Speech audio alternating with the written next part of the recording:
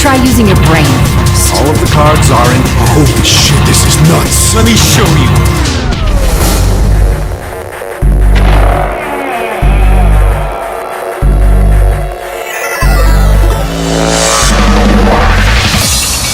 How are you feeling? I am Zero the Third, the king of this kingdom!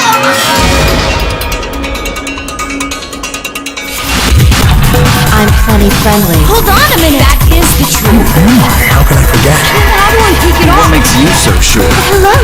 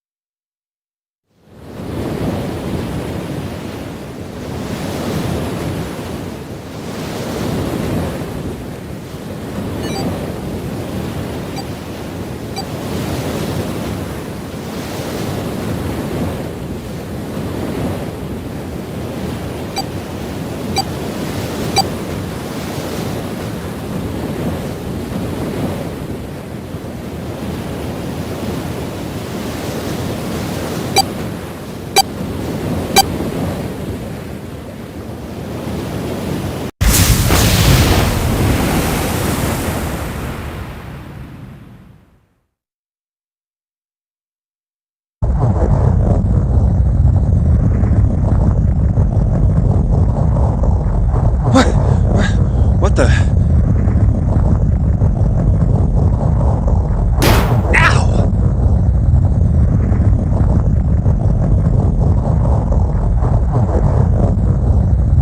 What? Whoa!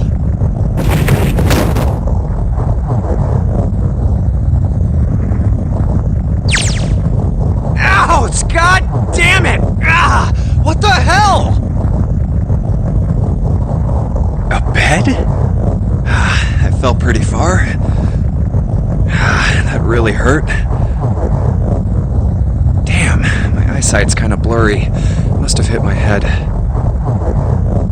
No, wait. That's not it. An earthquake!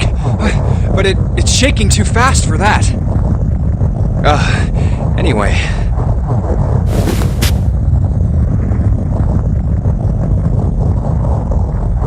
Where am I?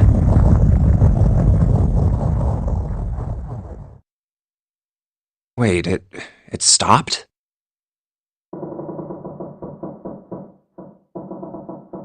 What's that sound?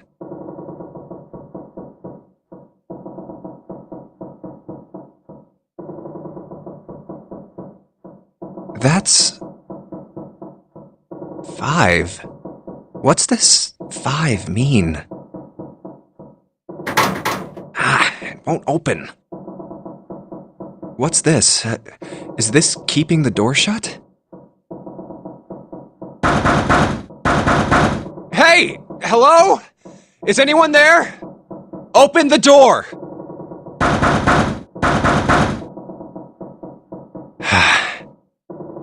Huh? What the hell is this? A watch? It doesn't look like one. 5. That's the same as the door. What? How do I take this off? Maybe pushing something on this will work? Nothing. Damn. Guess I'll have to force it off.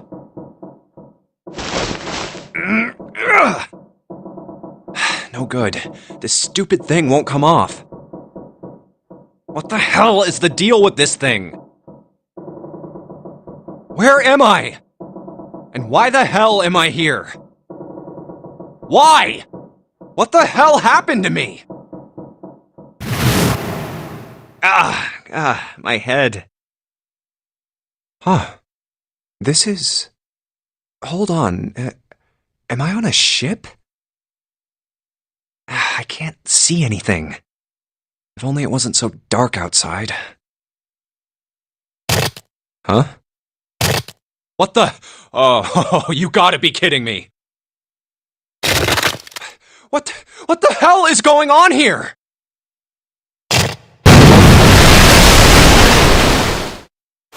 What the hell?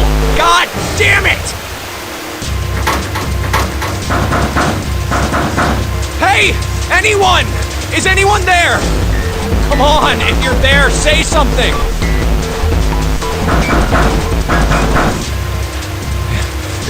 It's not stopping. Not good. Not good at all. Okay. I need to find a way out, and fast.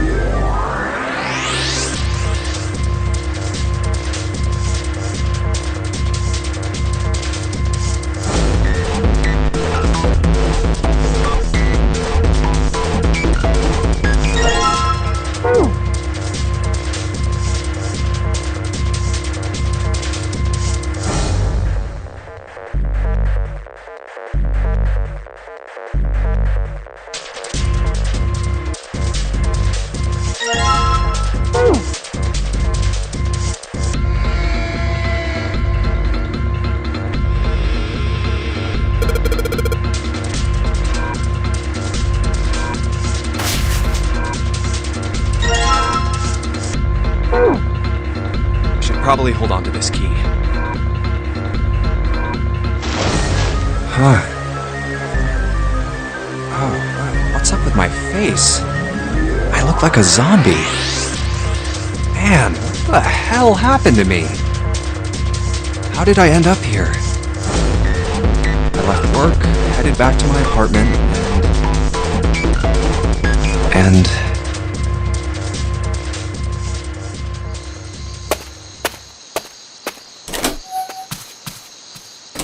I'm back!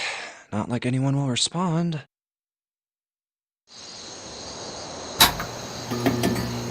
Man, work was rough today. Huh? A breeze. Huh, that's weird. Did I leave that open? Everything looks okay. I must have forgotten to close it.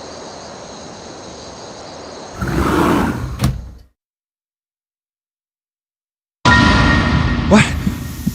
Who are...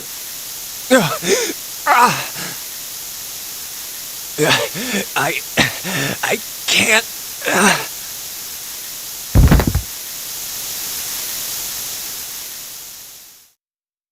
Consider this a privilege. You have been chosen. You are going to participate in a game. The memory game. It is a game where you will put your life on the line. That's right. That guy with the gas mask. That son of a bitch must have taken me here. When I get my hands on him... Well, I guess there's no way to know if that was a man or not. Just who was that? They said, you have been chosen. What the hell is going on? Why me? You are going to participate in a game. The memory game. It is a game where you will put your life on the line. The nonary game. Huh. What the hell is a nonary game? God damn it!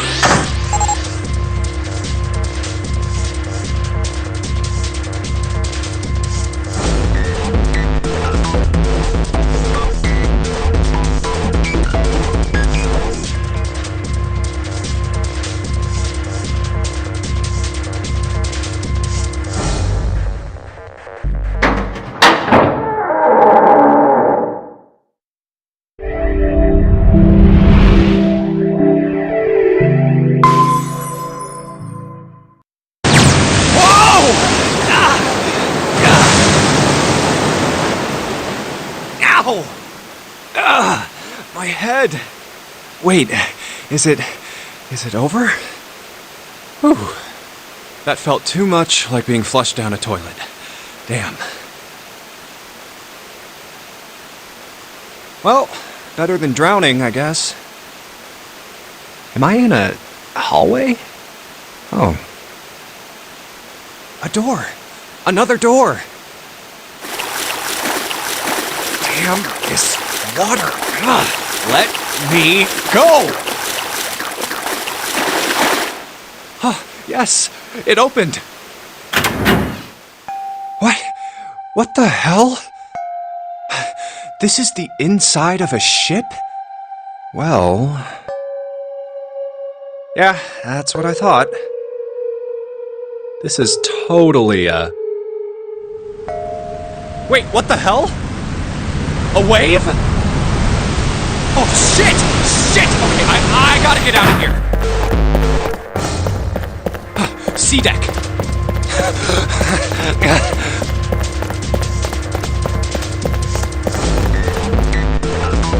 B deck. Hurry! Hurry! A deck's next. What? People. A lot of people.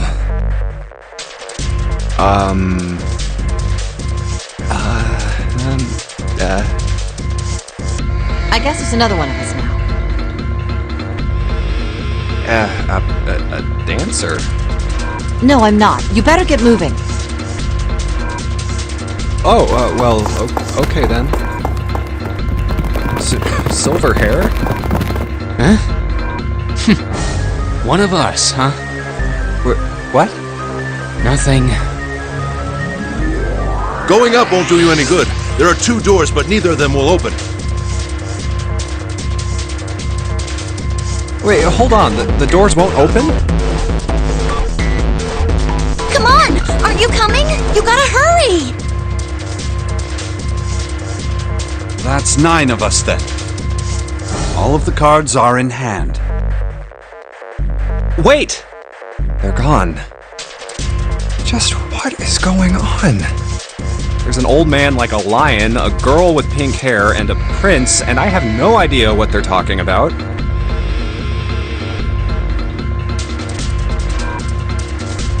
Huh?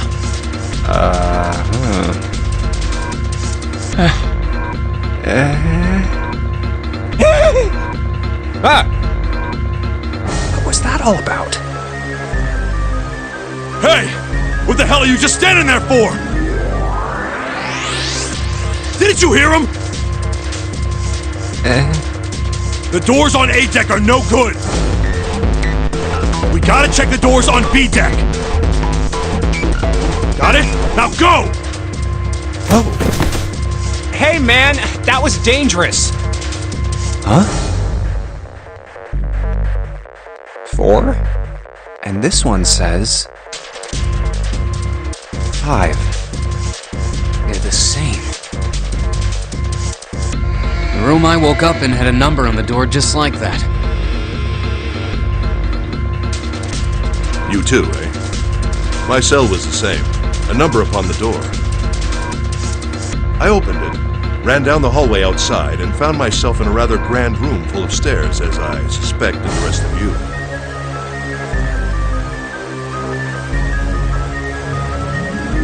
Me too. Same for me.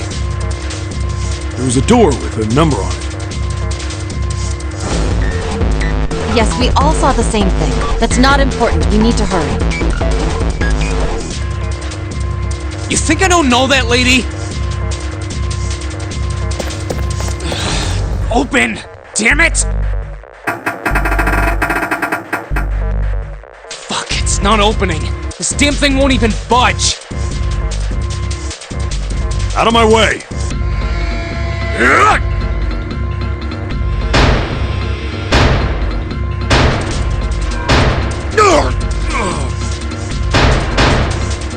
A body slam from a guy that big didn't even budge it. There must be some other way.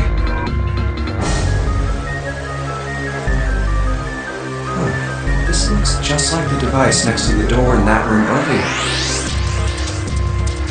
So that means this door is probably locked too. But still...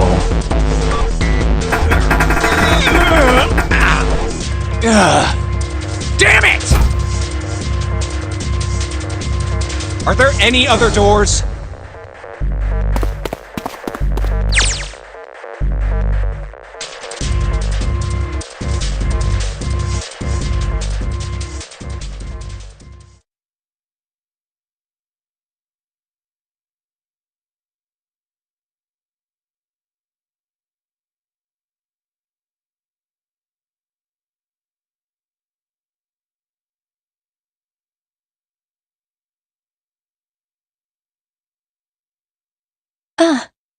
Huh?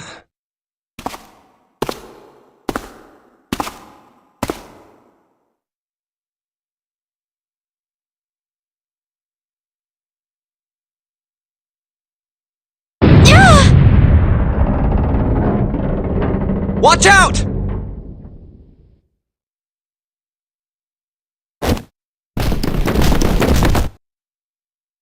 Oh,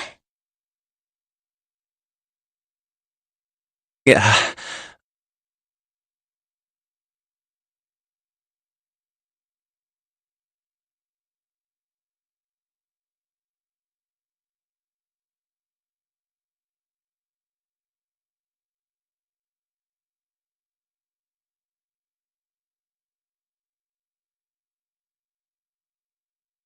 oh my gosh! Is that you, Jumpy?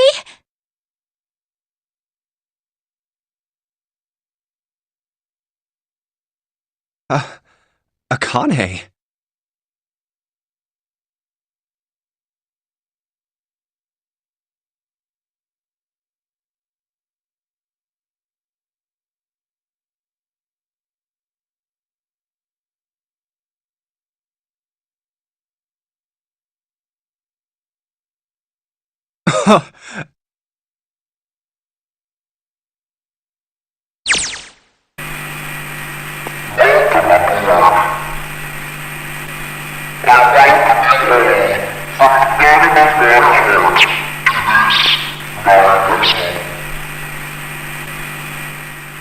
What? What's that voice?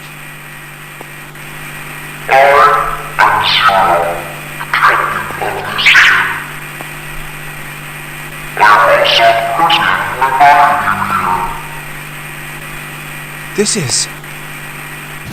That guy in the gas mask! Hey, asshole! What the hell is this? Come on out here. I want to get a look at you. What do you mean to do to us?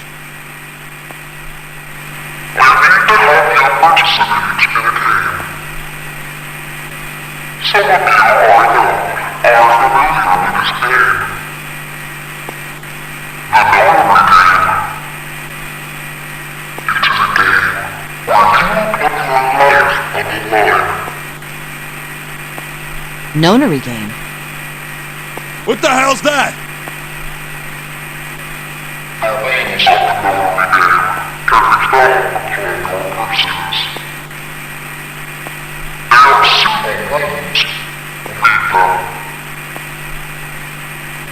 What is he talking about? Hey, there's something in my pocket. Check this out. Hey, I got one too. Then it would seem Zero has seen fit to grace us each with a letter. Would you mind terribly reading it to us, young man? On this ship, you will find a handful of doors emblazoned with numbers. We will call them the numbered doors. The doors in front of you are a pair of the same. The key to opening these numbered doors are the numbered bracelets that each of you possess. Should you total the numbers on your numbered bracelets and find that the digital root of that number is equal to the number of that door will open. Only those who have opened the door may pass through. There are, however, limits. Only 3 to 5 people can pass through one numbered door. All those who enter must leave, and all who enter must contribute. So this thing on my arm is a bracelet. The purpose of the game is simple. Leave this ship alive. It is hidden, but an exit can be found. Seek a way out. Seek a door that carries a 9.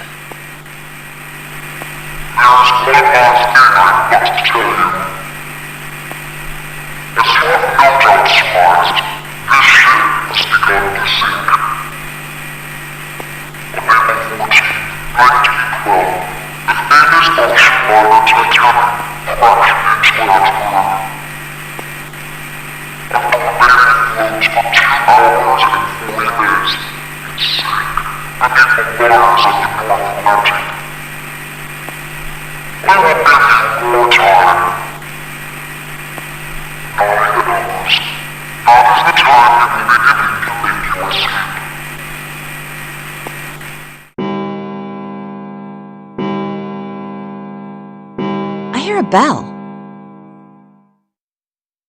I think it's coming from over by the stairs. It's the clock telling us the time.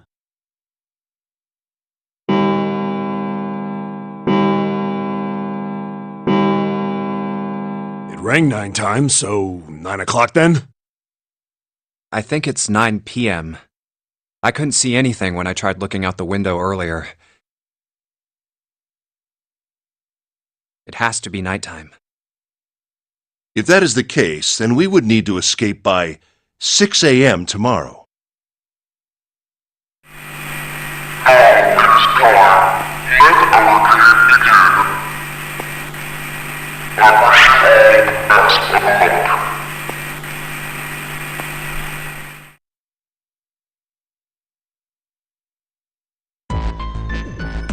Hey!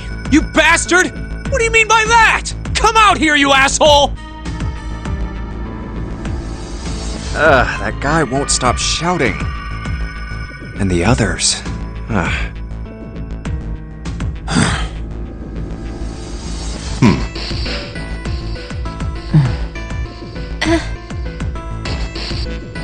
Whew. I have way too many questions. Who is Zero?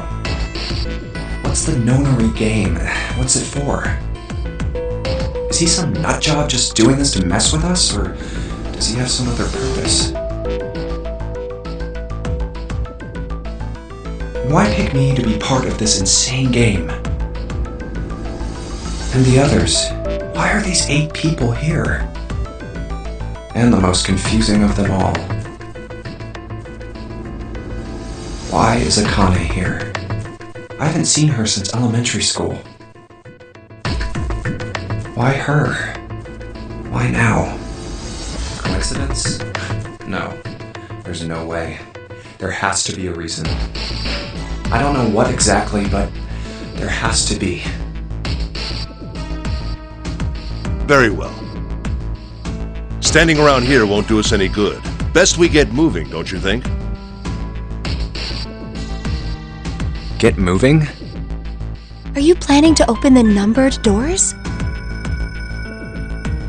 Hey, wait! But don't tell me you're actually gonna do what this Zero says. No, that's not what I mean. I'm saying let's find another way. After all, we haven't really examined this place yet. What? Where have we not looked? Everyone searched A-Deck already, right? Yeah, we were kind of in a rush though, so we probably missed some things. Why don't we check out the lower floors first? We should see how deep this place goes. I can work with that. Then let's go.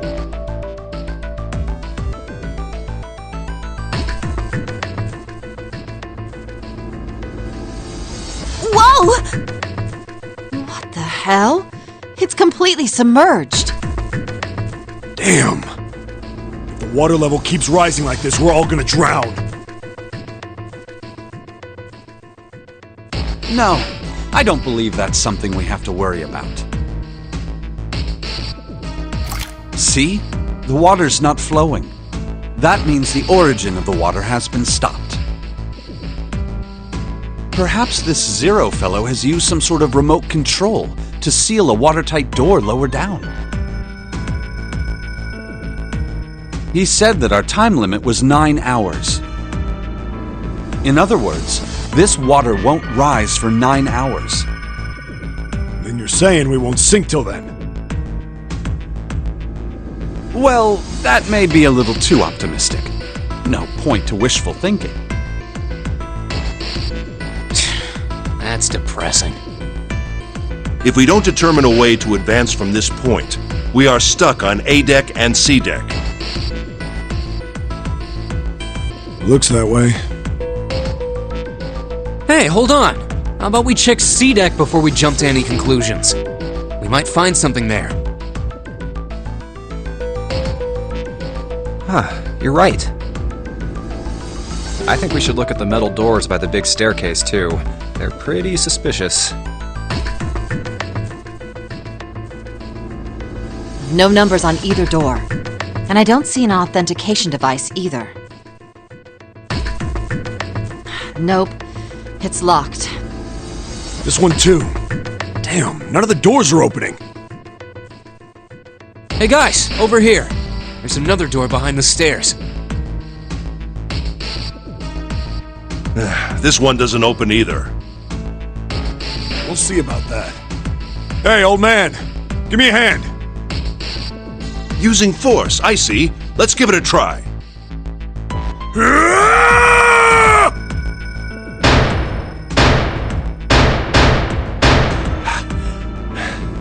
It won't budge. Could you not just start shouting out of nowhere? You almost gave me a heart attack, you know. Oh, sorry. It doesn't appear to have moved even with two of us trying. It's very well made. Idiots. Try using your brain first. Huh? Take a closer look. A keyhole? Right. It's obvious what we need to open this door. A key, huh?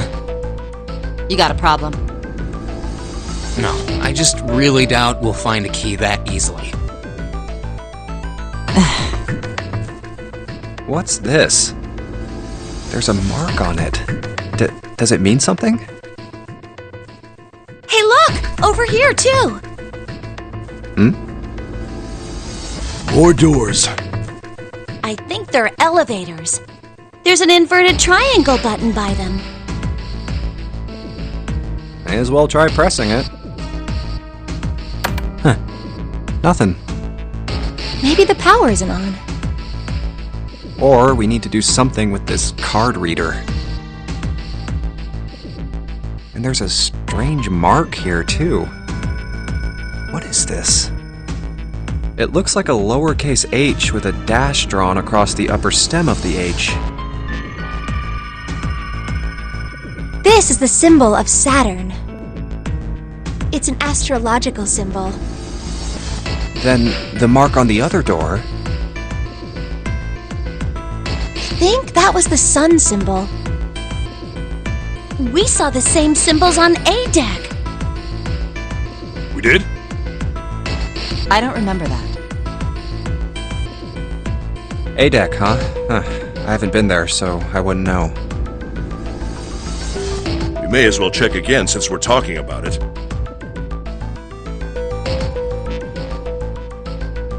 There, the two doors next to the stairs. The one on the left had a keyhole with a similar symbol engraved on it. She's right. It looks similar to what we saw downstairs. This is an Earth symbol. The horizontal line symbolizes the equator, and the vertical one represents the prime meridian. I see. The ceiling. Metal plates. Huh. It's as if it's covering something up. Perhaps it was a dome of some kind. I wish we could get out through there. Be realistic. We'd need a lot of explosives to open that up. The windows too. Huh. They're all covered. In other words...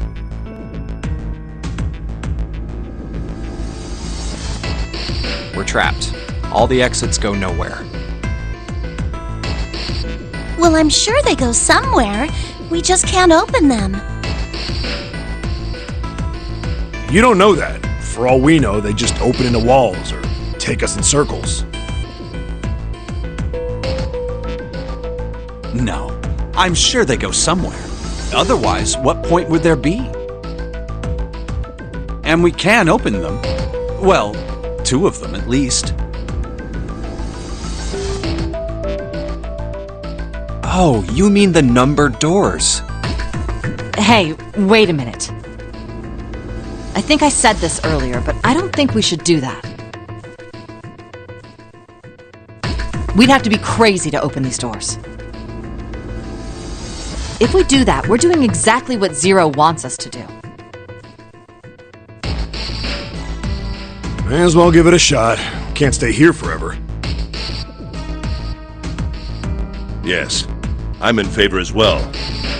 No, I'm totally against this. But shouldn't we at least try? We don't know what'll happen. We should stay here.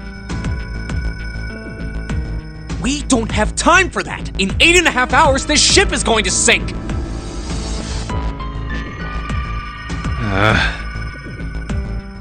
Hey, shut up! Before we try and decide where we're going to go, there's something else we ought to do. What's that? We need to exchange information. We don't know anything about each other. I want to know who you guys are. Who you are, where you came from, why you ended up here. Don't tell me you aren't curious too. I agree. I think Jumpy is right. Jumpy? Oh, I'm sorry. I'm talking about him. I just call him Jumpy. His name is Junpei. We're childhood friends. We went to the same elementary school. Wait, stop! Don't tell us stuff we didn't ask you about. Zero's probably watching us right now. What are you gonna do if he's listening in? Oh, would that be bad? Hell yeah, it would! We don't know how much that bastard knows about us. Maybe he just picked a bunch of random people to kidnap. If that is the case, then it'd be dangerous for us to let him know too much.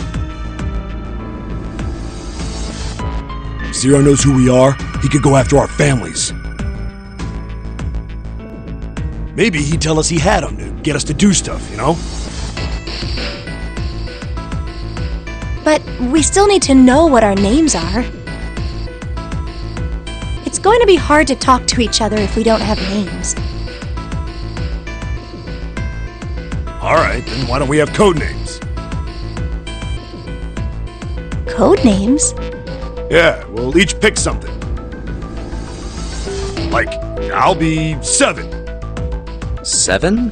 Why are you 7? Because this bracelet number says 7. Oh, I get it. Yeah, that's a good idea. Alright, I'm gonna be Santa. Any of you chumps know Japanese? No? Well, San means 3. So, I'll be Santa. You know, like Santa Claus. Fits, don't you think? Then your bracelet number. Yeah, it's got a 3 on it. Good job, Grandpa. Very well then. I'll go next, shall I? My bracelet number is 1. Given that, I think Ace seems appropriate. I'll be Lotus then. As I'm sure you all know, it has 8 petals. Which means, of course, that my bracelet number is 8. I would appreciate it if you would call me Snake. My bracelet number is 2. Since Ace has chosen cards, then I choose dice, snake eyes clearly, which is particularly relevant given that I am blind. You can't see? I knew it. Me next! I want to be Clover. You know, like a 4-leaf clover. Good luck, right? Alright, my number's 5. So my code name is gonna be... Why have one? It's not like there's any point to it now.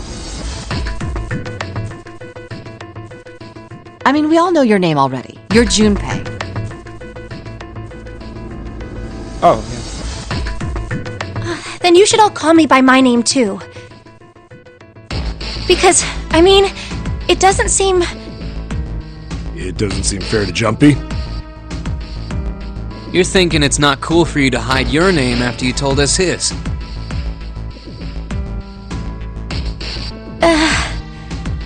What's your bracelet number? It's 6. Alright then, why don't we call you June? June? Yeah, you know, it's the 6th month of the year. So you're June. Jumpy? Are you good with that? Yeah. Okay then. So this is how everyone breaks down. 1 is Ace. 2 is Snake. 3 is Santa. 4 is Clover. 5 is me. 6 is June. 7 is 7. And 8 is Lotus. That means 8 of us have revealed our bracelet numbers.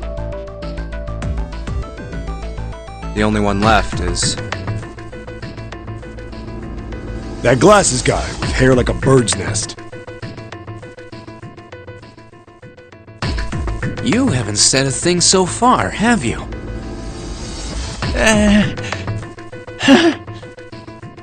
What number are you?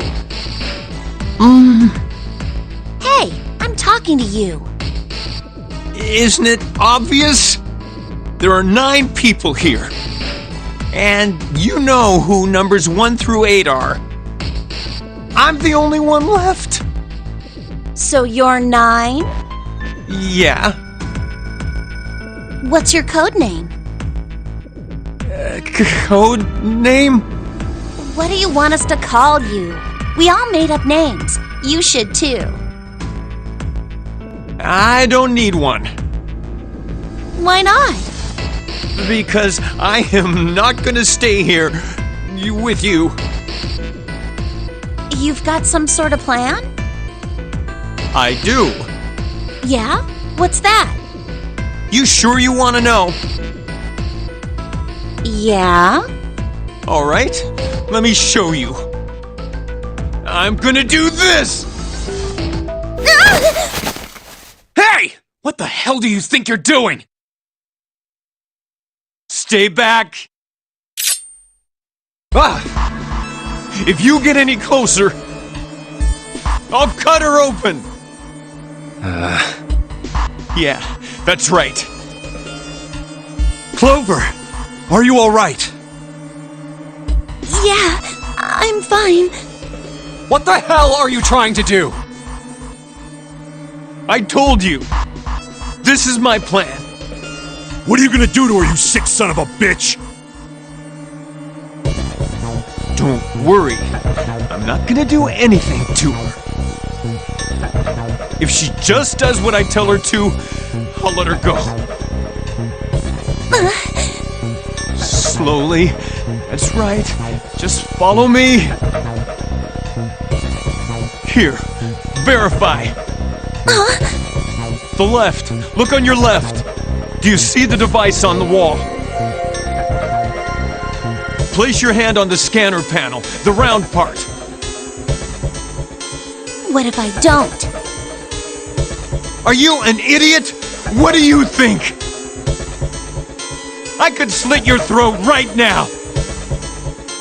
I'll kill you if I have to. All I need is your bracelet. Just do it. Do it now. Okay, I'll do it. Like this? So that's how it works. He called that round part of the device the scanner panel. If we put our left hand on it, our bracelet number gets entered into the device. Then, should you total the numbers on your numbered bracelets and find that the digital root of that number is equal to the number of that door, the door will open.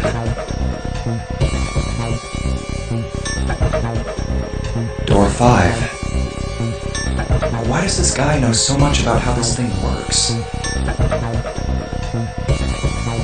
It's like he knows exactly what to do. Good. Good.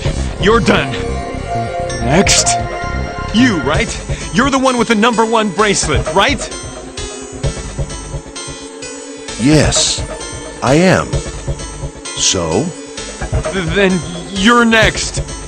Just verify your number like this little brat did. What are you doing? Do it! Don't you care what happens to her? Okay, just calm down. I'm coming over. Now, verify. All right, this is what you wanted, right?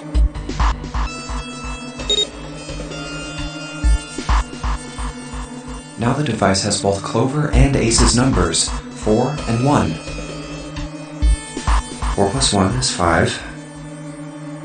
It's the same as the number written on the door. But it won't open yet. Only 3 to 5 people can pass through one numbered door. One more person. If what Zero said is true, he needs one more person. Who? Who does he need? Get back! No! Farther! More than that! Go all the way back! Okay. Wait, don't tell me.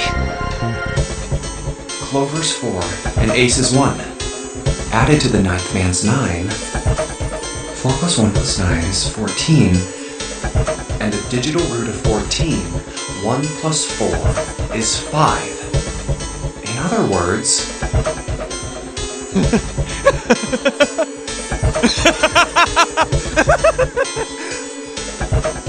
Thank God you were all so cooperative. Now I can get out of this nightmare.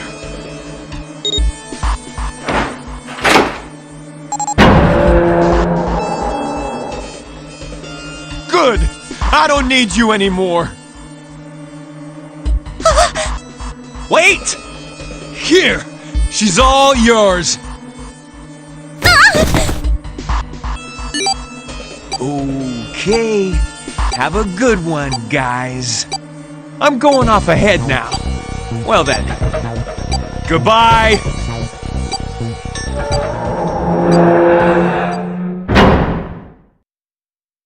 Clover! Are you alright? Yeah, I'm fine. Damn it! That bastard!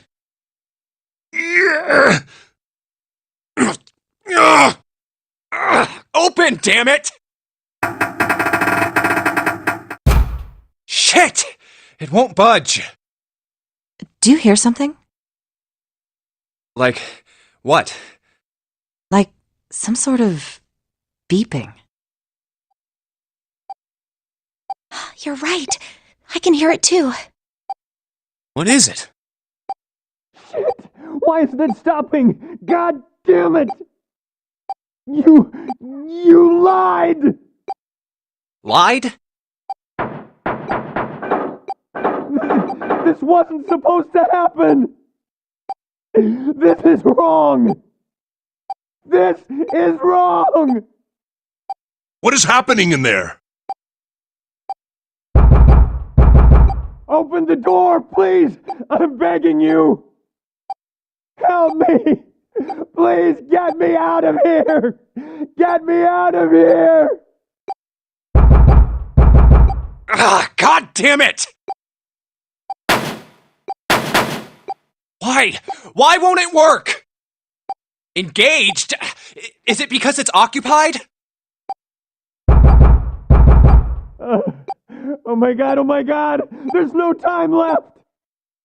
Listen, I was lied to! He lied to me! He put me in here! It was him! He killed me! It was him!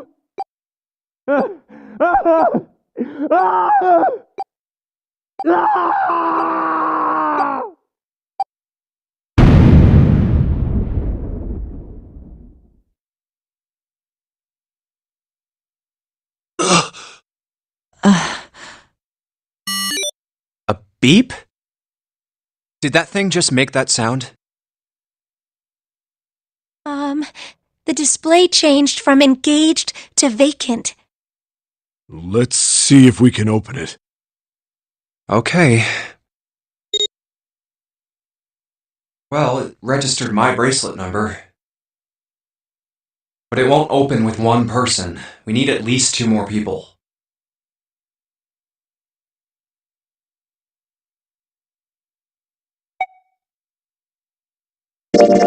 Snake, 7. You think you could give me a hand here?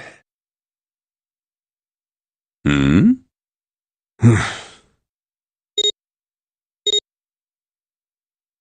5 plus 2 plus 7 equals 14. The digital root of 14, 1 plus 4 equals 5. This should do it. Now we just need to pull the lever on the side. You guys ready? I'm gonna open it.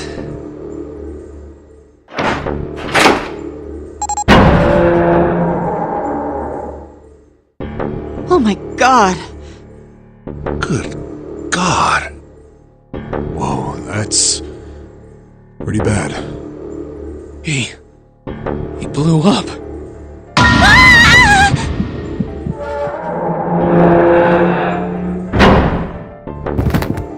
June, are you okay? What the hell? Where'd this fever come from? Alright, okay, let's just rest for a minute, okay? You think you can walk? Here we go. How are you feeling? Are you alright? Why? Why did this happen? Why did this happen? Do any of you know what the fuck is going on here? Who's Zero? What's this nonary game? Come on! Anybody? Anything? What the hell is going on? What are we doing here?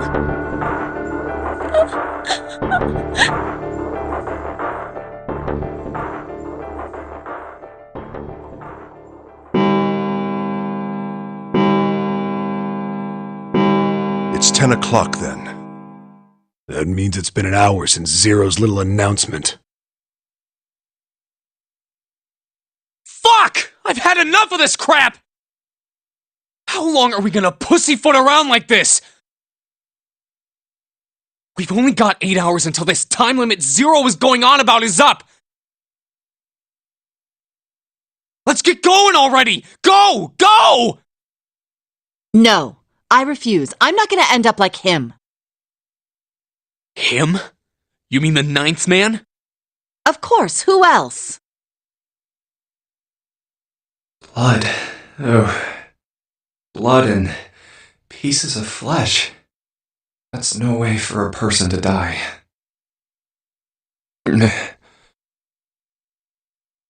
think he just screwed up. He probably set off some sort of trap, and that killed him. I'm not gonna screw up like that. I'm getting out of here alive!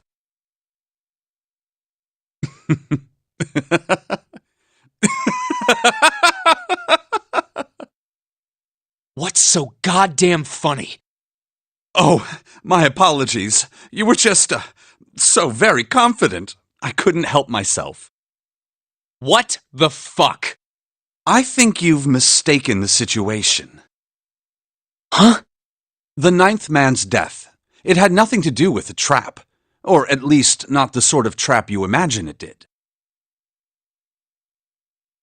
Then? He broke one of Zero's rules. That was why he died. Quite simple if you think about it. Huh? You still don't... All right.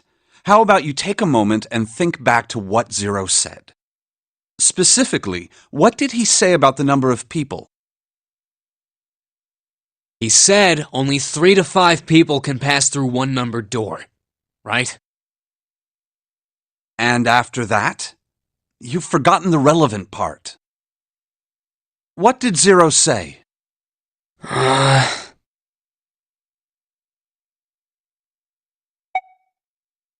All those who enter must leave, and all who enter must contribute, right? I think it was something like that. Whatever it was, it means that groups of less than 3 or more than 5 can't go through. That is correct. A gold star for you, Junpei.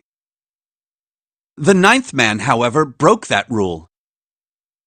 He tried to pass through a numbered door by himself. That was why he was executed. And Zero's watching us from somewhere, making sure we don't break any rules. Oh, I'm not so sure of that. Why not? Because this execution system is entirely automatic. You didn't notice? There's no need for him to monitor us. What do you mean? Very well. I see it must be me who tells you. I've waited long enough, I suppose. I had hoped Zero might spare me the trouble, but... that seems increasingly unlikely. Do you know something? Well, I know a great many things, but yes. What is it you know? Here. A card? What does it say? See for yourself. Come on now, what's the point of giving me this? Give me that. Huh? The hell is this? I see. This is Braille. Sorry guys, I can't read this. Here, have it back. Okay, that was fun. What's so important about that card? I found it in my pocket. I can only assume it is a message from Zero. From Zero? A message? What does it say? Calm down now. No need to panic. You don't need to force me. I'll read it. Bracelet number 2. Since you are not blessed with sight, I shall bless you and only you with information. I shall tell you of the function of the red, of the dead, and of the bracelet. The red is the recognition device. It will verify your number. Beside every numbered door, you will find a red. The dead is the deactivation device. It does exactly what it says. Once you have passed through the numbered door, you must use the dead to stop the detonator in your bracelet. But perhaps you are wondering, what does this detonator detonate? I am afraid this might be something of a surprise. I have placed a small bomb inside of you and people who you are about to meet. You swallowed it while you were unconscious. I have no doubt, by the time you read this note, the bomb will have passed your stomach and found its way to your small intestine. In other words, you will be unable to regurgitate it. I suggest you do not try. As I mentioned before, the bracelet on your left hand contains a detonator. Think of it as a remote fuse, or timer, for the bomb in your body. There is only one condition which will cause it to detonate. That condition is that you enter a numbered door. Once you have done so, the timer will activate, no matter who you may be. You will have 81 seconds. If, after that time, the detonator has not been deactivated, it will send a signal to the bomb in your body, instructing it to explode. In order to deactivate the detonator, every person who verified their number at the red must also verify their numbers at the dead. Once all numbers have been verified by the dead, you need only pull the lever at its side. And the countdown will cease. Anyone who does not verify their number at the red will find themselves unable to verify their number at the dead. That is to say, if you can pass through a numbered door without first verifying your number at the red, in 81 seconds, you will be dead. You must also keep in mind that the numbered doors will close automatically after 9 seconds have passed. So long as the doors open, the dead will not function. You would do well to remember this. Lastly, let us discuss how to remove the bracelets. There are only 2 ways to do so. 1. You escape from this ship. 2. Your heart rate reaches 0. In other words, once the bracelet is taken outside the confines of the ship, or the exotic wearer's heartbeat has fallen to 0, it will shut down automatically. There is no other way to remove your bracelet. If you attempt to force it off, or disable the detonator, the bomb within you will immediately explode. This is all the information which I can impart to you. How you choose to use it is for you to decide. If used wisely, you can eliminate those who might be a danger to you. For a time, you would be able to control your fate. I wish you the best of luck. So it's saying only those who verify their numbers at the red can pass through the numbered doors. Teams can't add or subtract people after they're scanned in. The Reds, Deads, and Bracelets enforce the rules. They're judge, jury, and executioner.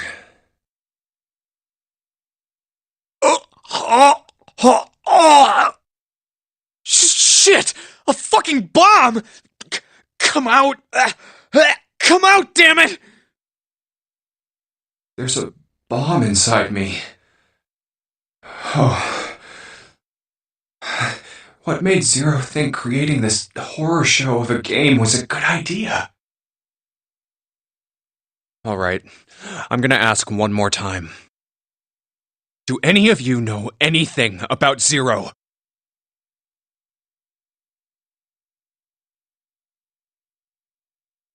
Actually, I saw him. I saw Zero when I got grabbed. I didn't see his face, though. Son of a bitch was wearing some kind of gas mask.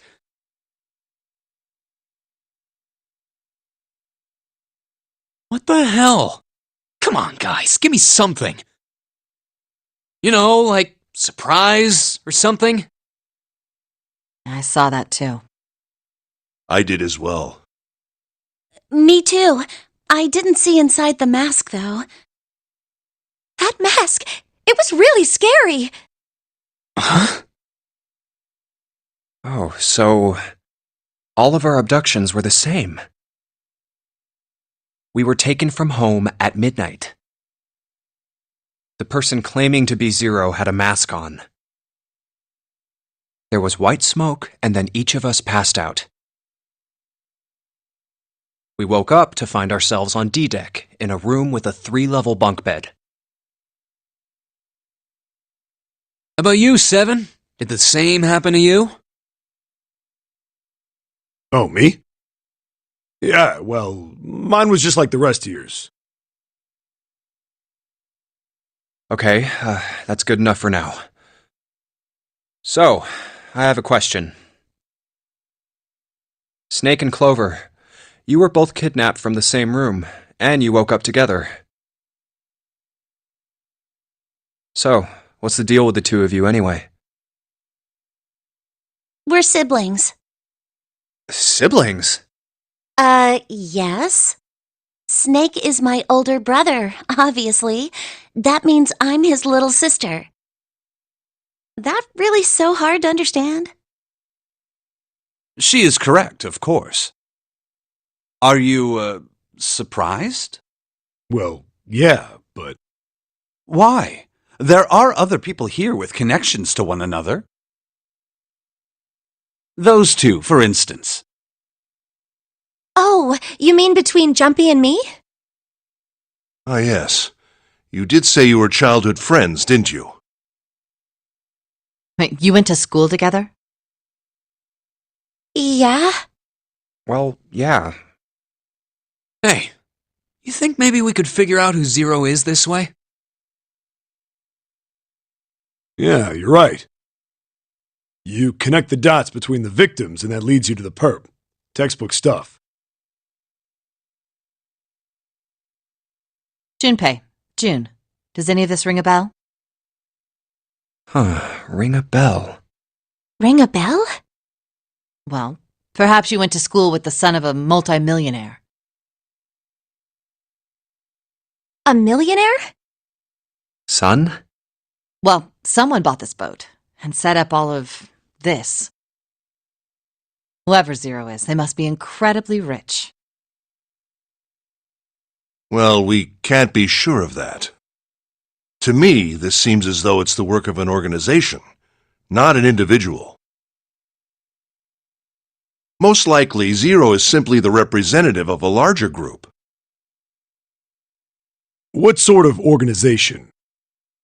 It could be a number of things. An army, perhaps, or a research group. Perhaps this is all some sort of psychological experiment.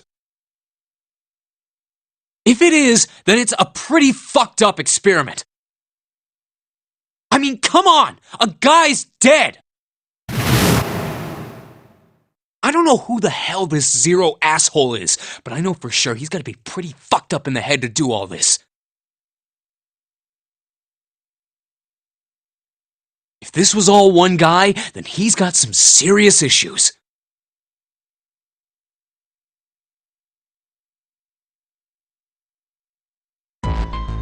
I thought we were finished with that topic. But then what should we do? We should talk it through. Oh my god, enough! All we're doing is talking! Talking won't solve anything!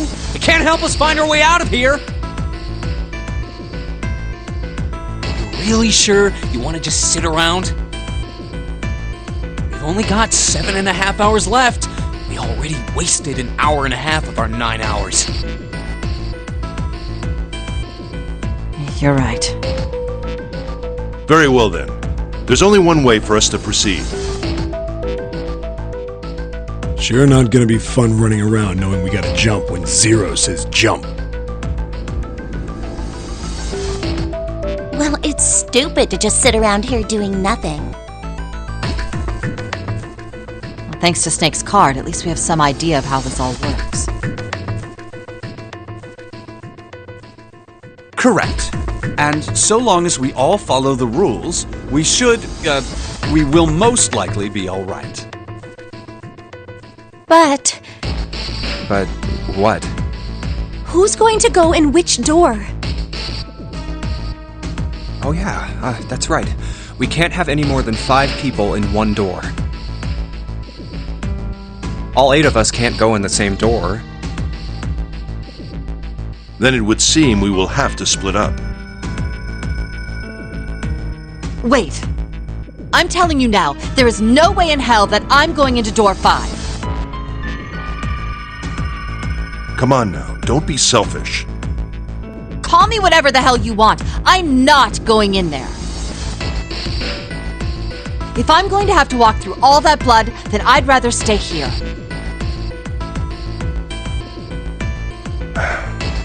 And we were doing so well. Sorry, but I ain't going in there either. Someone else can go into door 5. Oh, Santa, not you too. Hey man, I just bought these shoes. If you think I'm getting some creepy dude's blood all over them, you got another thing coming. What the hell, man? Weren't you the one who kept saying we should get going? Yeah, so? Doesn't mean I wanted to go into door 5. Oh, God. Fine, I'll go into door 5. I can't go in there alone, though. Anyone else willing to come with me? I'll go. What? Don't worry. You'll be fine. We may part now, but I'm certain we'll meet again later. How do you know that? Because I do.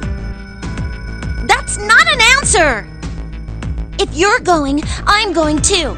I'm going into door 5. What am I going to do with you? There's nothing you have to do. If I join you, the problem is solved, correct? 7 is 7, and Snake is 2. And if you add Clover's 4 and my 1, the digital route will be 5. 7 plus 2 plus 4 plus 1 is 14. The digital root of 14. 1 plus 4 is 5. Oh, it works perfectly! The 4 of us can go into door 5. Wait, what about the other 4? What's their digital route gonna be? Lotus, Santa, June, and me. Our bracelet numbers are 8, 3, 6, and 5. 8, 3, 6, 5. What would our digital root be? 8 plus 3 plus 6 plus 5 is 22. So, the digital root of 22, 2 plus 2 equals 4. It's 4. Add up our 4 bracelet numbers and the digital root is 4. Then we can go into door 4. Yeah. Huh. That worked out well. So the team assignments will be like this. 7, Snake, Clover, and Ace. They would go through door 5. Lotus, Santa, June, and me will go through door 4. Are these really the teams I want? Beyond door 5 is what remains of the 9th man. I never want to see that thing again, but something's telling me that it'd be a good idea to examine the corpse, even just a little closer. Of course, if I went through door 5, I wouldn't be going with Lotus and Santa. I could bring June with me through door 5, but that means she'd have to see the body in there. I don't want to put her through that. Should I stay silent and go through door 4? Or should I stop them and insist on door 5? All right then.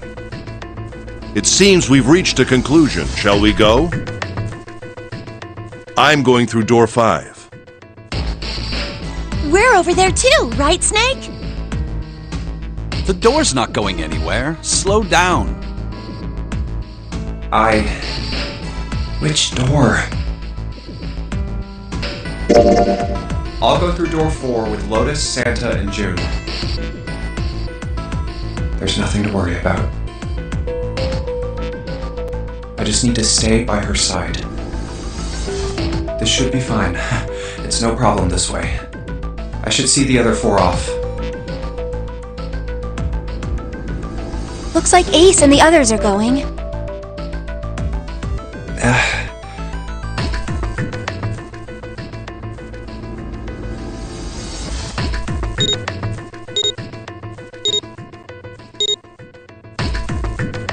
Now then, goodbye. Be careful.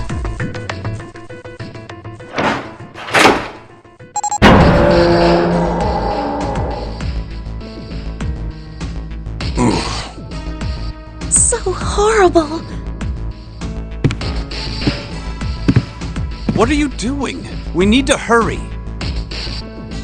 Snake, your shoes. It's fine. Hurry! Or are you planning on dying with everyone else? I assume you haven't forgotten the door only remains open for 9 seconds, have you? Sorry, Snake. Let's go!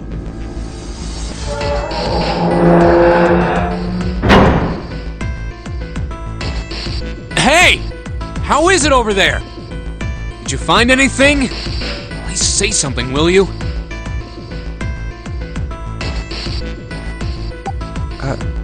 Something's beeping. It's just like before. Probably the sound of the detonator on the bracelet. Do you think they're okay?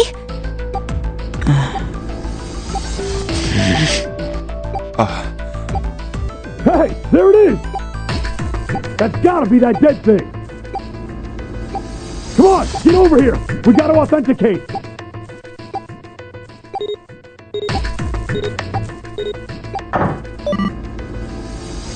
The beeping stopped.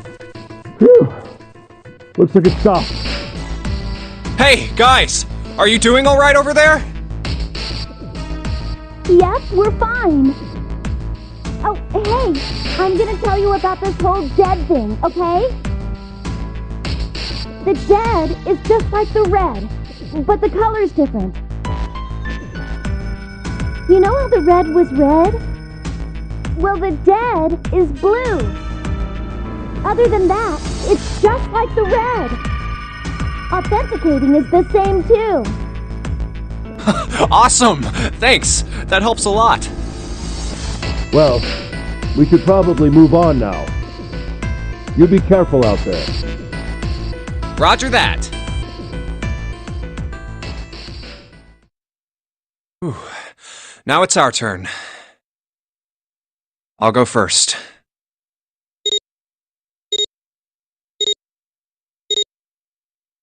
Okay, we ready? Yeah. Sure. Let's go. All right, let's go.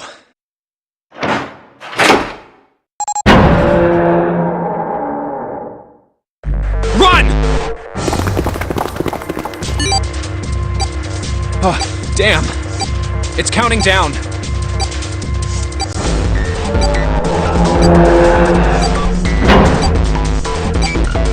We can't go back! We need to hurry and find the device. Hey! Where the hell is the dead? How would I know? Don't give me that crap! Start looking! I already am! Don't tell me the dead is in one of those rooms. Oh no! How many rooms do you think there are? Ah, fuck! We don't have time to count. We just need to open them all. It won't open. Shit, this one's no good. same here. It's not moving! Oh! There it is! At the end of the hallway! Run! Hey, how many more seconds do we have? How would I know? Our time limit is 81 seconds! I know that, goddammit! I'm asking you how many seconds we have left! Hurry! It's the dead! Get over here! Come on, everyone!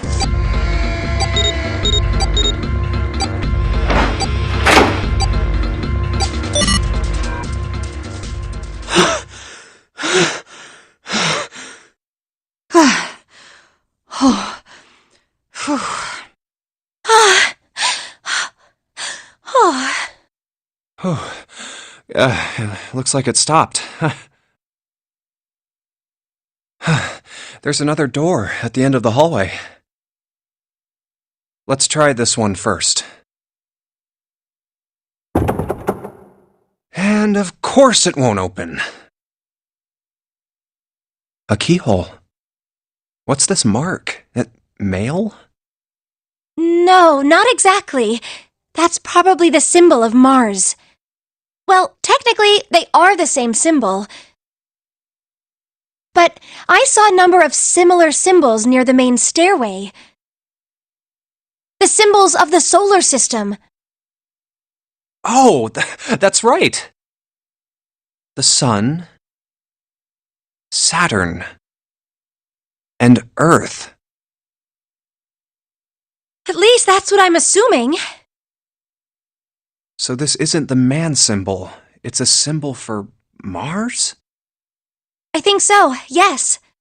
I see. Wait, where's Santa? Yeah, so, I looked the place over. Here's the deal. None of the other doors open. Then that must mean... We only have 2 more doors. Maybe it's the room number. The door on the left has a B92, and the one on the right says B93. All right, let's open them. I'll open B92. Okay, I'll get B93 then. 1, 2, 3! Hey, it opened. Yeah, it did. I didn't expect that. It was so easy. Maybe this is all part of Zero's plan. I can't say I enjoy being treated like someone's puppet. Well, now we have these 2 rooms. I'm sure there's something in there that will help us get out of here. Let's find it. Santa and I will search this room. You 2 take the other one. All right. Okay.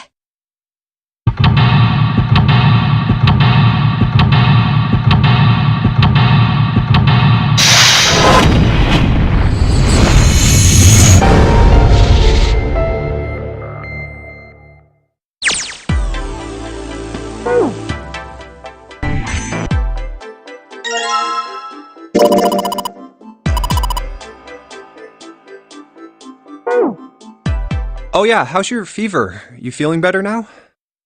Yes, I'm fine. Let me see your forehead. Ah! Guess it really has gone down. Are you worried about me? Hey, come on, it's not like that. I guess you haven't changed at all, Jumpy. By the way, Jumpy? How did you end up here? What do you mean? I told you earlier, didn't I? There was a man with a gas mask when you got home at night.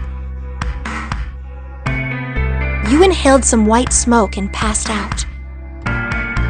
When you woke up, you were on D-Deck. Damn straight. But is that really the truth? What? Jumpy? Are you hiding something from me? No, why would I? Well, if you think about it, this is awfully suspicious. I mean, why would two childhood friends bump into each other in a place like this? Hey, I could ask you the same thing. Are you hiding something? What would I hide? Well, I don't know. Anything. I mean, you're hiding it. How would I know? You mean like the number of men I've dated? Do you want to know? Don't worry. Only 18. Times 0. Yeah, I guess I just haven't met Mr. Right yet. I see. Anyway, I'm not hiding anything. Just like you, Jumpy. When I woke up, I was on D-Deck. Well, you do have a point.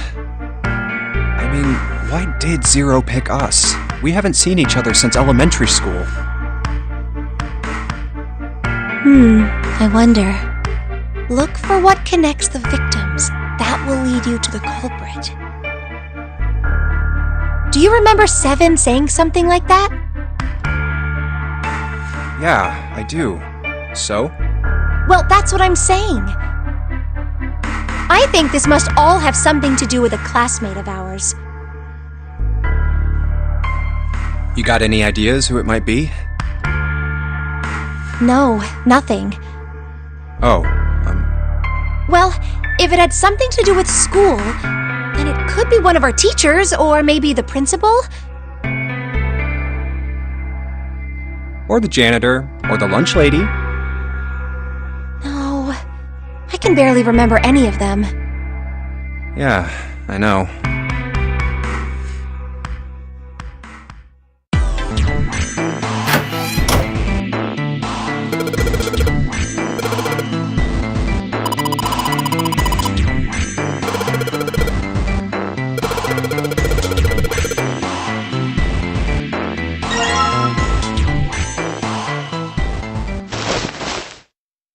This ship is bigger than I thought.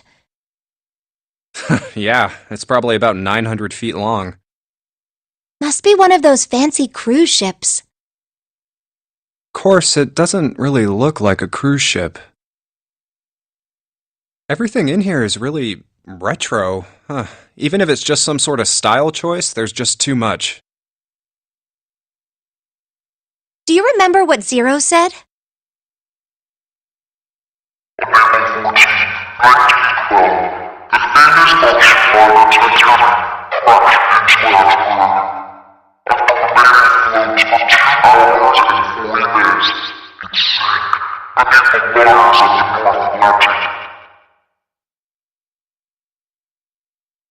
Do you think maybe this boat and the Titanic have something to do with each other? That's a good point. I doubt he would have mentioned it if there wasn't a reason. Do you think this boat is... the actual Titanic? The actual Titanic? You mean it, like, slipped through time and ended up here? Before the ship sunk on April 14th, 1912? Huh? What the hell are you smoking? Huh? Did I get it wrong? No, that's not... I mean, come on, slipped through time? Seriously? I was talking about the controversy surrounding the Titanic. Controversy? What do you mean? Haven't you heard of it? It's pretty famous, you know. The Titanic had a sister ship that was essentially identical. It was called the Olympic. Oh, yes, I have heard of that. I think I heard it was troubled by a lot of problems. And the company that owned it didn't know what to do with it, right? So they made the Olympic up to look just like the brand new Titanic. That's right. They also took out a huge insurance policy on it before it set sail. That would mean that the real Titanic never sank. Yeah, the ships got swapped. The real Titanic was renamed the Olympic in secret. They used it as a passenger ship for more than 20 years. Hey, wait a minute. Wouldn't that mean it retired in 1935? Huh? Well, yeah, I guess sometime around then, yeah. Well, what happened to it after that? I heard it was dismantled. Dismantled? Then it doesn't matter, does it? Whichever boat the real Titanic was, it doesn't exist anymore. It was either retired and dismantled, or sunk in the Atlantic by the curse. But then that would mean that this ship is... Wait, what did you just say? Huh? Sank in the Atlantic because of what? The curse. What do you mean, a curse? A curse is a curse. This one is the curse of the Egyptian mummy. Supposedly, the Titanic carried the mummy of the priestess Amun-Ra, which was stolen from a pyramid. And they say that the mummy had a history. Everyone involved with it died mysterious deaths. Come on, I'm sure you've heard of it before. Those who open the coffin will be forever cursed. Haven't you ever heard that one? So you're saying the Titanic sunk because of that curse? That's right! That's stupid. I don't buy it. It's true! How can you be so sure? That mummy wasn't just a normal mummy. It was really mysterious, totally unbelievable. What is so unbelievable about it? Well, supposedly, she was really pretty. Pretty? Yes? But she was a mummy. That's right. She wasn't all shriveled up or rotten or anything. She almost looked alive. Oh, okay, I get it. Okay, it's that thing. I don't remember the name. Where your body turns into some kind of wax? Yeah? The fat in it turns into something kind of like candle wax, right? And... Yes, saponification, but that's not what it was. Huh? That's not it. She wasn't wax. Then what was it? They say that she was frozen. What? Frozen? That's right. The whole body was frozen solid. You know how a human body is more than 60% water?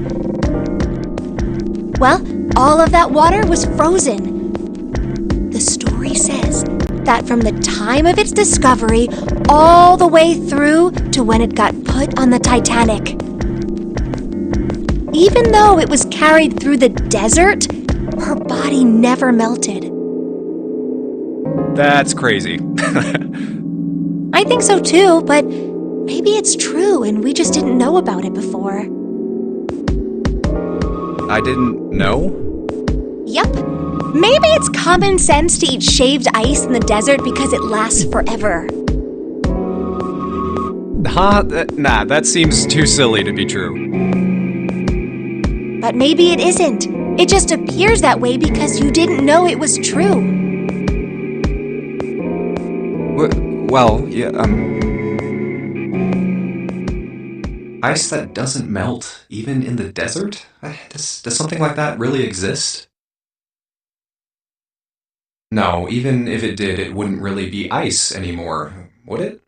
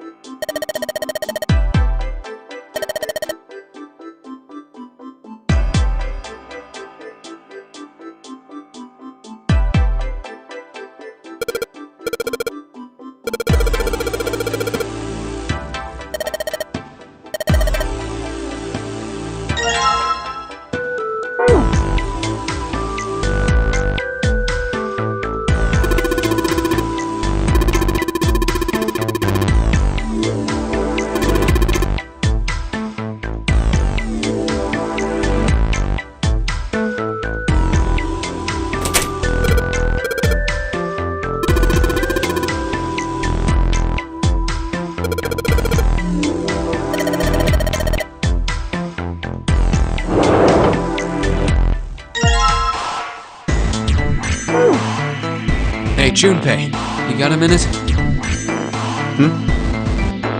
Here, take this. A bookmark?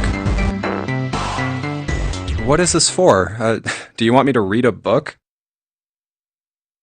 I found it in between some of the cushions on the sofa. Pretty sure it ain't gonna be any help to us, but I figured we might as well hang on to it anyway. Then why don't you hold on to it? You know what I hate most in the world? I got 4 things. Hope, faith, love, and luck. Hope, faith, love, and luck? Damn straight. And you hate these things? Yeah, you got a problem with that? Not really, but what does a bookmark have to do with any of that?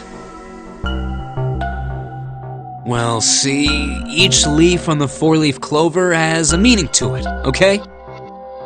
And that meaning is pretty much those 4 words.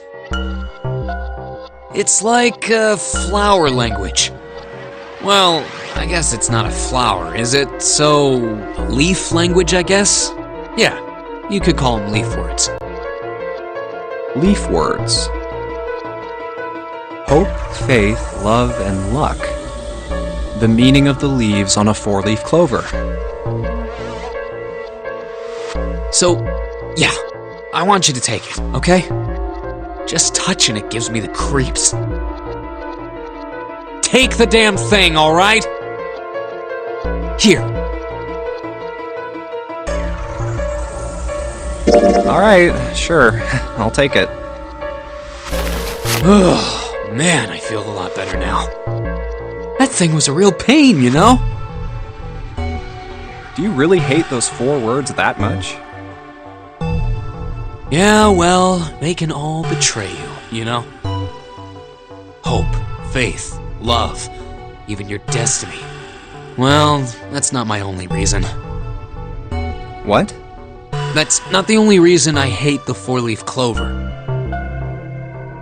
I just can't bring myself to like the number 4. What, worried about the 4 horsemen? Nah, come on, man, that's just silly. Maybe back in the Dark Ages that kind of crap scared people. But this is the 21st century, and I'm a 21st century guy. I'm a little insulted. Then why do you hate 4 so much? 'Cause it's a half-assed number. Not the best or the worst. That's why. What? 9 is a way better number. So what if it's last place, right? At least it's not some lame-ass middle number. What are you... You play? Play? You mean like the stock market? Nah, that's not what I mean. Why the hell would you think that? I mean, yeah, I do stocks too, but... You? A stockbroker? Yeah, got a problem with that? No, you don't look like the type. Man, that stuff's just like gambling, you know? All you gotta do is bet on the winning horse. Nothing that hard about it. You sure sound pretty confident. So, are you betting on winning horses? Course I am. You remember a couple years back when the stock for Cradle Pharmaceuticals shot through the roof? Stacked a few bills over that, if I do say so myself. Uh-huh. Hey, how long are you gonna stand around wasting time? Stop screwing around. The lady has spoken. We better get back to work before we really piss her off. I don't want her beating me up. Hey, wait! We weren't done! Okay, I'll get back to work. Damn it.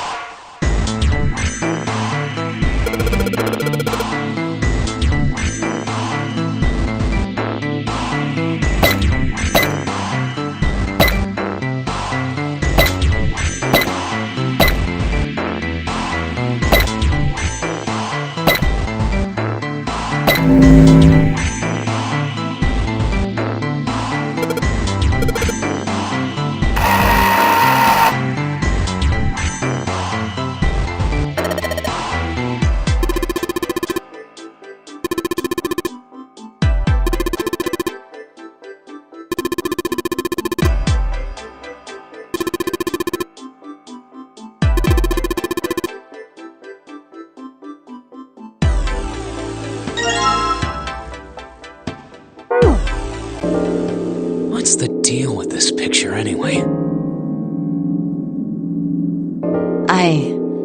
I think I've seen this picture before. Where? In a book. There's a British biochemist named Sheldrake. He has a rather interesting theory. I saw this picture in his book. What's this interesting theory?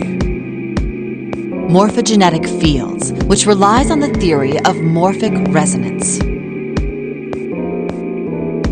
Man, I can't deal with this. Just listening to you talk about it is giving me a headache. It's not a difficult concept to grasp. In essence, he states that the shape of living organisms and their behavioral patterns are transmitted through a field not visible to the eye. What part of that isn't difficult, exactly? All right, how about this? Theory of the telepathic mechanism. Telepathy? Yes, telepathy. Well, perhaps not exactly telepathy, but it's close enough for a simple approximation.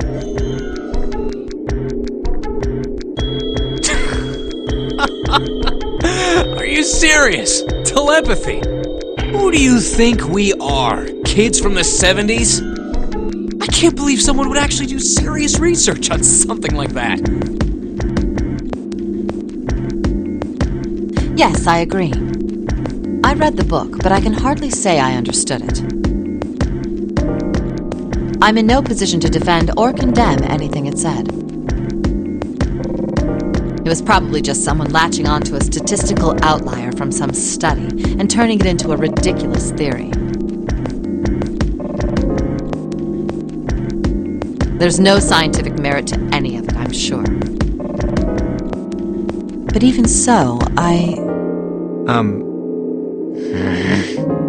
Anyway, I saw a picture like that one in his book. Hey, what do you think this picture looks like? What do you mean? Isn't it just like abstract or something like that? It's just black and white scribbles. There's no meaning there. That's it. What about you, Junpei? Does it look like anything to you? I guess it looks like...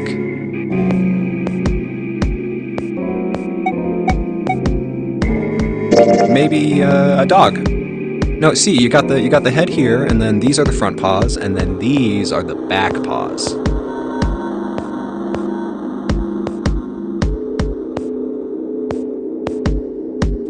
See?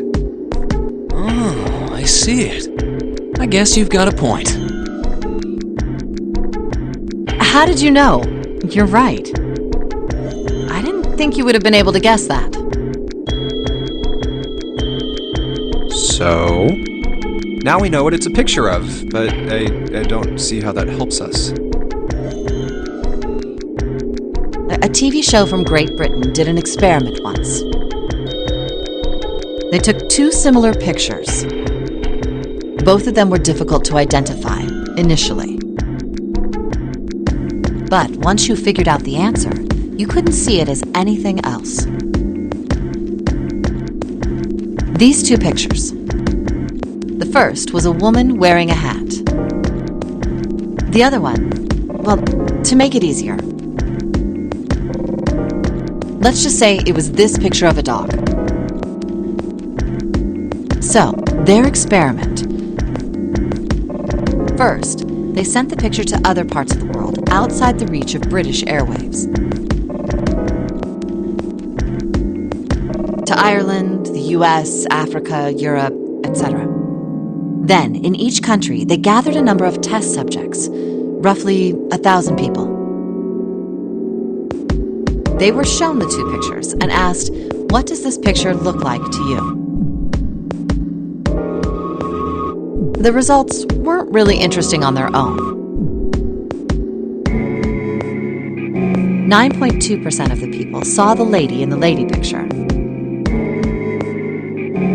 3.9% saw the dog in the dog picture. Then, 2 days later, they aired a new program on their show. During the 30-minute show, they broadcast the dog picture and its solution. The audience was estimated to be 200,000 people. After the broadcast, it was a safe bet that the number of people who knew the solution to the dog picture was at least that many.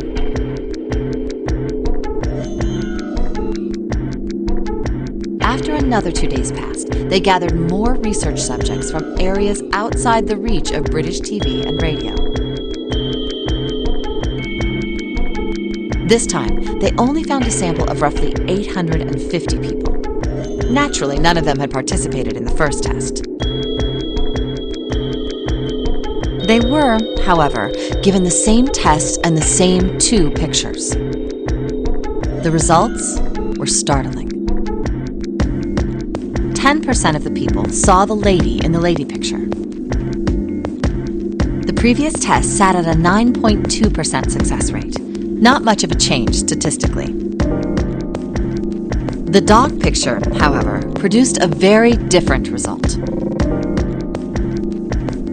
The percentage of people able to successfully find the dog,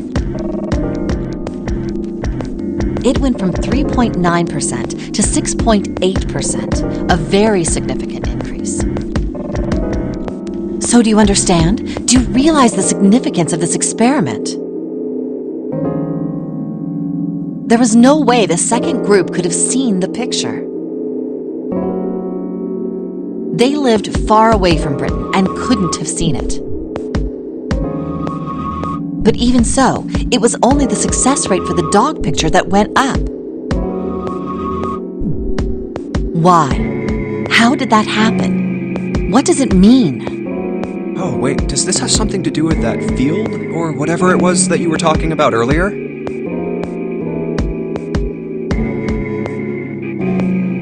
A field not visible to the eye.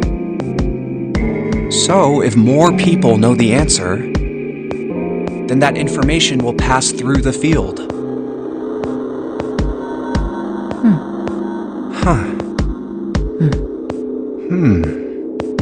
Psych!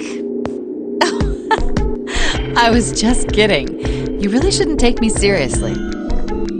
Well, I mean, the things I just told you about are true. They really did happen. But the results of that experiment really aren't anything to go by. They could have easily falsified them. In the end, I'm sure they were just in it for the ratings. They are a TV station after all.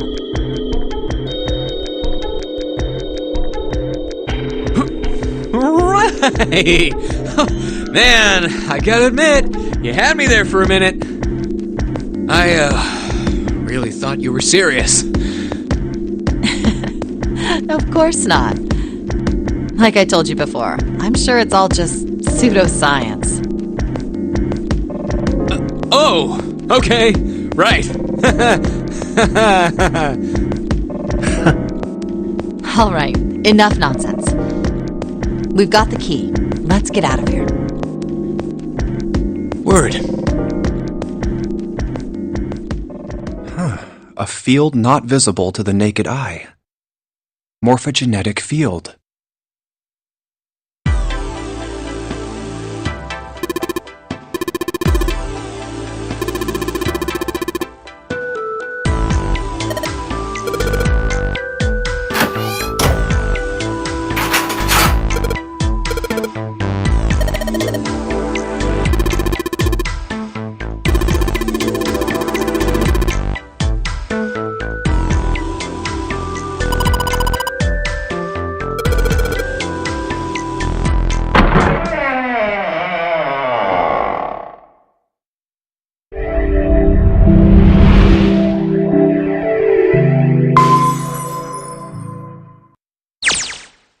Another hallway. Come on, open! It's not going to open because you rattled it, you know. Damn it! Look over here! Elevators. And the buttons... Of course they don't work. The power must be out here too, just like by the staircase. That leaves this door. Well, looks like we don't have any choice. Yeah. Sure does. Well then, let's open it. All right, here I go. Oh, so it's a kitchen. What were you expecting? Isn't it obvious? The exit. I was hoping this would be the way out of here. You really think it'd be that easy? Yeah, I know. Still. If we can just get through this door, we should come out on the other side of that grate we saw earlier.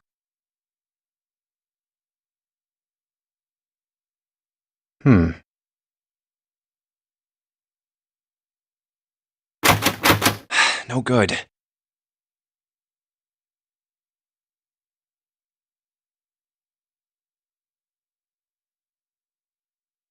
Anyway, let's take a look. Hey! What's that? Huh? Oh yeah, I guess I forgot to tell you. I found this a little while ago. It's a map of the B deck. Let me see that. I knew it. See? Look. Yes, hold your horses. What did you figure out? This is handy.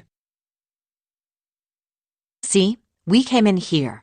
Now if we go out there, then we'll be on the other side of the grate. How about that? She's right. We can get out through there. There we go. Here, you can have it back. Thanks. There's a card reader on the right side of the door. And that means the key card is somewhere in here, right? That seems the most likely. All right, we know what we need to do then.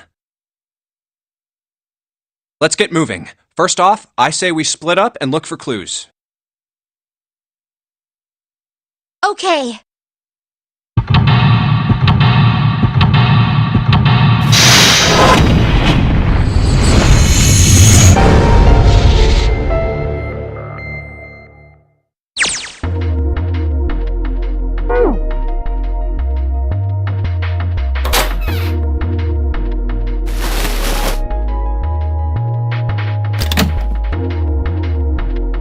A rusty knife?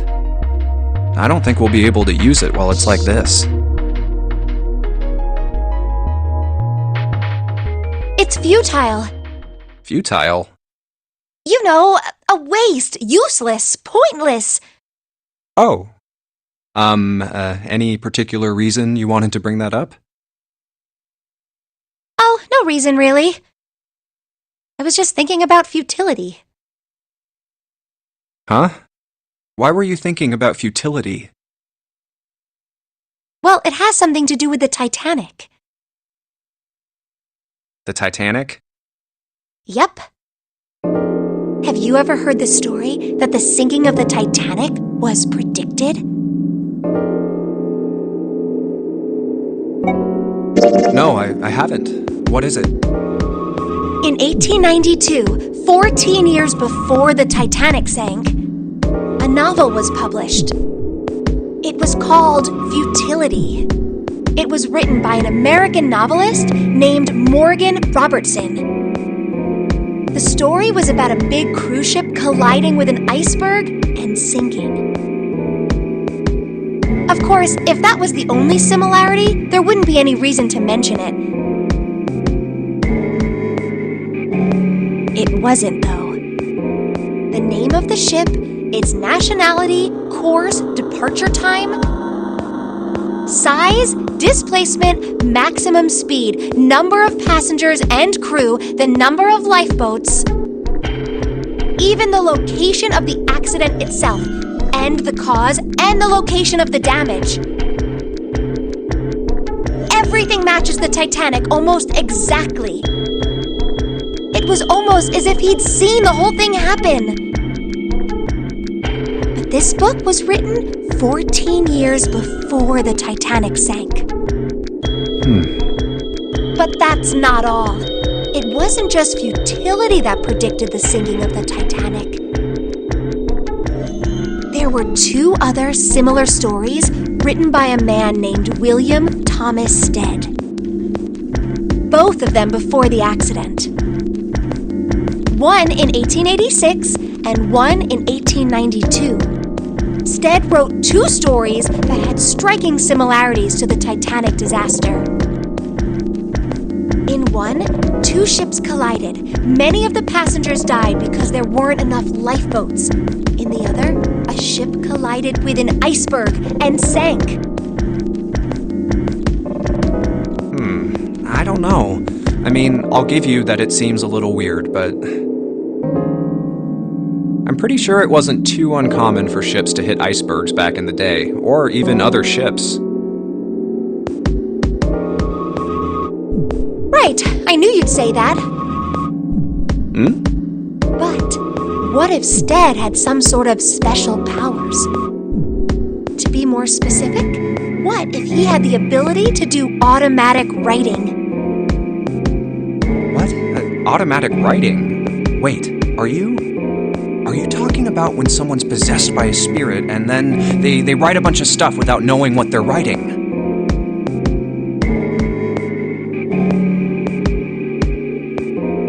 Yes. What do you mean, yes? That stuff's a load of bull. Okay, let's say, hypothetically, that automatic writing isn't a total load. These guys still couldn't have predicted the sinking of the Titanic. When this Stead dude wrote his thing, nobody had died on the Titanic yet. So if automatic writing is about being possessed by dead people, who the hell possessed him so he could write that stuff? That's not it. What's not it? Stead wasn't possessed by a spirit. He was doing the possessing. Oh. What are you smoking? William Thomas Stead was a passenger on the Titanic. He just wrote down what he saw with his own eyes 20 years before it happened.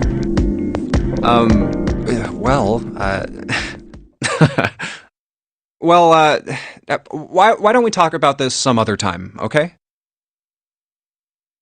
Huh? But...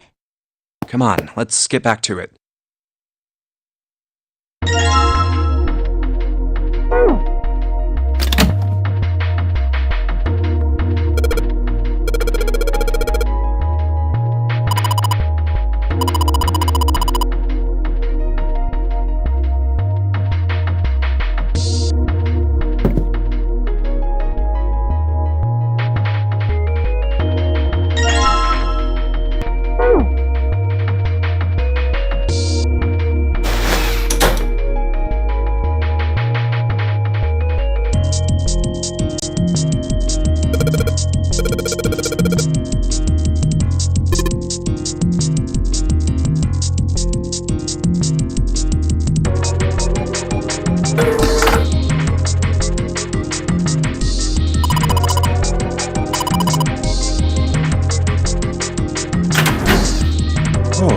It's cold in here.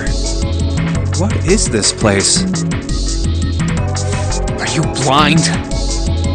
It's a freezer. Oh, no way. That's way too cold for me. I'll freeze solid in seconds. Sorry, but I'm afraid I'll have to pass on this one. I'm going to leave the rest to you. Oh, whoa. It's really cold in here. Hey, you don't need to be in here. You had a fever just a little bit ago. You should stay outside. We got this. No, I'm fine. My fever's gone now. But...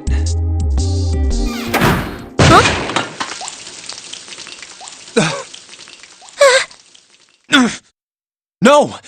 Why did it suddenly close? Ah! The knob's frozen! But why? It looks like the pipe next to it broke, and...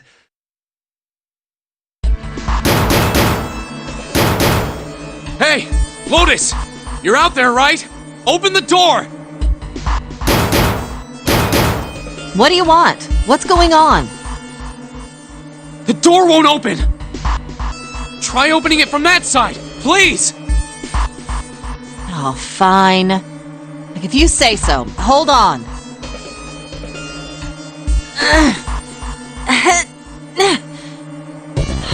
It's no use. It won't budge. You've got more people in there. You figure it out.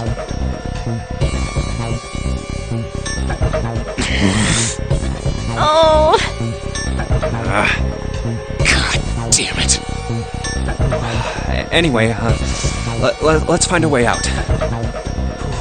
If we don't get moving, we're gonna be permanent residents.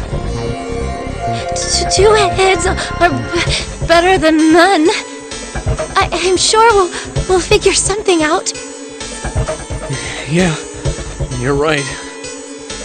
Let's just take a good look around this room, okay? Right.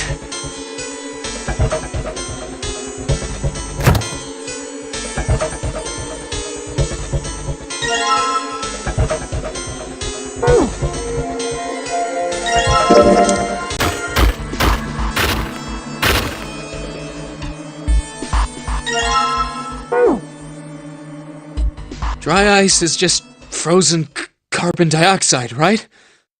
Yeah, it is. I wonder how warm it has to get for it to turn back into gas again. Hell if I know. How is that gonna help us anyway? Oh, well, I figured we might be able to use it to get out of here. Carbon dioxide sublimation point is negative 109 degrees. Any warmer than that, and it'll turn into gas. Any lower, and it becomes a solid. Oh, how do you know that? Despite my looks, I'm the the queen of random knowledge. Looks bad to mess up when you're showing off.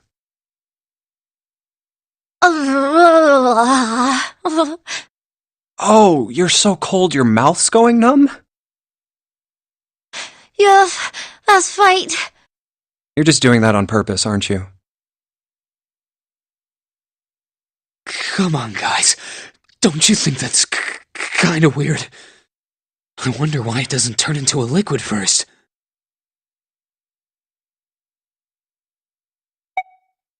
It is kind of weird. But it can turn into a liquid. Carbon dioxide turns to liquid if you put it under high enough pressure.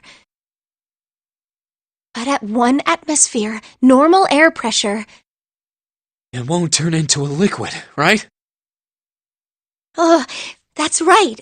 Instead of melting, it'll do what's called sublimating and change immediately from a solid state to a gaseous one. See, that is weird. Water's a liquid between 32 degrees and 212 degrees. So why isn't that the case for carbon dioxide? There's a kind of ice that doesn't turn into liquid when it goes above 32 degrees. Huh? I heard about it. Its melting point is 96 degrees.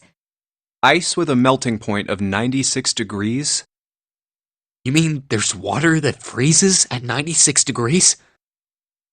Yeah, well, you could also look at it as ice that won't melt until it's 96 degrees.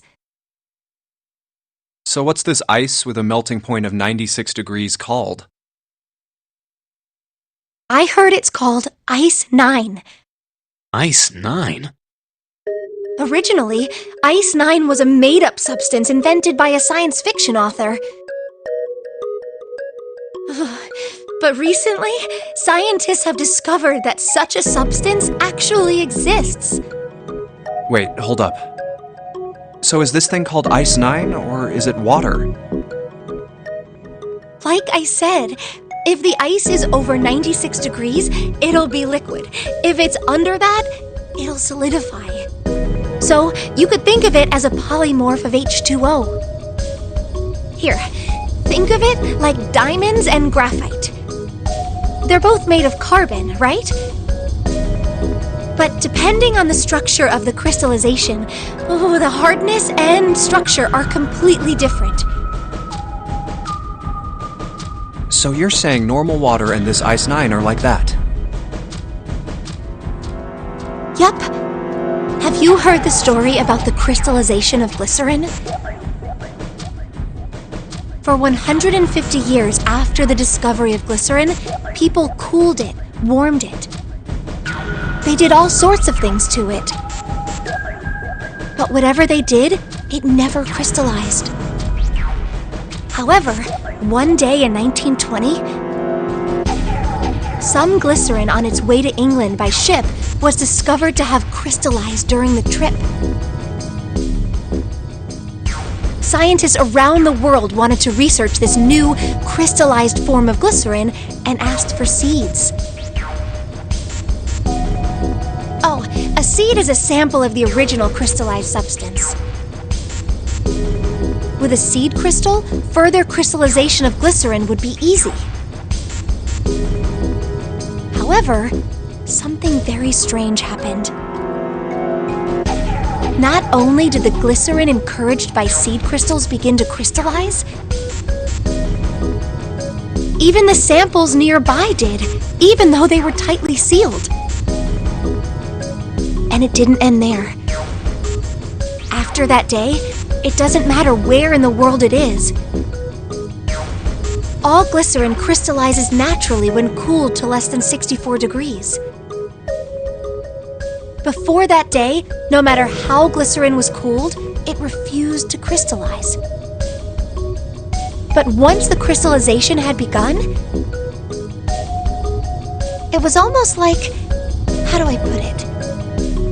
It was almost like all the glycerin in the world was communicating. Communicating in some way that we can't sense. And now it's happening everywhere. Wow, that's pretty interesting. But, what does that have to do with Ice 9? What she's saying is that it's a lot like Ice 9. What happened, I mean. A lot like? Oh, that would be bad. If water everywhere started freezing at 96 degrees? Man. It'd be the end of the world. At any rate, we're not gonna have to worry about the end of the world unless we can get out of here pretty damn quick. Alright guys, I think that's enough of that. I didn't think we'd get quite this far off topic. I mean, I know I'm kinda at fault here, but we can't be screwing around anymore. So seriously, I might go by the name Santa right now, but I didn't grow up in Iceland.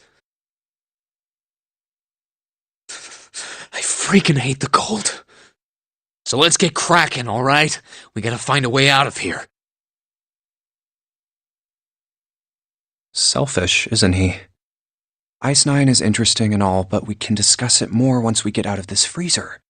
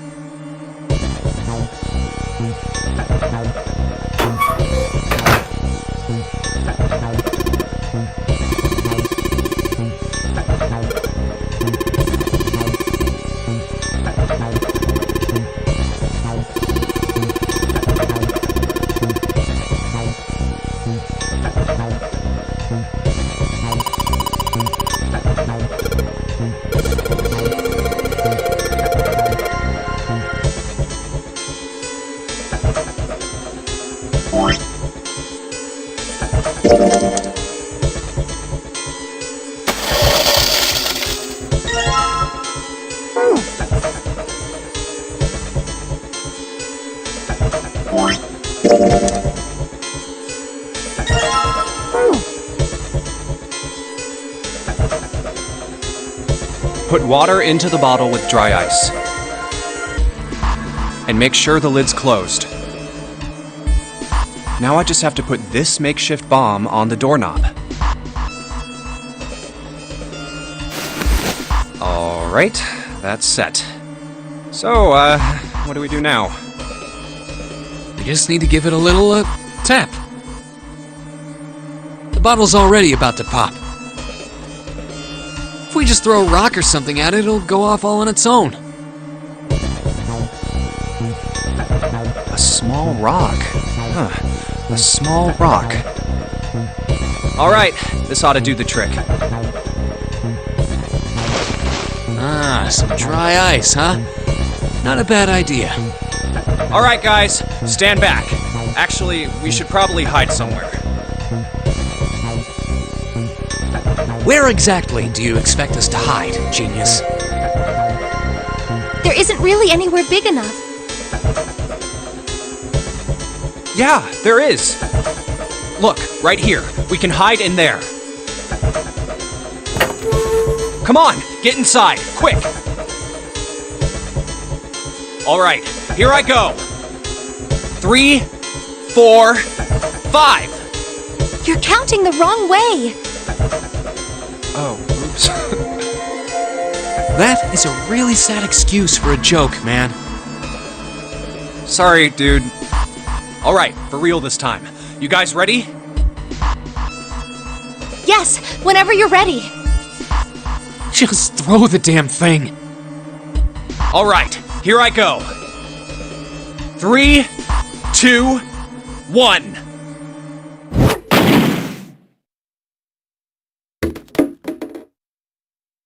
Jumpy! The ice on the door! Is it gone? Yeah, it's gone! The blast must have shattered it. Yes! Alright, let's see if it opens. Hooray! We're out! Move! Oh, god damn it! Hot. Fuck! Well, you did just grab the grill. What did you think would happen? Hey, where's Lotus? Welcome back. I was starting to get tired of waiting for you guys.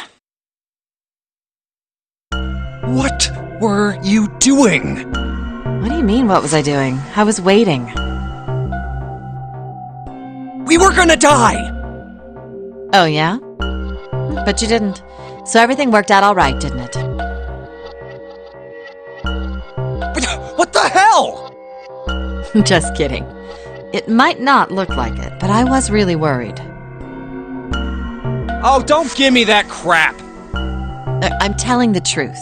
I mean, if you died, then I'd be in trouble too. If you died, then I'd be stuck here, and I'd die too. See? I did all I could. I even looked around to see if there was anything I could use to pry open the door. But I couldn't find anything. So, all I could do was wait. I mean, what else did you want me to do? Call the cops? Fine. But there's one thing I have to ask you. What's that? You didn't close the door, did you? What? You think I closed the door on you? Why would I do something like that? It closed on its own. I told you before, if you die, then I die too. Yeah, I guess so. If she'd really wanted to kill us, all she had to do was bar the door from the outside. But she didn't. Well, she didn't do anything. She's only lazy, or negligent at least, not an attempted murderer. Well, I'm sorry. I'm sorry I doubted you. Oh, yes, well that's all right. As long as you understand. Hey, no more screwing around, you two. Break time's over. Especially for you, lady. You've just been sitting on that fat ass of yours while we were freezing to death. How rude! I was plenty busy. Yeah. How about you put all that energy into something besides bitching? Let's go!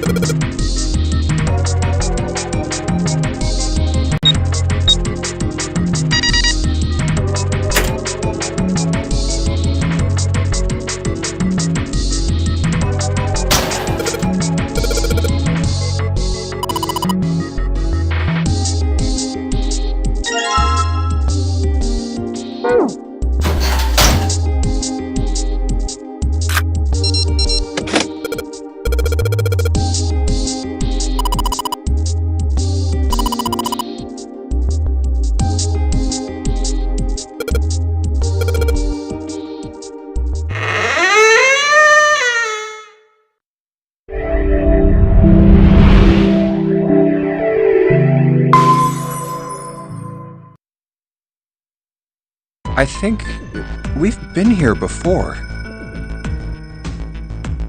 The elevators are over there, so that means... We went into the kitchen through that door and came out on this side.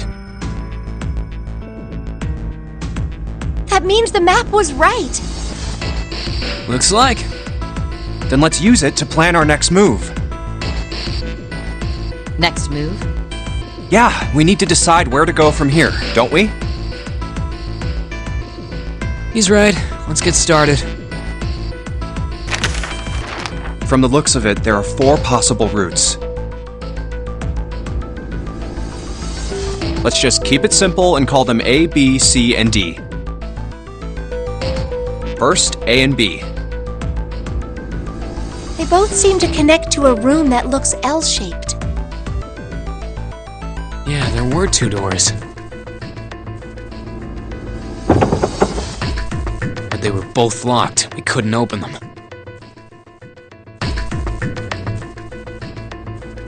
Now, Route C. This goes all the way to the main staircase. That means it's door 5, one of the numbered doors. Then do you think we would meet up with the other 4 after this hallway? No, I don't think we will. Why not? Look, There by the stairs. See how the gate is opened? When we went into the kitchen, it was closed. But it's open now. What do you think that means? They opened it. Most likely. And if we take Route C, we're going backwards. That would be pointless. Then that means... Route D, then. D it is. Yep, Route D. Then we're set. Everything looks okay here. Let's check the next deck just to be sure. Yeah, just like I thought. D-Deck is totally underwater. Just like the bottom of the central staircase. At least the water level hasn't really changed. Small comfort. May as well head back to C deck. What else is here? There are 2 elevators over there at the top of the stairs. Just like the floor above. Hold on. These are kind of different. See? There's a card reader on the side. Another strange mark. Hey, look! It's Lotus's symbol. Huh? See? It's the woman symbol with horns on it. That seems like... Oh, ouch, ouch, ouch, ouch, ouch, ouch. What was that about the mark again? Nothing. This is a Mercury symbol. The horns symbolize the wings on Hermes' staff. Hermes, herpes, whatever. If we can't get this thing to work, these elevators aren't going anywhere. In other words, we need a key card with the Mercury symbol on it. Probably. I guess we can't get on then. Let's just disregard the elevators for now. How about this hallway on the left? Whoa, there's so many doors. Damn it. If we try and search all these, the sun's gonna go down before we've done half of them. I think the sun already set. I have a feeling this ship is the only thing that's going to be going down anytime soon. That's even worse. Well, we can come back to this hallway later. Let's check the hallway on the other side, shall we? Time to head back to the stairs. And now the right hallway. There are doors here too. Well, I guess it's just 4 this time. Let's open them. All right, let's start with this one. Huh, it isn't locked. I'm going to open it.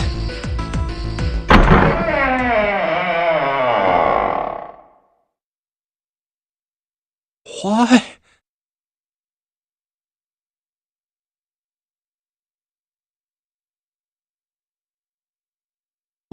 What the hell is this?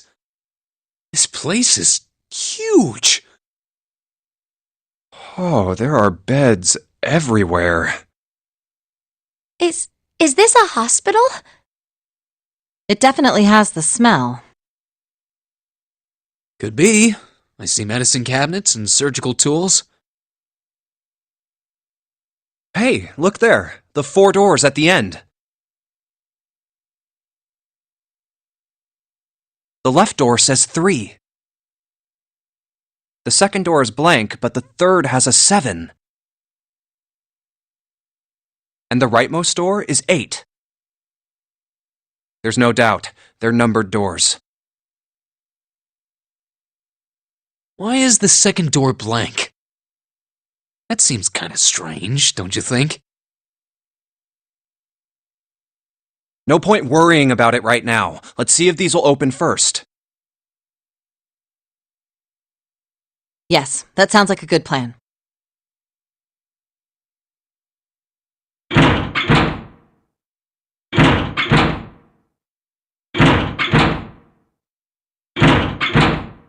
Oh, it's no use. Well, of course. If it was that easy to open these doors, what would be the point of the nonary game? We have to activate the red, or the numbered doors won't...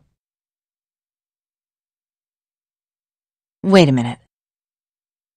What's wrong? Look, the display on the red. There's nothing on it. Huh? Don't you remember? The red at the central staircase? If no one was inside, it said vacant. Oh yeah, you're right. But this one... There's nothing on it. Right? I wonder if it's broken. Only one way to find out.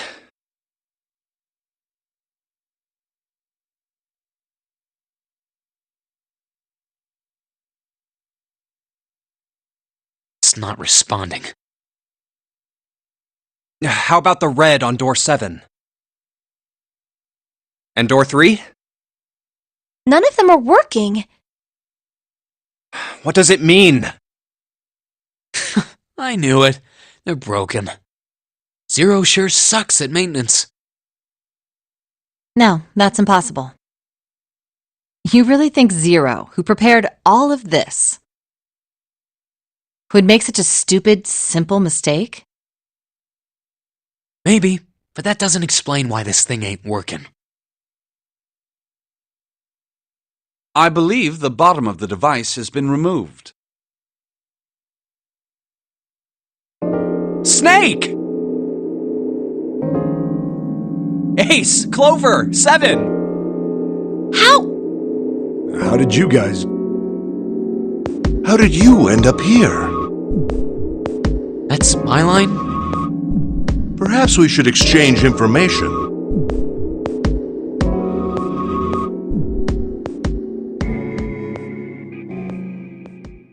There you have it. Our half of the story. Okay, let me see if I got all this straight. When you guys got here, the bases for the Reds were already gone. And you looked all over this room, but you couldn't find anything. So you figured that there might be something in the hallway with all the doors. So you went and had a look? Yeah. And while you were looking around, you heard voices. Uh-huh. So you followed the voices and came back here. Indeed. And that was how we found you. Why don't we check those 3 Reds again, just in case? You're right. Huh, there's a long, thin gap on the bottom. I think it's a slot for something, probably electronic. Well, this isn't good. If the red is inactive, we can't keep going. Well, what about that hallway over there? Isn't there anywhere else we can go? No, there isn't. There are plenty more hospital rooms, but nothing else. Hospital rooms. That's what's behind all those doors? Yes. There are a number of individual rooms in addition to this large one. There was a door at the end of the hallway, but it was locked. There was an astrological symbol engraved near the keyhole, however. I was able to get a good feel of it. I believe it was the symbol of Jupiter. Not again. Those goddamn things are everywhere. I wonder what they all mean. While we're asking what things mean, what's the deal with this room? I mean, I thought this was a cruise ship, but I can't imagine a cruise ship would have a hospital like this.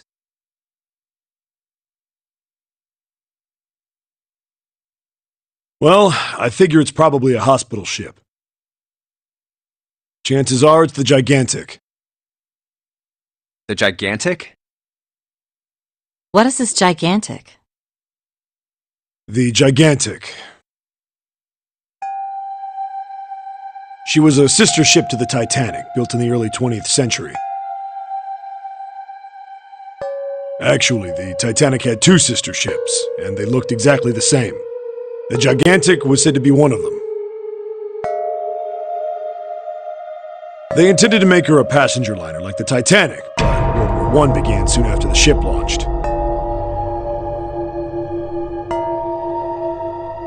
The British Navy took her over and made her a hospital ship. At some point during the war, the Gigantic was damaged by a German mine in the Aegean Sea. She ran aground afterwards, so she didn't end up sunk. What happened to her after that? One theory going around is that a man named Lord Gourdane bought her. Seemed like he'd been one of the few to survive the Titanic sinking. That trauma turned him into some kind of obsessive collector of all things related to the Titanic. Soon enough, the guy wanted the Titanic itself. Which was impossible, of course. It's stuck at the bottom of the Atlantic Ocean. But the Gigantic wasn't. And seeing as she was identical... So you're saying this Lord Gourdane bought this ship? Yeah, at least I think I am. That's impossible. No way we're in some boat that's almost 100 years old. Pipe down, just pay attention. What, that's it? Well, have you got any proof? Proof? Proof that this ship is really the Gigantic. Well, this ship's got stuff that's like the Titanic and a hospital ship. Oh, for goodness. Don't tell me that's your only reason. No, I've got more. Like? Well, I mean... I don't know. I guess your memory isn't back yet, is it? Yeah. Sorry about that. Hey! Whoa, wait a minute. Memory isn't back?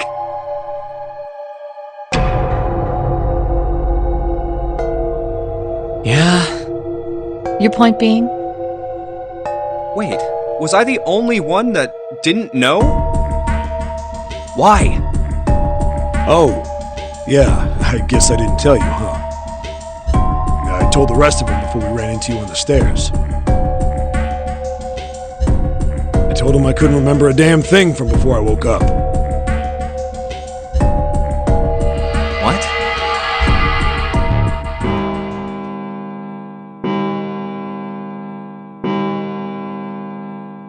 Huh. A bell. It sounds like the clock in the main stairway. 10, 11, 12. Huh, 12. It's midnight. Then we've still got 6 hours left, right? We don't have any time to screw around. Let's get going. We gotta find the missing parts for the Reds. What do you mean, find? How on earth do you propose we do that? We've looked everywhere in this room. That only leaves one place to look. One? Well, not just one.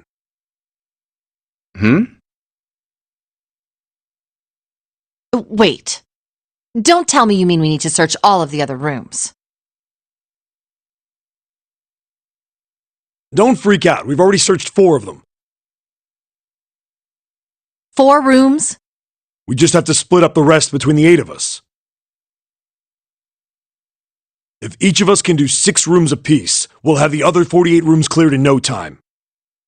There are 48 other rooms? Maybe?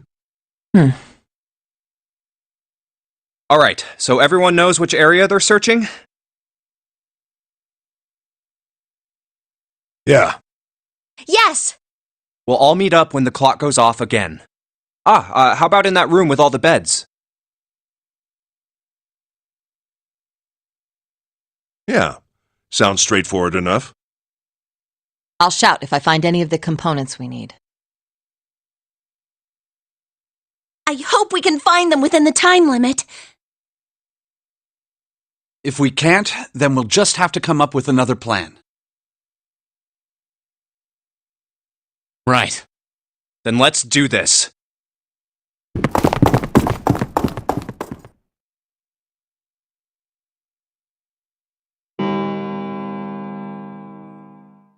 It's a 1. I better get back to the others.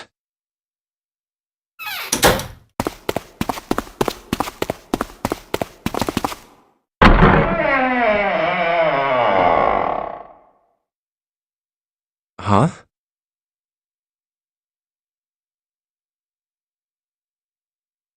What are they doing over there? What happened, guys? Jumpy, look!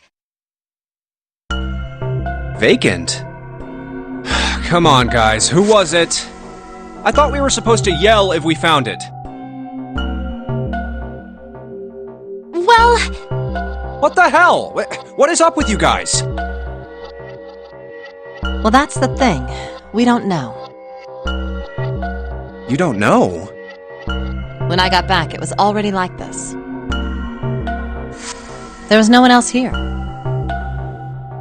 That means I was the first one back, but the missing parts were already back in the red. What? Let me see! You're right. It's in there. What about the other 2? They're the same. Let me take a look. It's just as you said. Alright, I just want to be sure here. Nobody has any idea what the hell happened here, right? Correct. None. Huh. Wait a minute. Where's Snake? Does that mean that he found them? I've no idea. There's nothing to suggest it, but nothing to suggest he didn't either. I don't suppose we'll know until we can ask him in person. Well, whatever he did or didn't do, he's pretty damn late. What the hell is he up to? Maybe he's lost. Yeah, well, that seems likely. Dude can't see. I don't know how he gets around in the first place. No!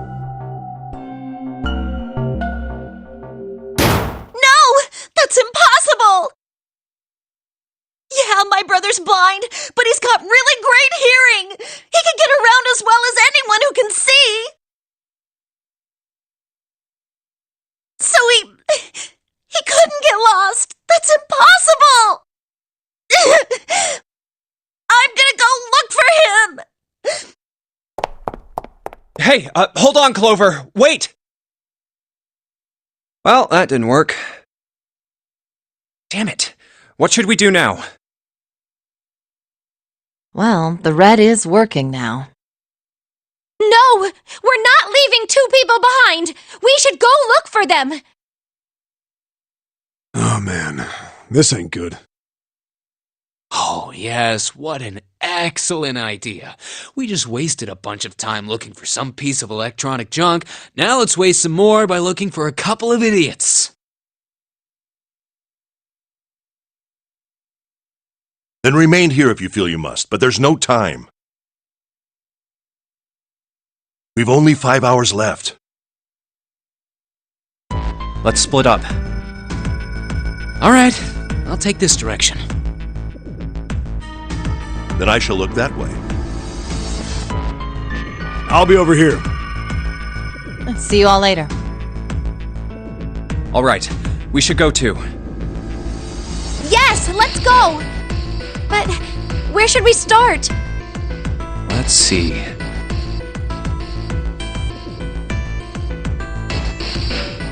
How about the casino on B deck? Okay, let's go, Jumpy. Hey, what do you think you're doing? Isn't it obvious? I'm looking for Snake. I'm just not seeing it. Really? Maybe you need to look harder. I don't think that's the problem. Oh, by the way, I've got a proposal for you two. Care to hear it?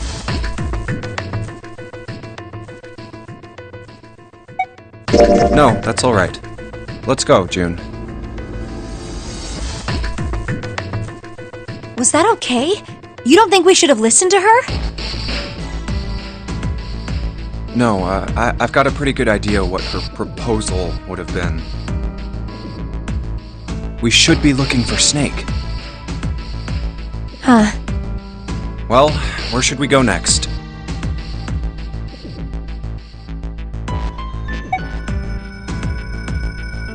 Let's go back downstairs and check out that hallway with all the doors.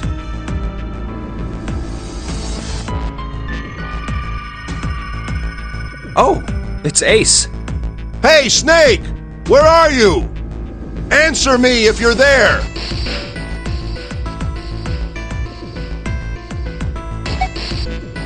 Why don't we just leave this area to Ace? We can go somewhere else. I don't mind. But where? Well, let's see. Let's go check out the first-class cabin. Okay, I'm coming with you.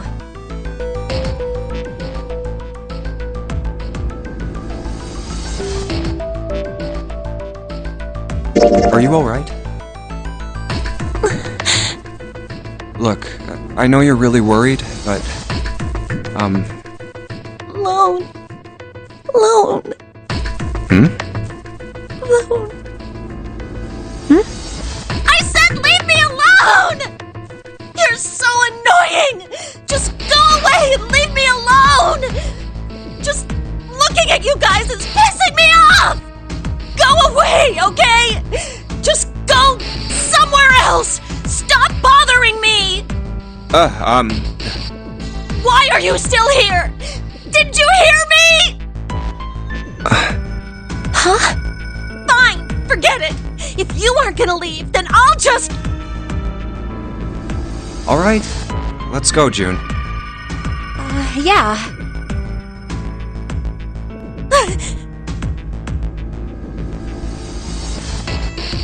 We really need to find Snake, for Clover's sake. So, where do you think we should go next? Let's head back to the large hospital room. Alright, that's probably the best idea. Hey, wait, that's... Santa?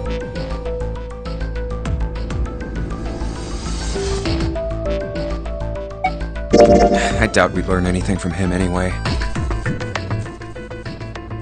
Jumpy? No, nothing. Let's go, June.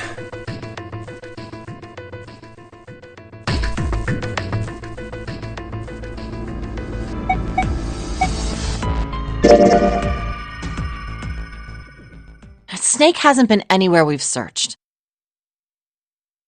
And we can't keep looking for him. Wherever he is, it's not here.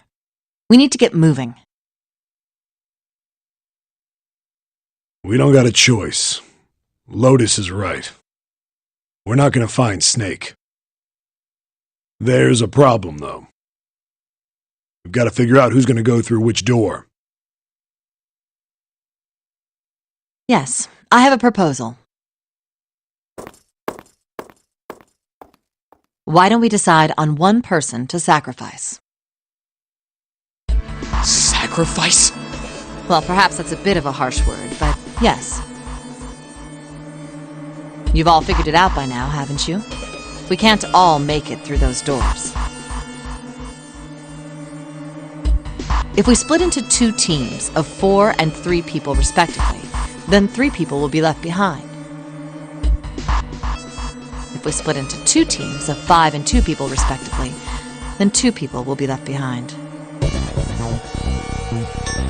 But if we split into 2 groups of 3 and leave 1 person out, then only 1 person will be left behind.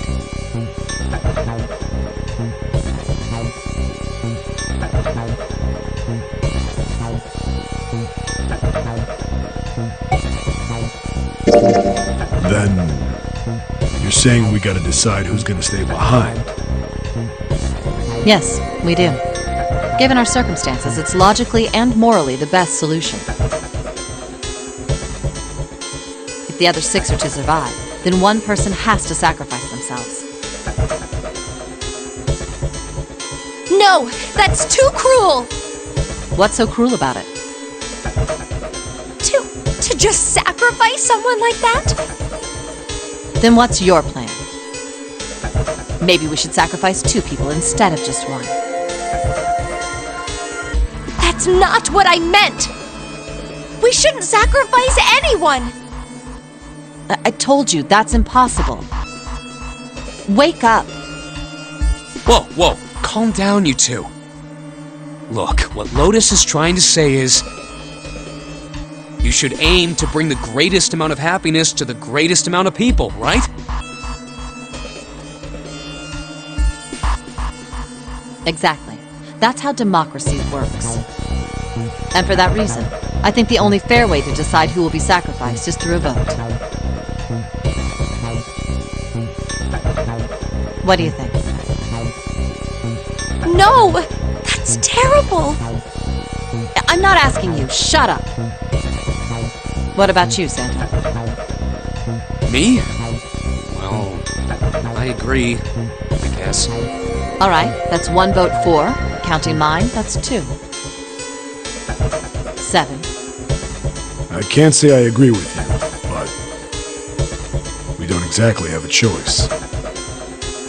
If we don't do something, we're all gonna die. Oh, glad to see you get it. If I can get 1 more vote, then it's decided. What about you, Clover? Hey, Clover. Your brother has to be behind one of the numbered doors. We've searched everywhere, but we didn't find him. Doesn't that mean he has to have gone through one of them somehow?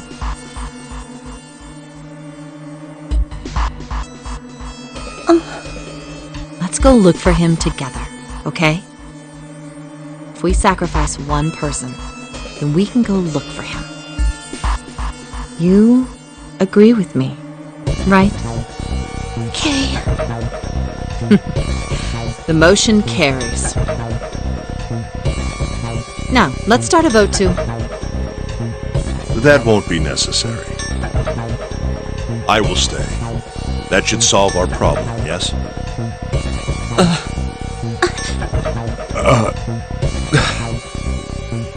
Ace, what are you saying?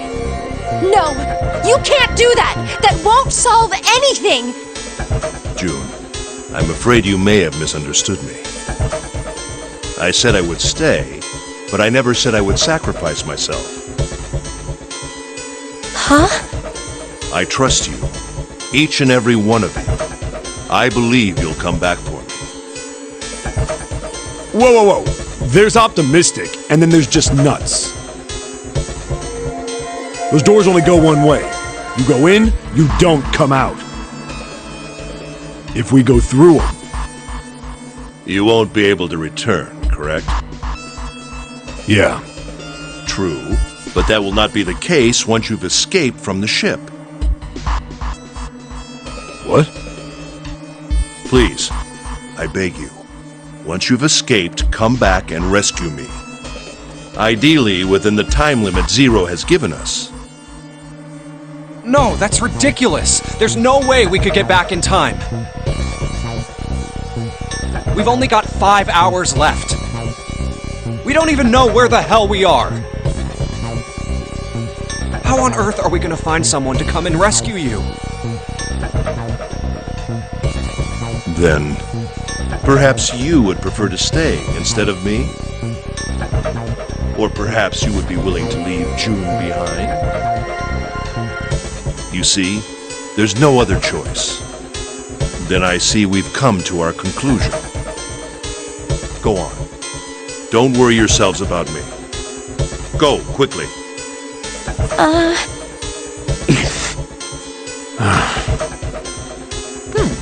Let's accept his kind offer then. Good. I think this is the best for me. Perhaps I'll be able to take a nap. It may be my age, but I get tired so easily these days.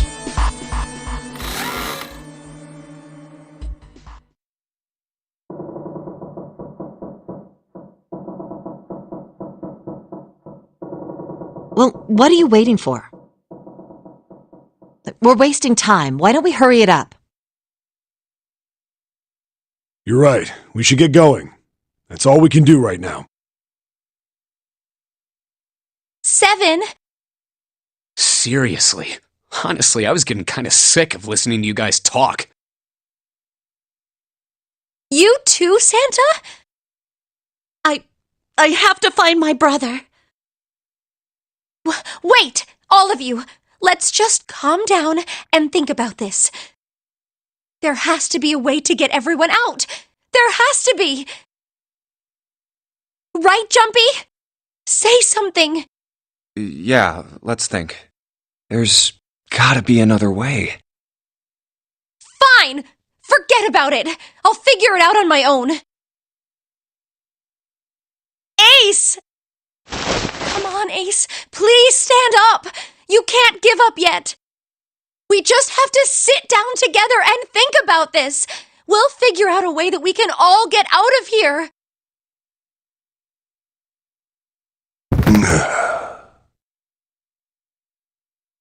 Ace! What happened? Ace, say something. I'm all right. How are you all right? This. A syringe? Soparil Beta. What does this do? Did you use this? Yes. It's just anesthetic. I'll be fine. Anesthetic? I found it earlier. While we were searching the hospital rooms. I thought it might be useful later. I didn't think I'd be using it on myself. Why did you do this? Didn't I tell you? I'd like to take a nap. I really am very tired. Ace. Is there something you want to say? I'd just like to sleep a little. Could you keep it down? No, don't, Ace. Don't fall asleep. You feel warm. So comfortable.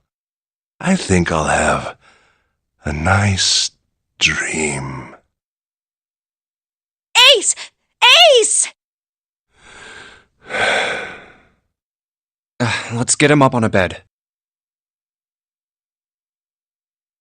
Well, we really don't have a choice now. We can't let his sacrifice go to waste. Right? Like you even mean that. You say something? No, nothing. Yeah, but we're not done choosing yet, are we? Huh? What do you mean? Well, we haven't decided who's going in what door. Ah, yes. Yes, that's true. Enough of this screwing around. Let's decide. You first, Lotus. Which door do you want? I I want door number 8. It's the same number as my bracelet number. Got it. You're 8. You're next, 7. Which one do you want? I'll take 7. I can't get along with that old lady. What? What did you just say? Who, me? I didn't say nothing. Oh, you're gonna get it next time. Alright, who's next? Junpei, which door do you want?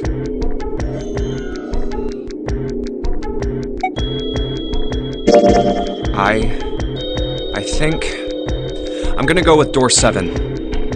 Okay, 7 it is. Yeah. Alright then, that means June's gotta go through 8. What? Why? What? If the 6 of us are gonna keep going without leaving anyone behind,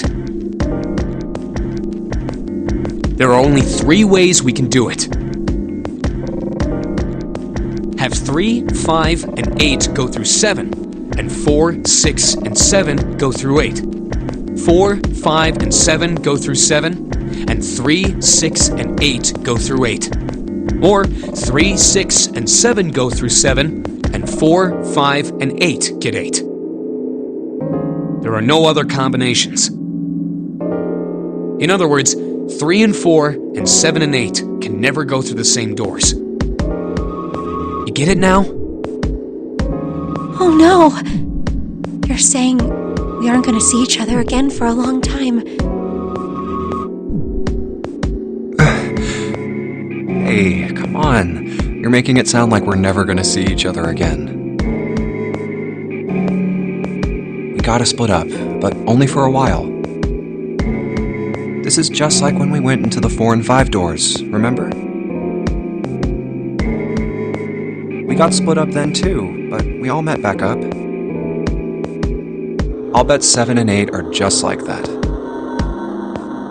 You mean they're connected somewhere? Yeah, probably. Probably. And I'm sure they're gonna connect somewhere. Why? What makes you think so? If they don't, then neither team can get through door 9. In other words, the game would end right here.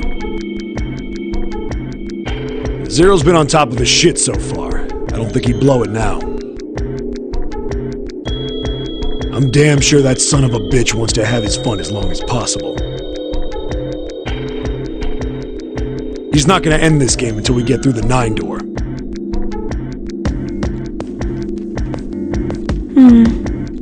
Everything's gonna be fine. We're gonna see each other again. I promise.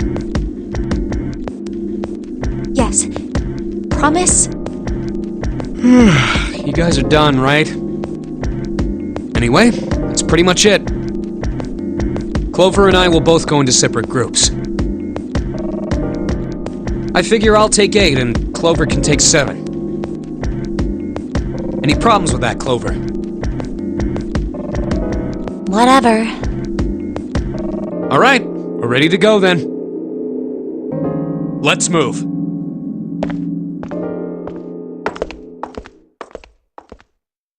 You guys ready?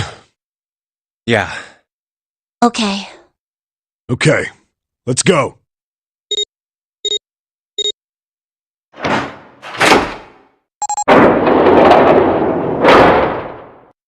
It's open.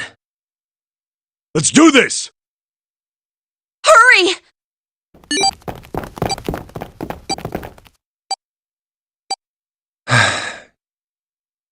June. Jumpy. What the hell are you doing, Junpei?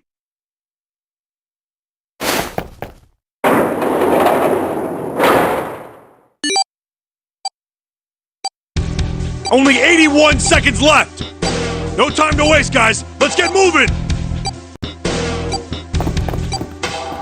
Look! The door on the left! I can see the dad!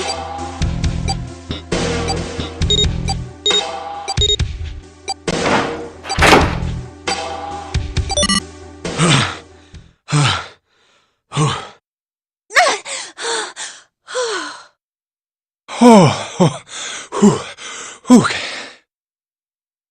It stopped. It stopped.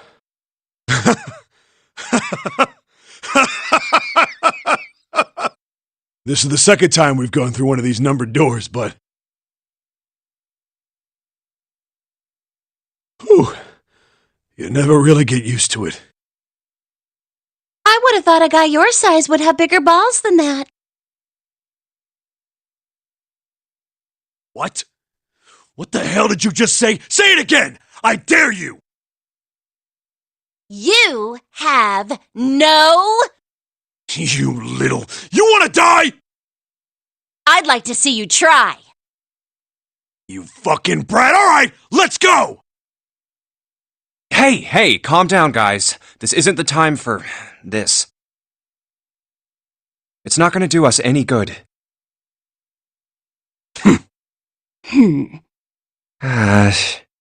Wait here for a minute, alright? I'm gonna go see if there are any other doors.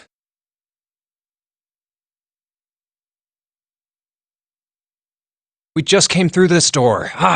And of course it's shut tight. There's a short hallway on the left here. And an iron wall. I doubt I can get through it. This door's the only option we've got, right? Yeah, looks like it. Hey, something's written on the door. On that iron plate. It says operating room. If this thing's telling the truth, there could be body parts inside here. Well, this is probably not going to be pleasant. Well, there's no point to standing around. Might as well go in and see what's waiting for us.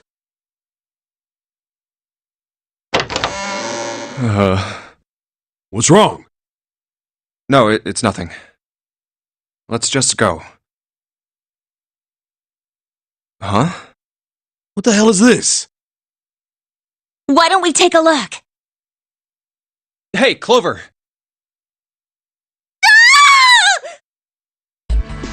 What? Clover!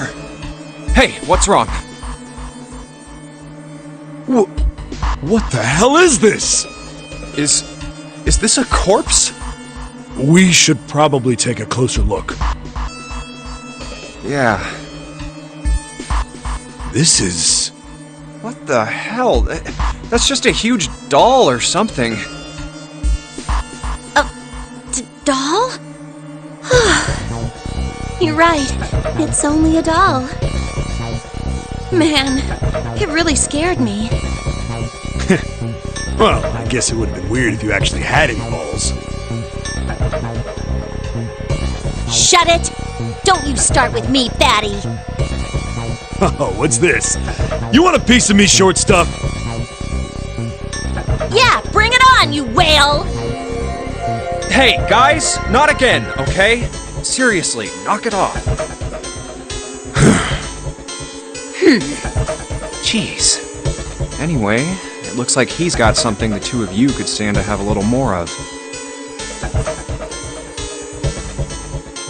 I'm talking about a heart. Huh? Oh, this? You mean on his chest? Yeah. Why would there be a heart in a doll? I don't think it's a doll. You think maybe it's, like, a medical mannequin or something? Or maybe it's got more personal uses? Anyway, how about we take a look around this place? Let's go.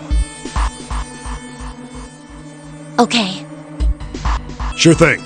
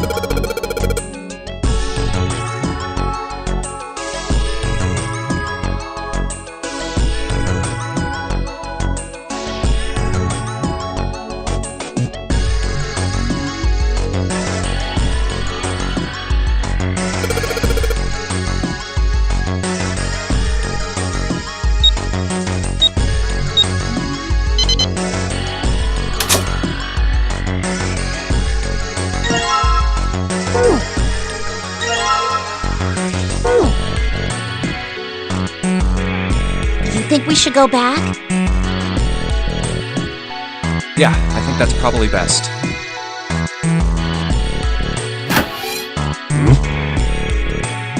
Hey, Seven, what's up? Oh, well, Is that a medicine bottle? I got curious about it. Here.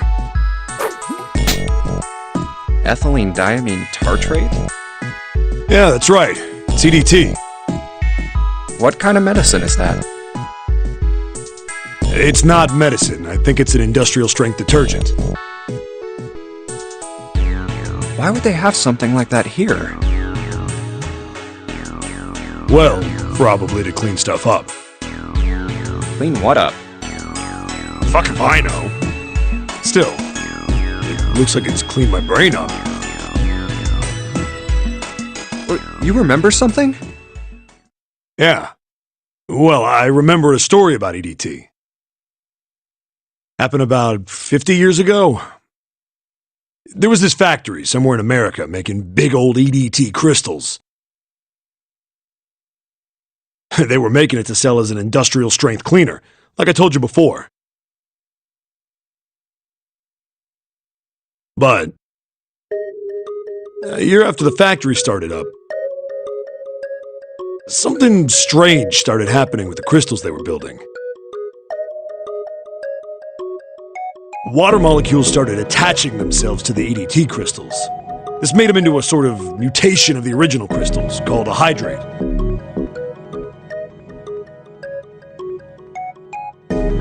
Once the crystals turn into a hydrate, though, it's useless as a cleaner. The factory had to just dump the crystals. As a hydrate, they were useless.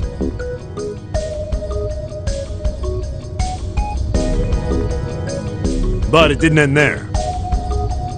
After that day, the same thing started happening in EDT factories everywhere, even ones nowhere near that first American factory. They'd been making crystals the same way, with the same materials and the same equipment and environment.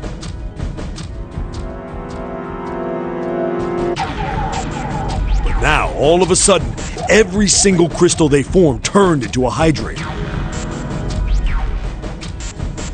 In fact, ever since that day, no factory anywhere has been able to make a pure EDT crystal.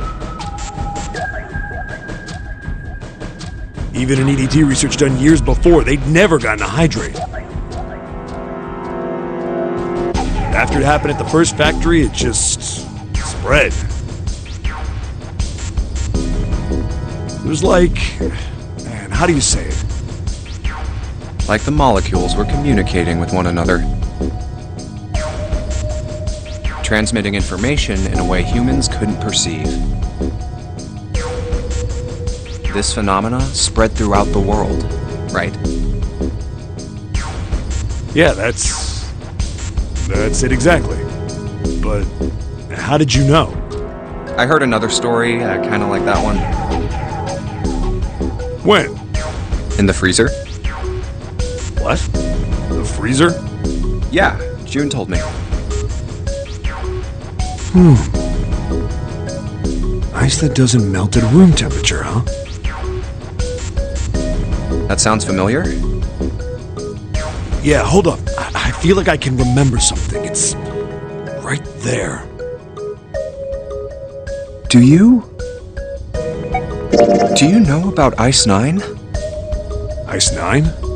Ice 9. Ice 9. Ice. That's it. I remember now. That woman, she's on this boat. That woman? Alice! Who's Alice? Come on, the woman who won't melt at room temperature. Huh? You know how the Titanic sank on April 15th, 1912, right? Yeah, more than 1,500 people died. Worst maritime accident in history. What about it? Did you hear about the boat that was sent to collect the dead bodies? I think that was the RMS Carpathia, right? It was a cruise liner, just like the Titanic. No, that was the ship that picked up the survivors. The ship that collected the dead bodies was the CS McKay Bennett. The McKay Bennett showed up on April 17th, 2 days after the accident. It set out from Halifax, a port in Canada, and recovered 306 bodies. The Atlantic that far north was really cold. It would have to be for there to be icebergs and stuff. Anyway, the bodies they pulled out of the water were frozen solid. This isn't a very nice story. So, what happened next? Well, they say the McKay Bennett recovered something more than just dead bodies. There were various bits of stuff floating around in the water. Things the drowned had carried with them, or stuff that dislodged as the ship sank.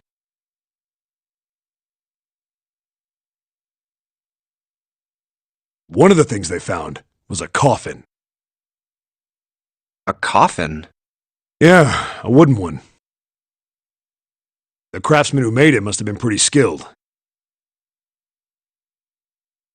It wasn't just a wooden coffin. It was all wood, no nails, no reinforcements, no gaps in the wood anywhere. The thing was airtight. The crew got pretty curious about what might be inside it and opened it up. They had to get a wedge and hammer it open. It was so well made. Inside, they found a woman, or I guess you should say they found the dead body of a woman. Her hair was thick and black, and her skin rich brown with no blemishes or signs of decomposition. They say that she looked gorgeous, like a goddess. She was obviously dead, but everyone who looked at her said she just looked like she was sleeping. Her skin was so lifelike, she looked like she might wake up any minute. She didn't, though. Like the rest of the bodies they found, she was frozen solid. Eventually, the McKay Bennett finished searching and returned to Halifax. The 306 bodies were unloaded and taken ashore. However, it was warm enough that they began to thaw.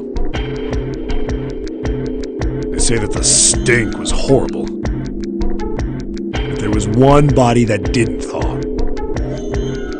And that was... the girl in the coffin! That's right. Everybody thought for sure that she'd melt and start to rot like the rest of them eventually. But weeks passed and nothing happened. And a month passed, and another. It was summer, and she was still frozen solid.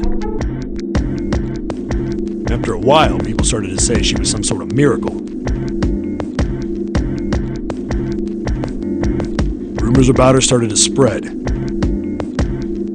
People came to visit Halifax from all over. After a while, people started to call her All Ice. Alice. Of course, those rumors didn't last long. Why? Well, she up and disappeared. One day Alice was there, the next day she wasn't. They say someone snuck into where they were keeping her and stole the body. With the body gone, the rumors followed pretty quickly. After a while, no one remembered her. You might be able to find something about her if you could find a newspaper from back then, but that's about it.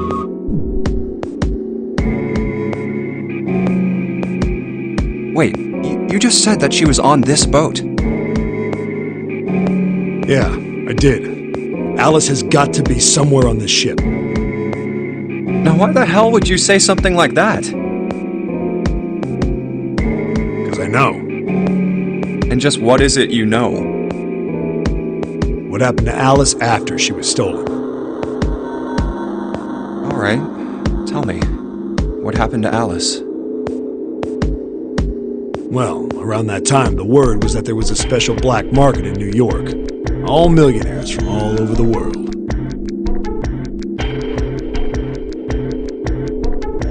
heard that Alice went up for auction there. The person who won the auction was Lord Dashiell Gordain. You've heard that name before, right? Lord Gordain. Oh, isn't he the guy who bought the Gigantic? The Titanic sister ship? Yeah, that's him. Although I guess he hadn't done that yet. What do you mean? Gordain bought Alice in 1912. 4 years later, in 1916, he bought the Gigantic. And he hid Alice somewhere on the Gigantic. But nobody knows where. He died in 1931. And apparently he died without ever telling anyone where Alice was hidden. However, what? Well, he did have one close friend who asked him, "Where is Alice?" And he said, "Alice sleeps in a small chamber past the Forest of Knowledge beneath the navel of the Gigantic." What the hell is that? Is it some kind of riddle? Your guess is as good as mine. So that's it. Whatever you think, I believe it. She's hidden somewhere on the Gigantic. In other words, she's hidden somewhere on this ship.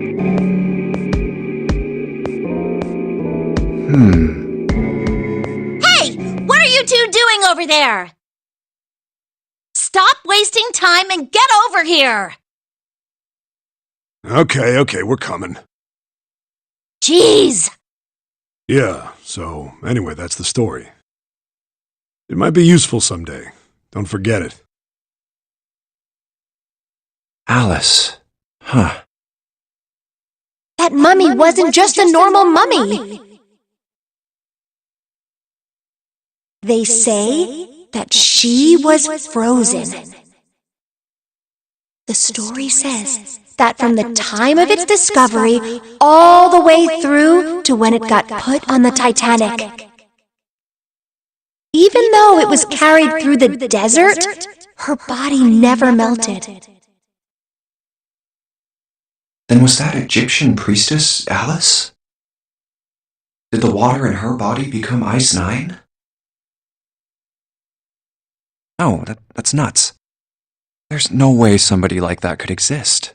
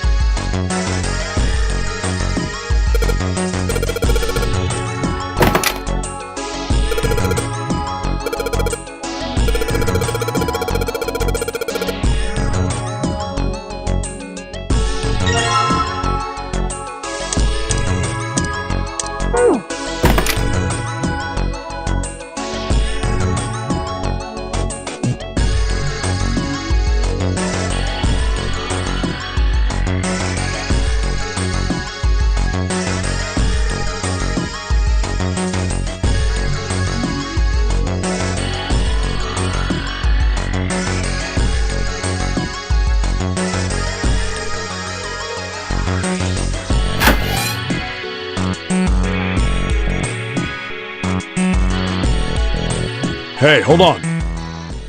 Oh, what's up? Where's Clover? Huh? Oh, god damn it. Where the hell did she go? Okay, just hold on a minute. I'll go get her. Sure thing. Hey, Clover, what's wrong? Come on, let's get out of here. What are you doing? Did you want to come back here and say goodbye to John? Hey, Clover, can you hear me? My brother might be dead. Huh? That's why we couldn't find him. If he's dead, I'm going to be next. What are you talking about? What's wrong with you?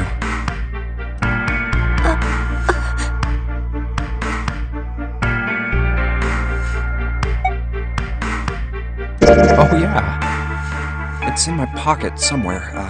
Here it is. A 4-leaf clover. Hey, did you know? Each leaf means something. Hope, faith, love, and luck. That's what a 4-leaf clover stands for. Take it. Use it as a good luck charm. Listen to me, Clover. No matter what happens, you can never lose hope. You have to remember what's most important, and that's to have faith and to have love. If you can remember all of those, that'll bring you good luck.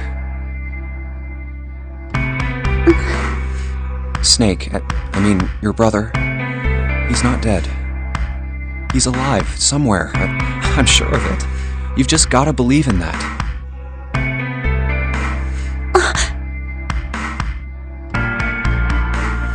Thank you. Thank you. Now, come on. Seven's waiting for us at the exit.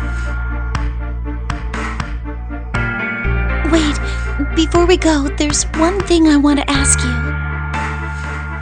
What's that? What do you think when you hear the word experiment?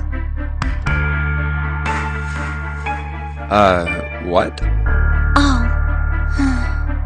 I guess it was just a coincidence then. I mean, that you knew about the 4-leaf clover. Look, I'm sorry. I don't want to be a jerk, but you are making less than no sense right now. Oh, no. It's nothing. Just forget about it. Oh, don't give me that. You really think I could just drop this? What is this experiment you were talking about? You promise you won't tell anyone? Cross my heart. Really? Really? I can trust you, right? Of course you can. Okay then, I'll tell you. I'll tell you what happened on this ship 9 years ago. Wait. On this ship? Yeah, this ship. It was an experiment to test some sort of psychic thing. Communicating through these fields that you can't see. Fields that you can't see? Like, think about this. This is John, right? But is he really John? Huh? Isn't this like Locke's socks? Or the ship of Theseus? You don't know? You haven't heard of those paradoxes? No? Really? Okay, well pay attention then. This is how Locke's socks works. Let's say I've got a pair of socks. They're my favorite socks. One of them gets a hole in it. What would you do if that was your sock, Junpei?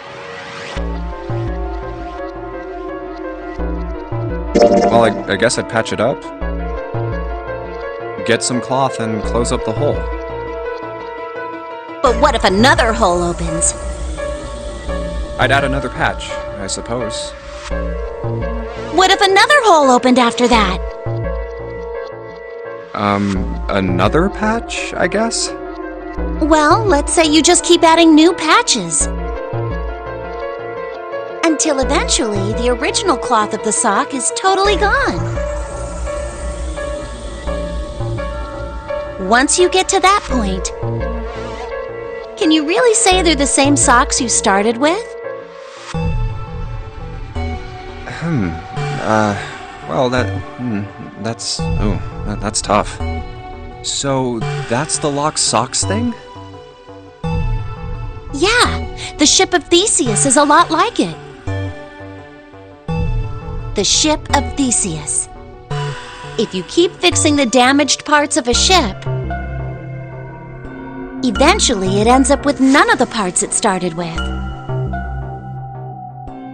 Can you really say that ship is the same one you started with? And what if you took all the old parts from the first ship and built another one somewhere else? Then which ship is the real ship of Theseus?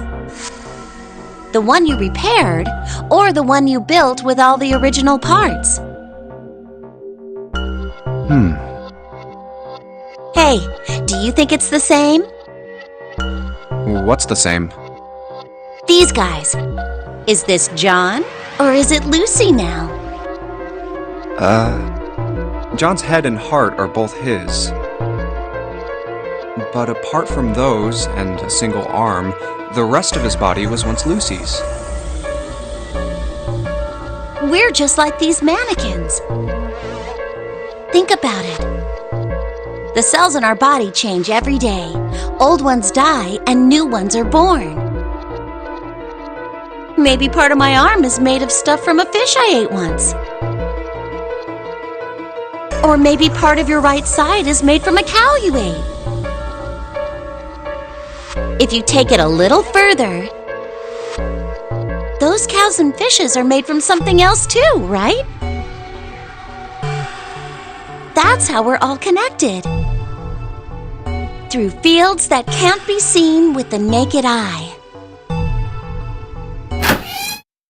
Hey, what the hell is taking you two so long?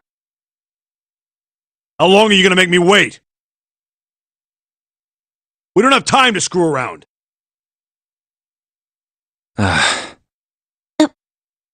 Oh? What were you two doing? Was this some sort of secret meeting? No, it wasn't. We were just playing with the mannequins. Huh? Let's go, Junpei. Playing with mannequins, huh? Didn't know you were into that kind of thing, Junpei.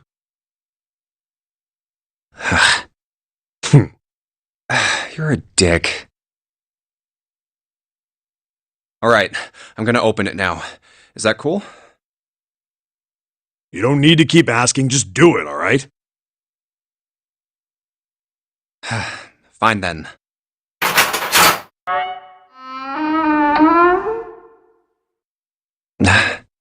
Alright, let's get going. Hey man, what's up with you? You're so serious, you know? Can't you sound more happy, get a little excited?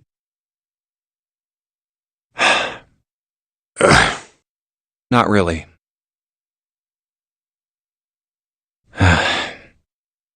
My brother might be dead. I'm going to be next. Like hell I can. Not after hearing something like that.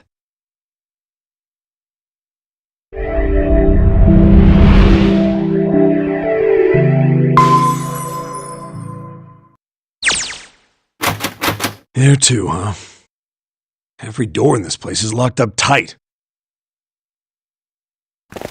How about that one? May as well give it a try. Jumpy! Huh? June? And Santa! And Lotus too!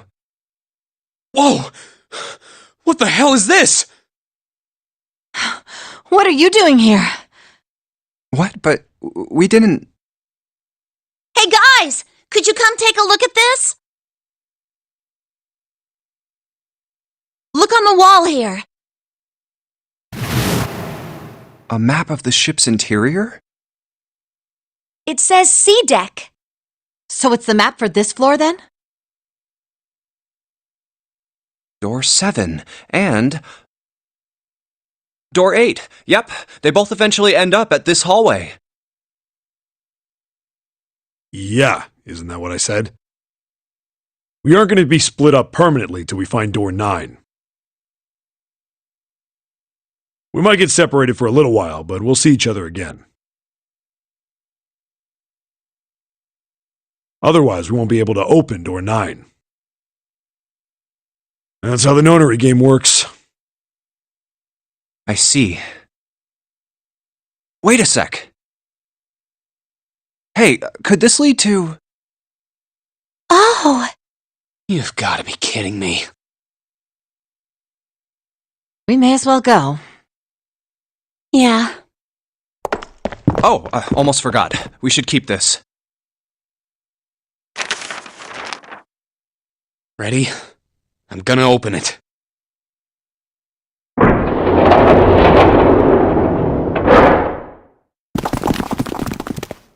I knew it. We're back. In the hospital room. I see. I believe I understand what you're saying. The 6 of you split into 2 teams and went through doors 7 and 8. You solved the puzzles in the operating room and the laboratory. And then met one another in the hallway after opening your respective locked doors. At any rate, I feel a bit silly for my little show of altruism. I know I said I was sure you'd come back for me. I didn't think it would happen so soon, though. Well, we saw each other again and we ain't dead, so I say that's good enough. Anyway, I say we get out of this creepy old place. We found the key we need. The key? Ain't that what I just said? I'm talking about the Jupiter key. We found it in the operating room. Right, Junpei? Yeah. Oh, the solar system keys. Actually, we found one in the laboratory too. Here, the Earth key. I might lose it. It's probably better if you hold on to it. That way it won't be my fault if it gets lost. Yeah. On it. Now we have 3 keys that we haven't used yet. Yeah. The Jupiter key that we found in the operating room. The Saturn key card we found in the kitchen. And the Earth key Lotus just gave me. The Jupiter key is supposed to be for the door at the end of that long, straight hallway, right? Yeah. If the map's right, then it connects to the central staircase. Then, next to the stairs... Wait! What about door 3? Look, you saw the map, right? It's the same as 7 and 8. Just lead us back to the big hospital room. There's no point to seeing what's on the other side of that door. There is a point. At least there is for me. Yeah, you're right, I'm sorry. Snake might be on the other side of door 3. Very well. I'll be coming with you then. I've had a nice long rest. I think it's time I was up and about again. So 7, you'll help me, won't you? Huh? Me? Damn. Well, I guess that's how it's gotta be. So I'm going with you, huh? Yes, you are. Alright, let's get moving.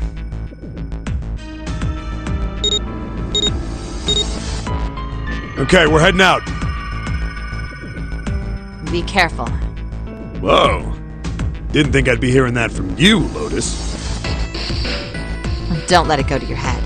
I'd be in trouble if the three of you bought it. The rest of us can't open the 9 door. Ah, the truth comes out.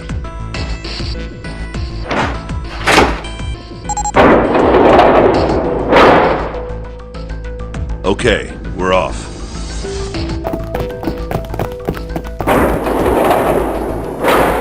All right, we should get moving too. Huh? Get moving? Where are we going? Well, it would be a waste of time to just sit around, wouldn't it? Let me explain. Oh, I get it. We're gonna see if we can get anywhere interesting with the Jupiter key. Yes. If we're lucky, we might find Snake. And here's the Jupiter symbol on the keyhole.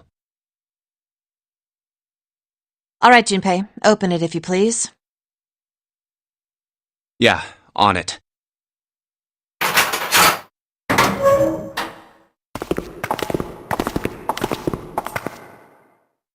Great! Back to the beginning.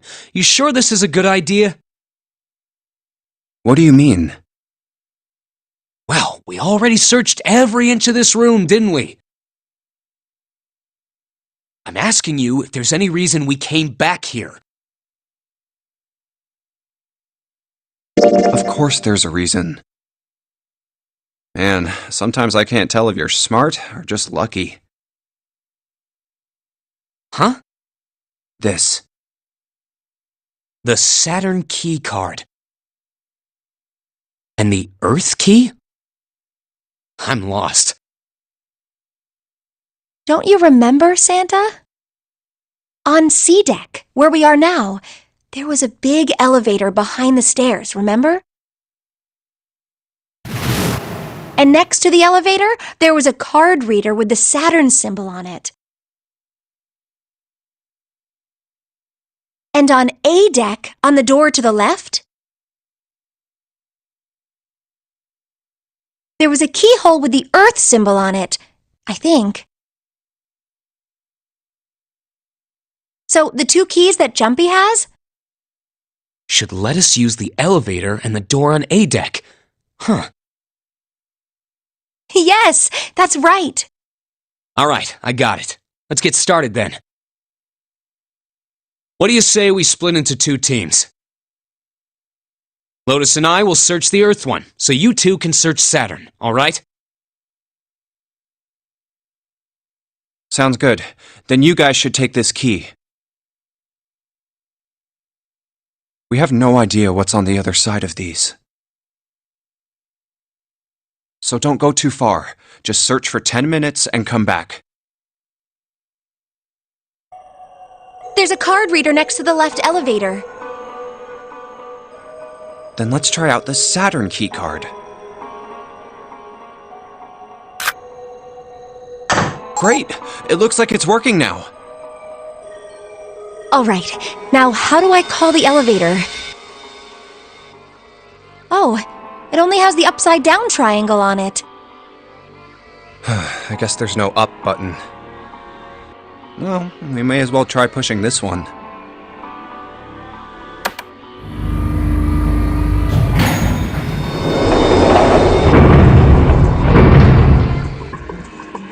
It opened! Look, Jumpy! Sweet! It opened! Let's get going. Wait! What? I'm not really, I just, oh gosh.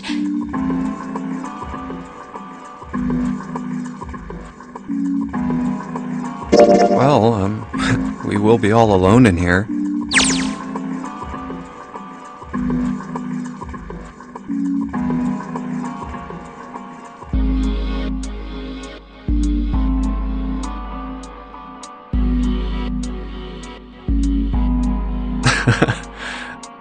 Jumpy? Huh? Oh, nothing. It's not important. Come on, let's go. I said wait a minute! Why? Aren't you afraid, Jumpy? Afraid of what? Well, I've never... You know, It's your first time? I might... get wet. What? Down there. I'd get soaking wet. Well, I mean, of course you would. That's the way it works. I mean, I've never heard of anyone getting soaking wet somewhere else. That's true. You don't mind? Mind what? Getting wet. Well, I don't know. I think I'd probably, like it. Gosh, Jumpy, you're so brave. Really? I mean, I kind of think any guy would do the same thing, you know? What happens, happens, right? I mean, if you get the chance, you've just gotta go for it. That's what a man is supposed to do. I guess.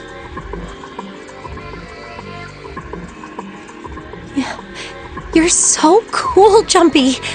I really admire you. That doesn't really seem like the sort of thing you ought to admire someone for.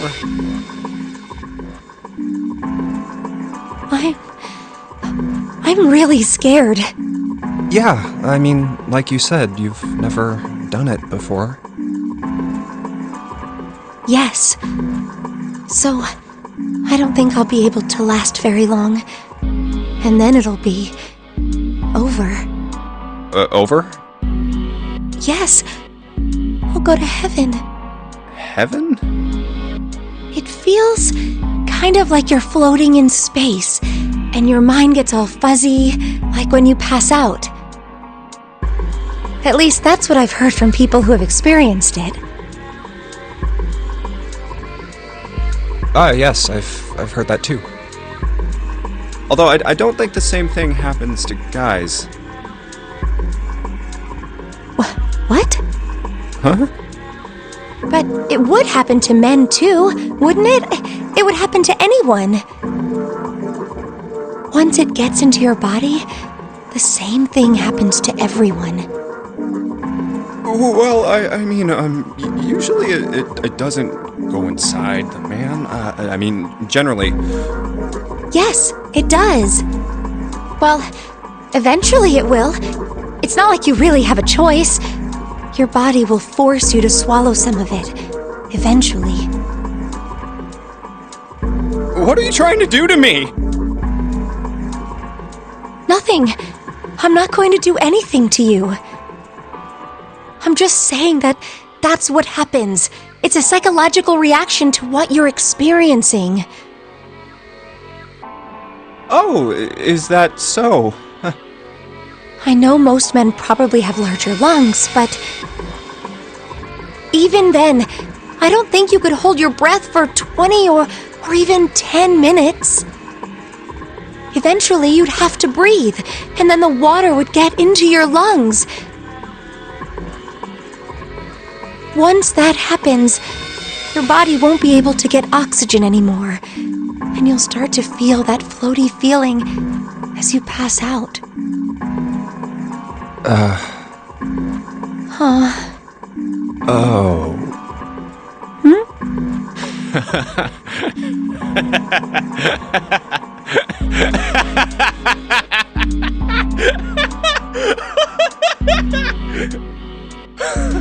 Yeah, you're right. You wouldn't last very long. See? Come to think of it, the lower floor, D-deck, is completely underwater. An elevator heading to a submerged floor. That is pretty scary. Hey, wait a minute. This elevator came up from somewhere under us, right? Well, yes, I guess it did. It didn't open right away after you pressed the button. There was a motor noise like it was moving, and then it opened. Yeah, exactly. Yes. So, take a look inside. It's not wet at all, is it? The walls and even the floor are totally dry. Oh, you're right. They are. Well, let's test it. Test it? Yeah, watch this. Now, I'll just put one foot inside the elevator and look over at the buttons. Oh, there's only two. E and C. All right, I'll push E.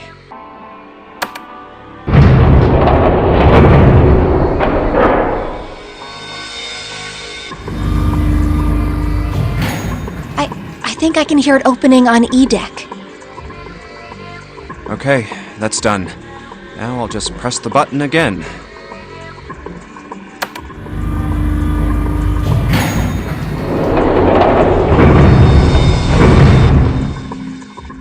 Yep, not a single drop of water to be seen. See? What does that mean? How can E deck be safe if the D deck is full of water? Well, here's what I think. The elevator shaft and E deck must be watertight and separated from wherever the ship's been punctured. Here, let me show you.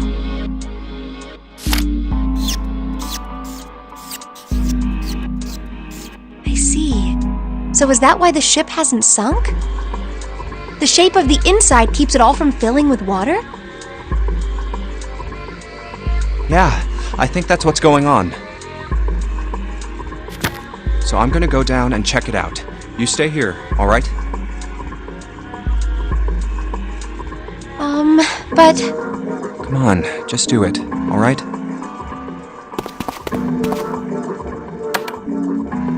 I'm coming with you!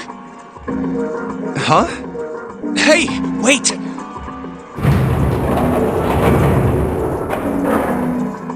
Ah, crap. It closed! I can't just let you go alone, you know. Ah, jeez.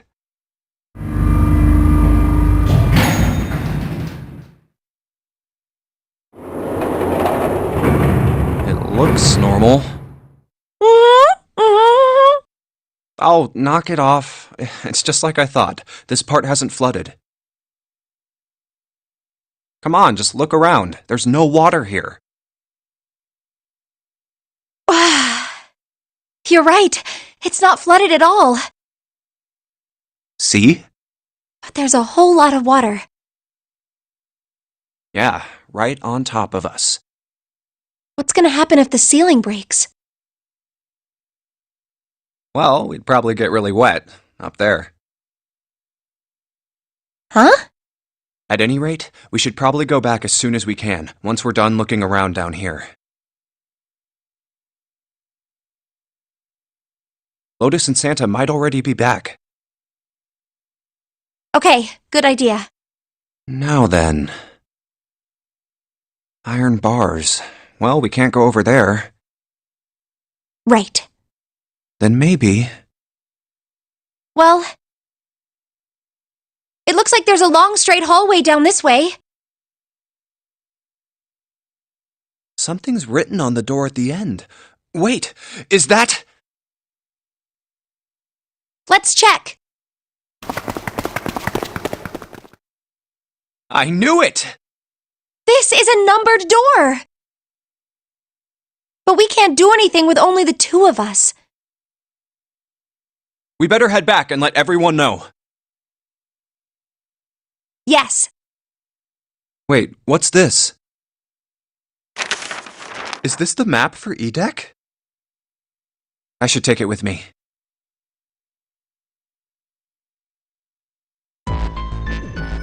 Huh, so you guys found door 1. So now we've located 2 new doors, the 6th door and the 1 door. You know, it is interesting that E-Deck wasn't flooded. Well, we don't really know if all of E-Deck is safe. We only checked the area around the elevator. Even so, it's still very interesting. You said the 6th door was there, right? Yes. Then that means Zero planned all this out, even the sinking. That would have meant some pretty serious remodeling of the ship's interior. It's pretty mind-blowing when you think about it. Yeah, I wonder how long it took. I can't even imagine how much it must have cost. It would have been a ton, that's for sure. Well, that does go along with what Ace was saying. The most reasonable explanation would be that this was done by some organization with access to a whole lot of cash. Yes, it does make sense.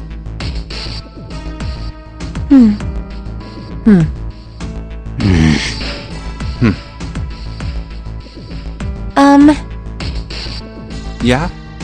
I don't think it's a very good idea to stay here. Yeah, you're right. Ace and his team might be back already. Well, Junpei and I should be able to open door 1. Huh? You guys leaving me behind? Just kidding. All right, let's go.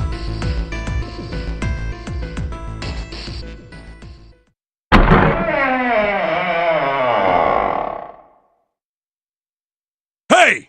Where the hell did you guys go? 7?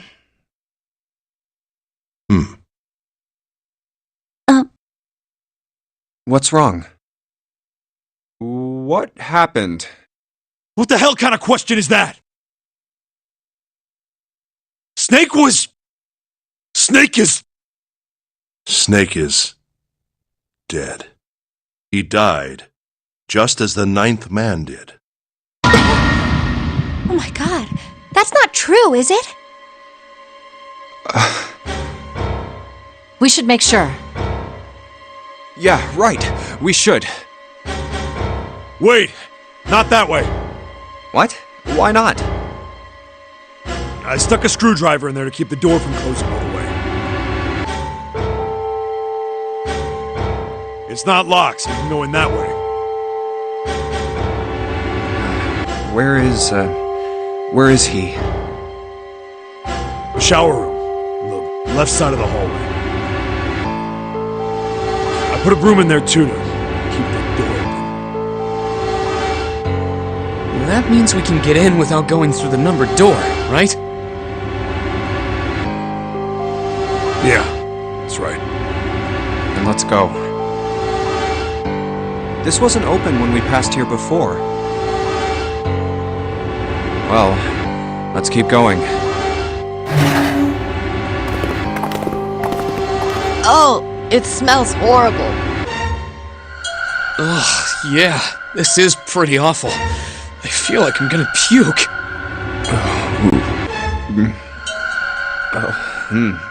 Where is he? Where's Snake? There. June, you should stay here. But... Please, just do me a favor, okay? Alright? I'm going in.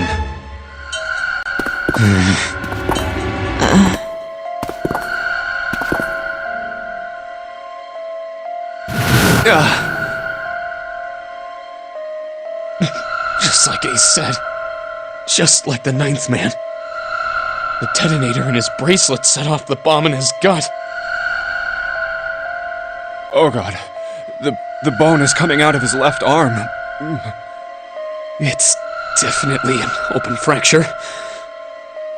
Oh, the face. It's horrible. Yeah, you can't even tell who it is. But the clothes are... No mistake about it. It's Snake.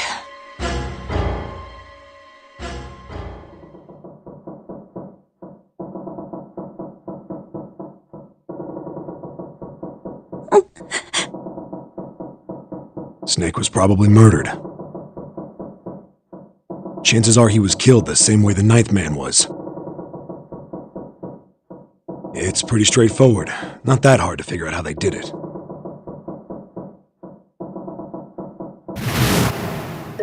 First, the killers got Snake to authenticate on the red to open door 3. Then they shoved him into it, alone, and waited 9 seconds for the door to shut. Once that door shut, it was all over for Snake, but he didn't give up. He probably knew it wouldn't do him any good, but he probably ran into the shower room looking for the dead. It was a small chance, but it wasn't like he had anything to lose. Unfortunately, it didn't work. The detonator is only deactivated if everybody who authenticated when they went in uses the dead. Snake was the only one who went through the door. And then, 81 seconds after he was shoved in, that happened. I see. So that's what you meant by killers, huh? You need at least 3 people to open one of the numbered doors, including Snake. It wouldn't open for Snake and a single killer. Yeah. That means we're looking at multiple perps here. Well, just in case, I want to make sure. Let's say you're right. When do you think Snake was killed? When we all split up to look for the parts for the Reds, I think. Right after that was when we noticed he was gone. Then that means none of us have alibis. We were all off searching the rooms we'd been assigned, looking for those parts. Yeah, that means anybody could be a killer. Wait a minute. What are you talking about? How can you say that so casually? You're implying that one of us is a killer. Well, not just one of us. If I'm right, then at least 2 of us are murderers. Why don't you calm down a bit, 7? What are you going to gain by being so suspicious? That's what Zero wants, you know? What Zero wants? Exactly. This game was set up by Zero, wasn't it? Any game has a winner and loser. Whoever makes it through door 9 is a winner, and those who don't are the losers. Zero is trying to make us fight against one another for that victory. Then you're saying that Zero is trying to split us up by making us fight each other? Yes. That is why we can't let ourselves fall prey to suspicion. We have to trust one another and form a strong bond of friendship. Otherwise, we'll end up ensnared by Zero's manipulations. Then does that mean that the person who killed Snake... Yes. Almost certainly Zero himself. If there's anyone we should doubt, it should be Zero.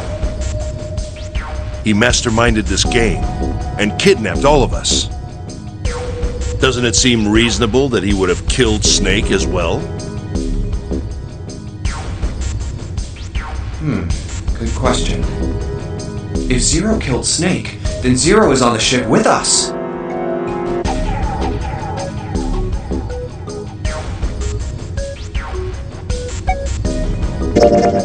But I don't... Where could Zero be hiding?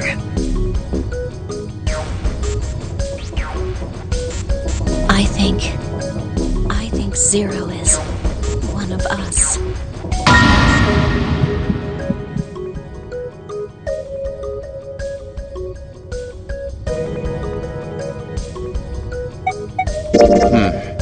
Well, that's possible.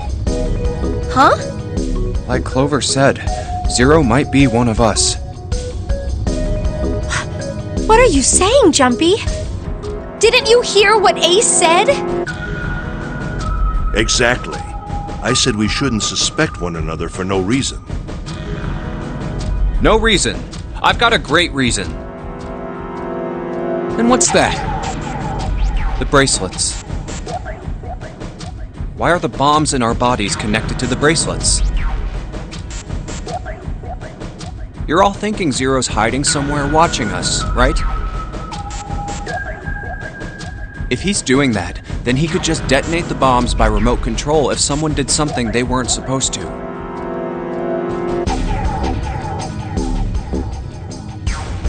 It would be a lot more precise and a lot easier.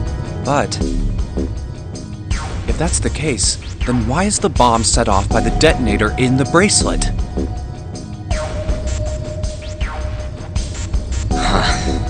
You got a point. I'm not done. Try applying the same ideas to the nonary game. All of the puzzles here run all by themselves. In other words, Zero doesn't have to be controlling them for the game to move forward. Why's that? Why would Zero bother to do something like that? So let's say you and Clover are right. Zero's one of us. If that's the case, then it'd be really hard for him to keep track of all of us or control anything remotely. That's why all the puzzles run by themselves. That's what you're getting at, right? Yeah. 7, when we were talking earlier, you said any one of us could be Snake's killer, right? Yeah, something like that. Alright then. I've got a question for you, Ace. You said something like Zero must be the one who killed Snake, right? Yes, something like that. I can't think of any other explanation. So what do we get if we combine those? They fit together pretty well, I think. Something like this. Whoever killed Snake is Zero. Hence, Zero is one of us. 7 and Ace's theories aren't mutually exclusive. They actually complement each other pretty well. At least they do if Zero is one of us. What were his motives? His motives? Yes, isn't that pretty important? Why would Zero want to hide as one of us? Oh, well, that's because, I don't know. Well, so much for making a persuasive argument, Junpei. In other words, you only had circumstantial evidence. I don't really think that's enough to go on, you know? Ah.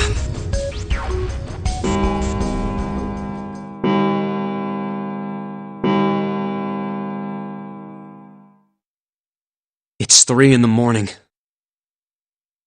That means we have 3 hours left. Then we need to move now. 7, Clover, Junpei, I know how you feel, but you do understand that right now it's important we trust one another, don't you? You're right, but... We must go. We have very little time left. Our next destination is Mercury. Maybe you and June should check it out first and then report back to us. All right, let's go, June. Right. Here it is. The Mercury card reader. We're using the card 7 gave us, right? Yeah. I found it when we were checking out the shower room. I think 7 said something like that. Anyway, let's see what happens. I guess the elevator works now. Jumpy, I know it's only the 2 of us, but let's do our best. What's with you all of a sudden? Well, I'm happy we were put together. You know it's just for searching E-Deck, right? Even so, I'm glad I'm with you.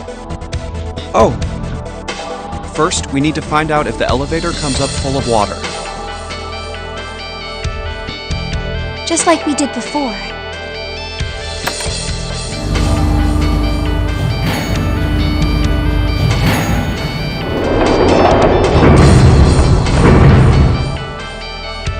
Oh, here it is. I knew it. It's not wet at all. Let's go. Yes. Look! Nearly all of the buttons are destroyed. Yeah, only the seat and bottom button can be pushed. We're on C deck right now, so the only one we can choose is bottom. Yeah. Well, let's try it out.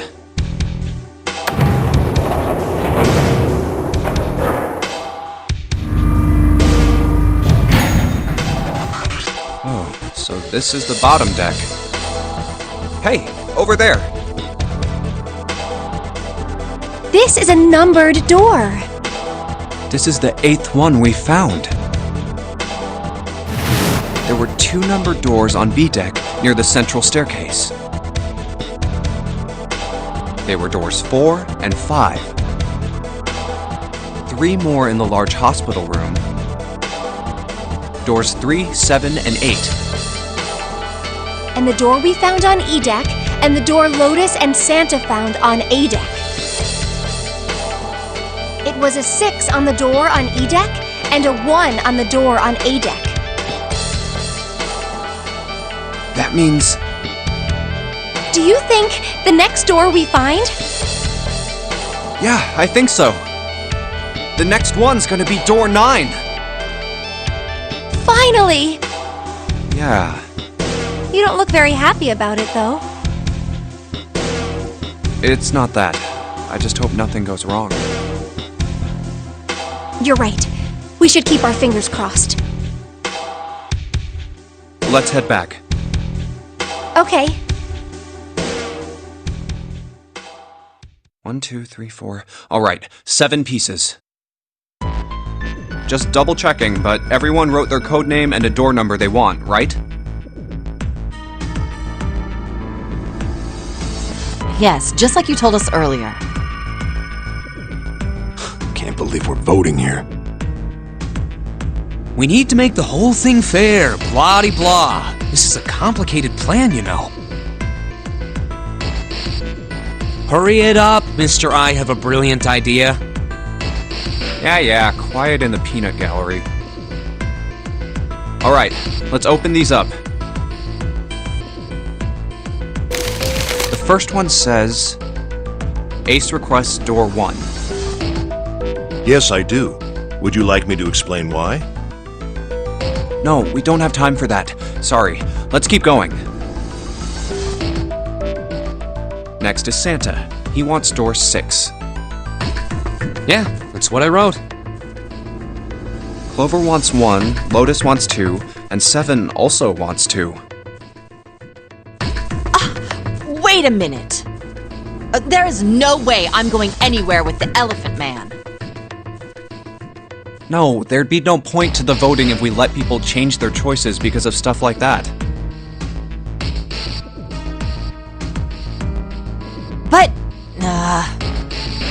Just give it up, Lotus. It's not like I want to hang out with some exhibitionist grandma. I am not an exhibitionist. I'm wearing clothes. Barely.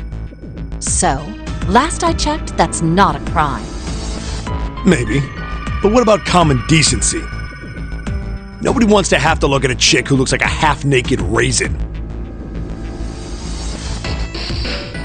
Oh, I'm gonna kill you! Oh, not good. Let go! Let go of me! I'm killing him! Junpei, read the rest. Right. June wants door 6. Yes, I don't really have a reason. I just felt like it. So this was everyone's vote. Ace and Clover requested door 1. 7 and Lotus requested door 2. Santa and June requested door 6. Then the door I should choose is... Okay, the last one is mine. I want to go through... My choice is door 1. Hey, wait a minute there. You cheating? Cheating? I'm asking if you changed your number after you heard what doors we wanted. How could I do that? I wrote it down on the paper earlier. Let me see that. Sure, here. I had 3 pieces of paper ready. And I put the one with door 6 on it into the pot. I just needed to make sure I drew last. After I saw everyone else's result, I just chose whatever door I wanted. If the number I'd already put in matched, then I didn't have to switch the paper out. Well, what does it say? You got lucky. Very well. We've decided who will go through door 1. It will be Clover, Junpei, and myself. Our only problem is the 2 remaining teams. June and I want door 6. Lotus and I want door 2. That's not good. We can't open either of those doors with only 2 people.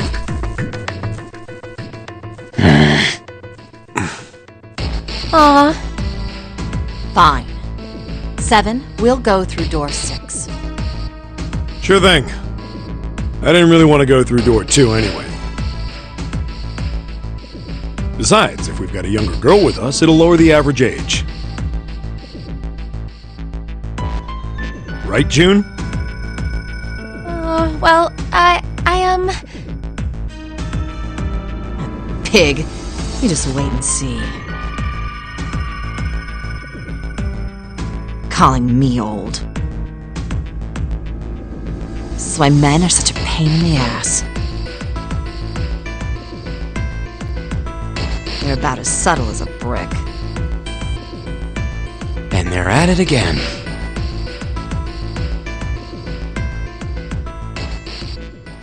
I'll see you later, June. Jumpy. Don't make that face. It'll be like what 7 said. We aren't going to be split up permanently till we find door 9. We might get separated for a little while, but we'll see each other again. Otherwise, we won't be able to open door 9. That's how the notary game works. It'll be fine. I'll see you soon. All right. See you later. Here's A deck. It was the door on the left, right?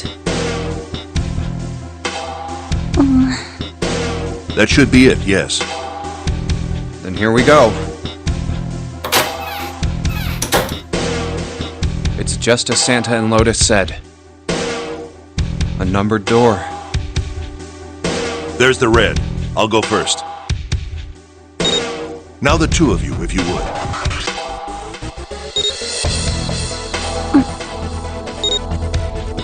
Now. Are you ready? Shall I pull it? Yeah, anytime. Very well then. Let's go. 3, 2, 1.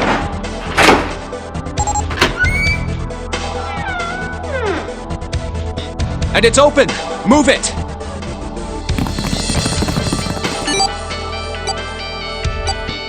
Where is it? There it is! Over there!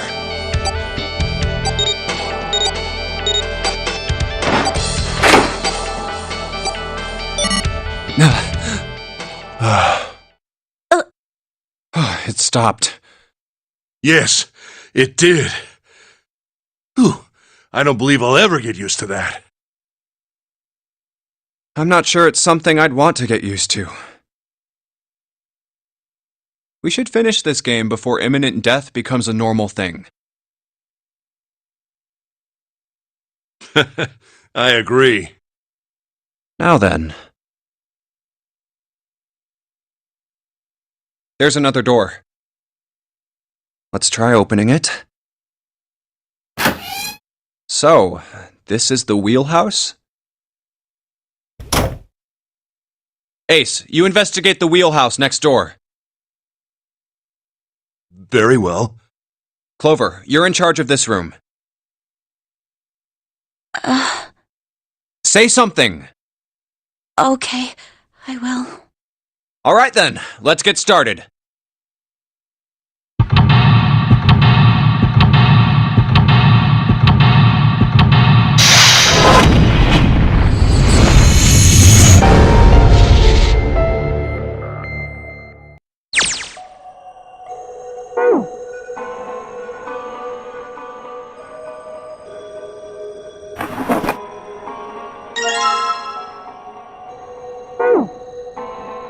Oh, pocket watch. Might I take a look at it?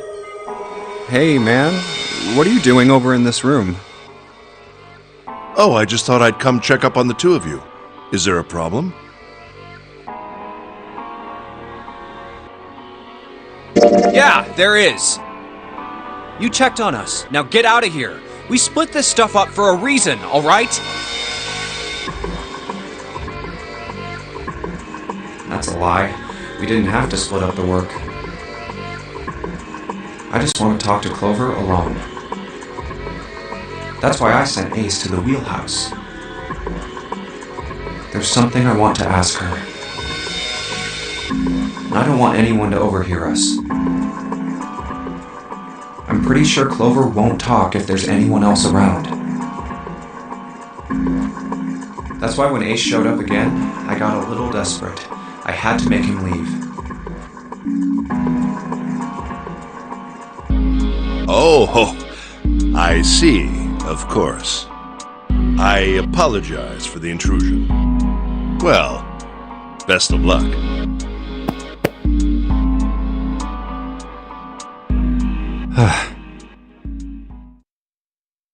What was that about? Why are you looking at me like that? Oh, no, it's not like that. What's it like then? I just wanted to hear the rest of that story. I didn't get a chance to ask you about it until now. What story? About the experiment, remember? The one you started to tell me in the operating room? You said something about an experiment that happened here 9 years ago. I'm sorry, but I don't want to talk about that right now. I'm just not in the mood, okay?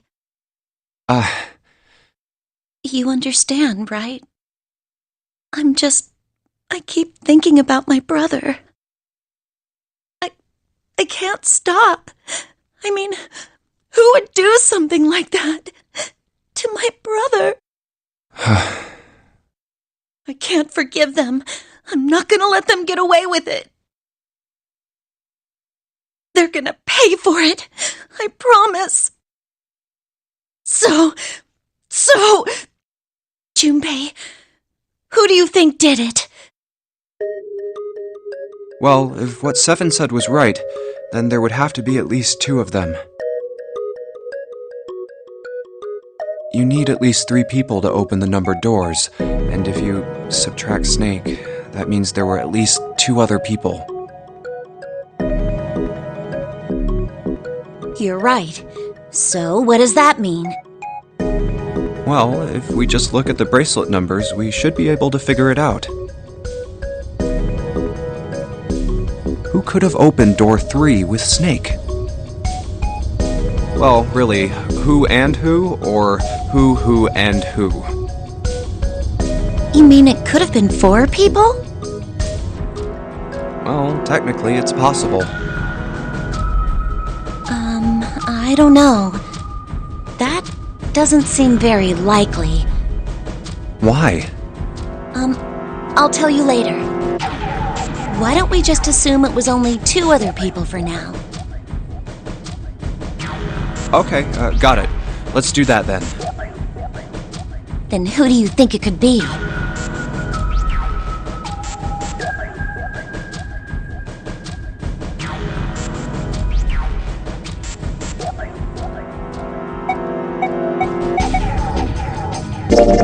Would it be Santa and 7? The digital route for Snake, Santa, and 7 is... 3! Wait, hold on. Are Santa and 7 the killers? What's wrong? Well, I thought about it, and... That's what I thought. Santa and 7. If it was 2 people, then that's the only combination that works. Hey, wait a minute there. Don't you think it's a little too early to be jumping to conclusions? Well, all I said is that those 2 would have been able to open door 3 with your brother. There might be other possibilities. Well, what other possibilities? Are you saying you think that it was 3 or 4 people? I really don't think that's likely. Why not? Can I borrow your pen and paper? Yeah, here.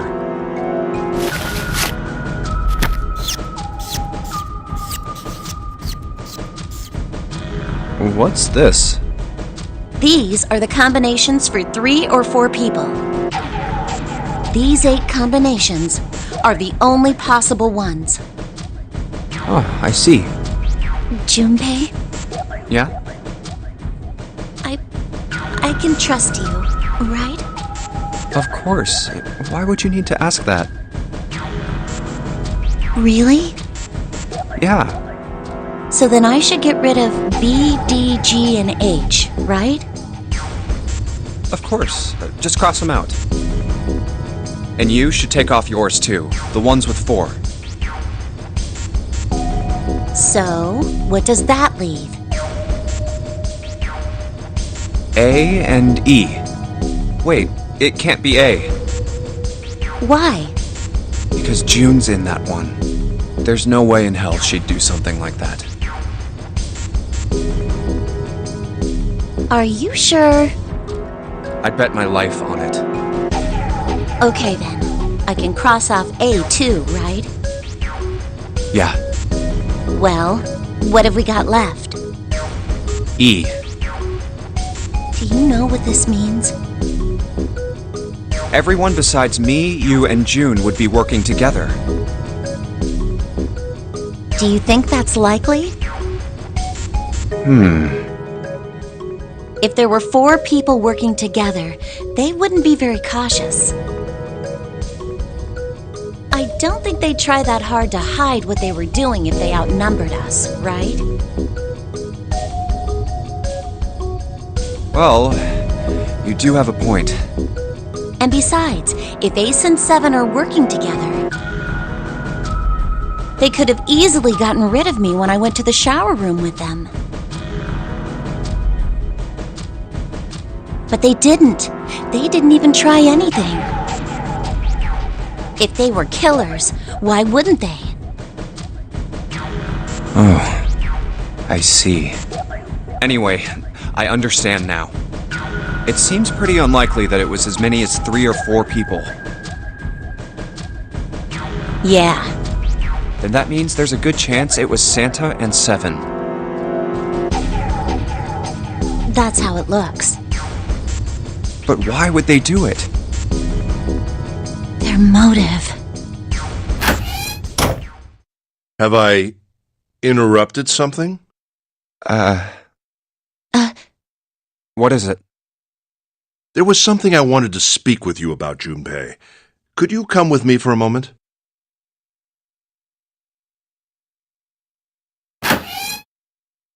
Go ahead. Okay. What did you want to talk about? There was something I wanted to check. Yeah? What's that? If you'll excuse me. Hey! What the hell are you doing? I'm just checking. No! Stop!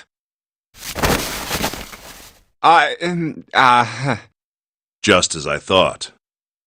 What exactly are these pieces of paper hiding in your pocket? You switched them, didn't you, when we voted? Well, I can't say that I care. I managed to get through the numbered door I wanted, despite your mischief. Then, why did you... Oh, simple curiosity. I hope you won't think ill of me for it.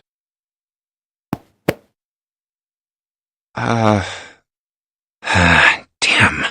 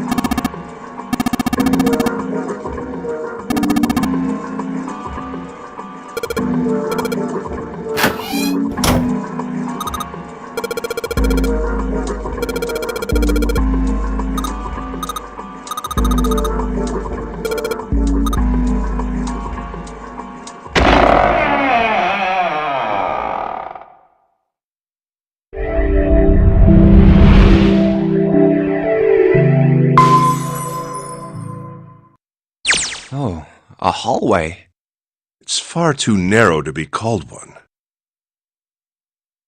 This seems to be the only route. Yeah, let's go. Wow. Well, these machines are weird. I've never seen any of them before. Huh? Wait, this one is... Ah, yes. A telegraph key. These were used to transmit Morse code a long time ago. This must be the communication office. And that door? Captain's quarters. Huh. That's what it says. Then, do you think...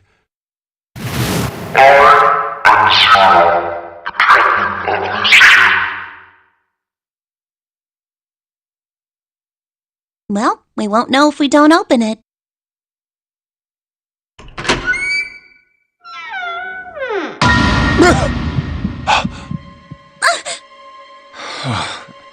Not again. Damn. No, wait. We didn't check his pulse yet. Maybe he's still alive. No pulse. Well, he's dead. Damn. If only we knew how it happened. These wounds. I wonder what killed him. It must have been this. These clothes. A captain. Does that mean this guy was Zero? Bracelet Zero. Junpei. It may be wise to find a way out of here first. Yeah, you're right.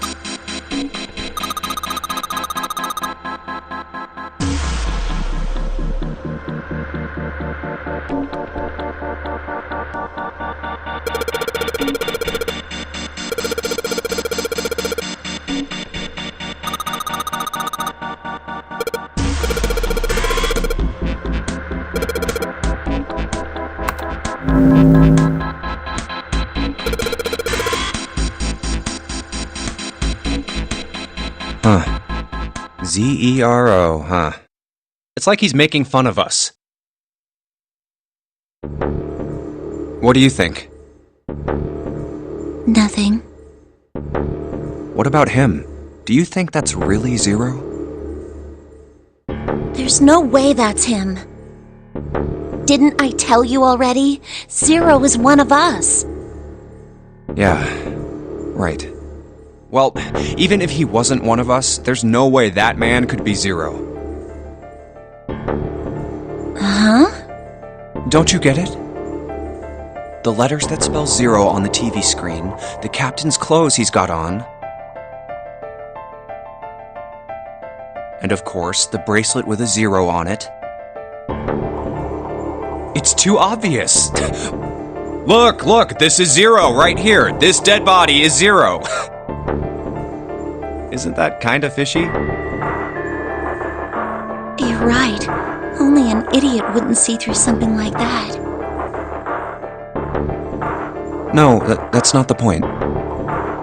So I'm not trying to make fun of them for thinking a trick like this would work. I'm sure they didn't think it would work, which makes me wonder. I think this is a challenge. A challenge from the person who's really behind all of this. He's making fun of us.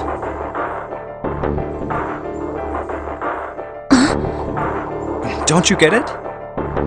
If whoever killed this guy really wanted us to think this corpse was Zero, they'd never have put a bracelet on him.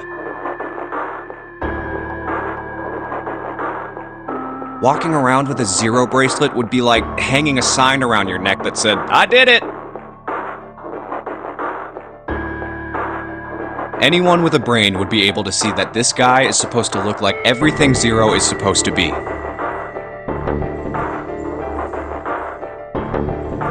Just like we did. The killer must have known we wouldn't think he was Zero and put the bracelet on him anyway. Do you know why? Why? Like I said, he's mocking us. Too bad, suckers, this isn't Zero. Where's the real me then? See if you can catch me. It's the same bad joke a lot of criminals like to play. They'll just sit back and watch people run in circles.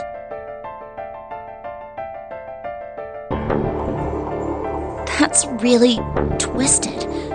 But it almost seems kind of childish. Yeah, you're right. It's really childish. It's like it's just a game to whoever this person is. That's what seems funny to me. Alright, let's get back to the point. Who killed this man? I don't know. And what's this guy's deal? Who is he? How would I know that? If I knew anything, I would have told you. You have no idea who he is. Why would I? We should check and see if he's got anything on him that might tell us who he is. Give me a hand here, Clover. Huh? We gotta flip him over. How else are we gonna search his pockets?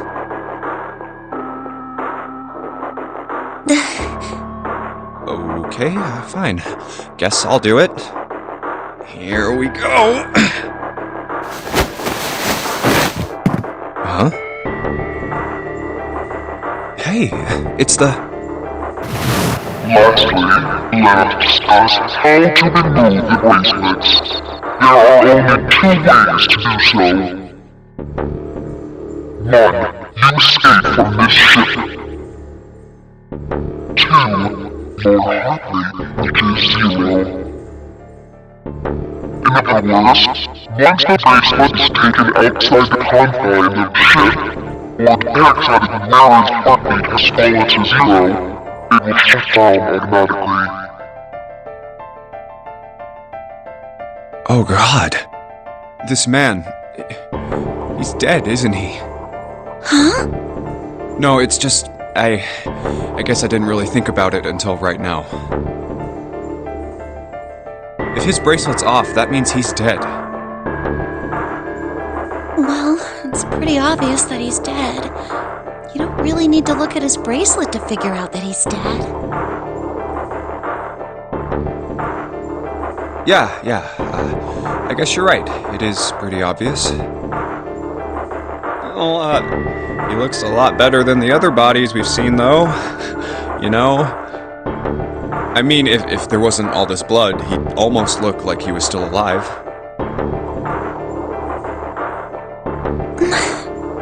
I mean, I know it's kind of a messed up thing to say, but he kinda has it better, you know?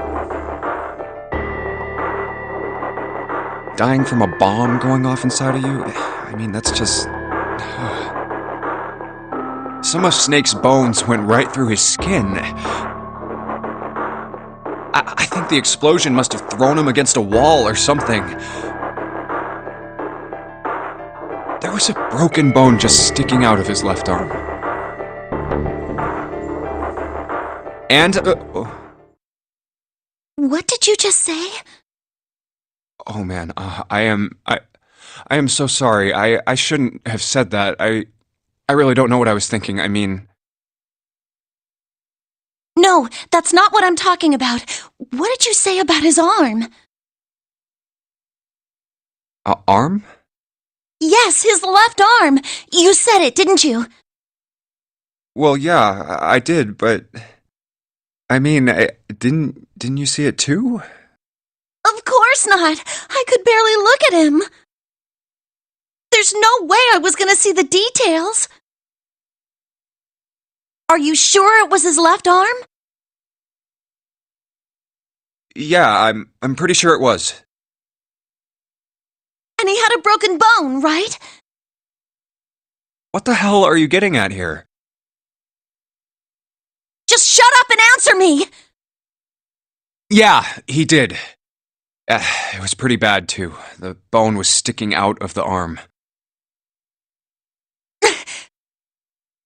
Clover? What's wrong? Look, I'm sorry if I said anything. Thank you. Huh? What are you... Thank you so much, Junpei.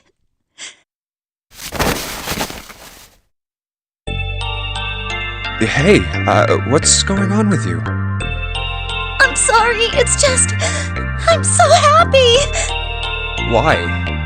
The body in the shower room, it isn't his! It isn't my brother! Huh? It's not Snake! Why on earth would you think that? Because his left arm is... I'm sorry. I really shouldn't be talking about this. But he's still alive. I'm so happy. I'm so glad. Junpei, you were right. Huh? No matter what happens, you can never lose hope. You have to remember what's most important, and that's to have faith and to have love. If you can remember all of those, that'll bring you good luck. That's... I only made it here because you gave me this. I was suspicious of everybody, and I was angry and miserable. But because I had this 4-leaf clover, because of what you said to me, Yeah. Thank you so much, Junpei. Oh, if you really want to thank somebody, you should be thanking Santa. Santa? Why? Well, he was the one who gave me that thing. And the words for each leaf, I got that from him too. Oh.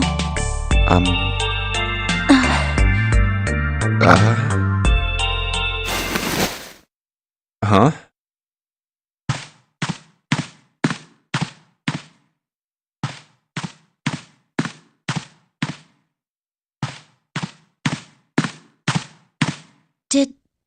Did Santa really tell you those things? Yeah, he did. Did I, say something wrong? Oh no, not at all. In fact, this could be really good news, I think. You think? Santa knew about the words and the clover. The only people who should know about that are the other subjects. Subjects? The other people who were in the experiment 9 years ago, with my brother and me. But he's blind, and I was part of the Nevada test group. So neither of us would be able to recognize the faces of the people who were on this boat. Whoa, okay, time out. Let's just calm down for a second, okay? Start from the top. Don't start with the end and then jump to the middle. You gotta start with 1 and then move to 2 and 3 and 4 and so on. If you don't tell me stuff in the right order, I'm never gonna be able to figure it out. Okay. Alright, let's start with this experiment. What happened on this boat 9 years ago? Do you know about morphogenetic fields? Morphogenetic fields. All right, how about this? Theory of the telepathic mechanism. I think Lotus mentioned something like that. Telepathy, huh? Well, that's not really it, but I suppose it's similar. So they were testing telepathy on this ship?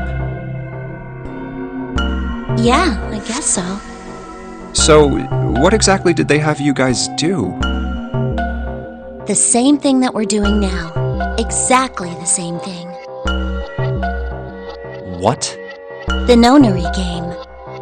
9 people were put on this boat, and 9 others were put in the building in Nevada, and the game started.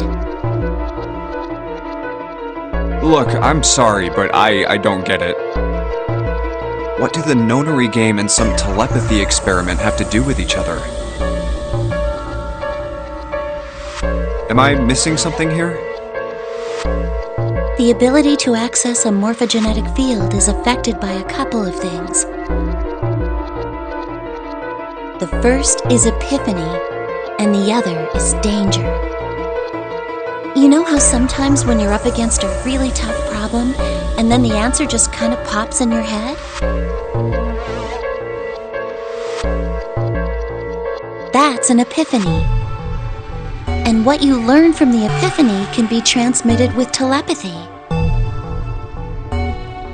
When you add danger to that equation, then it gets easier to transmit that information over telepathy. So you're saying the nonary game was supposed to introduce that element of danger? Yeah, but it couldn't be just any old danger. It had to be life and death. It had to be life and death. And someone did actually die. A girl. Huh. She was on the boat with my brother. I was in Nevada. I never met her, but I did hear her name. Her name was... Oh, my apologies. I seem to have disturbed you. Ace! You two must have strong stomachs.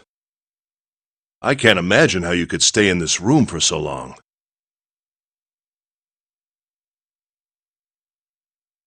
At any rate, Junpei, would you be so kind as to come and help me with something?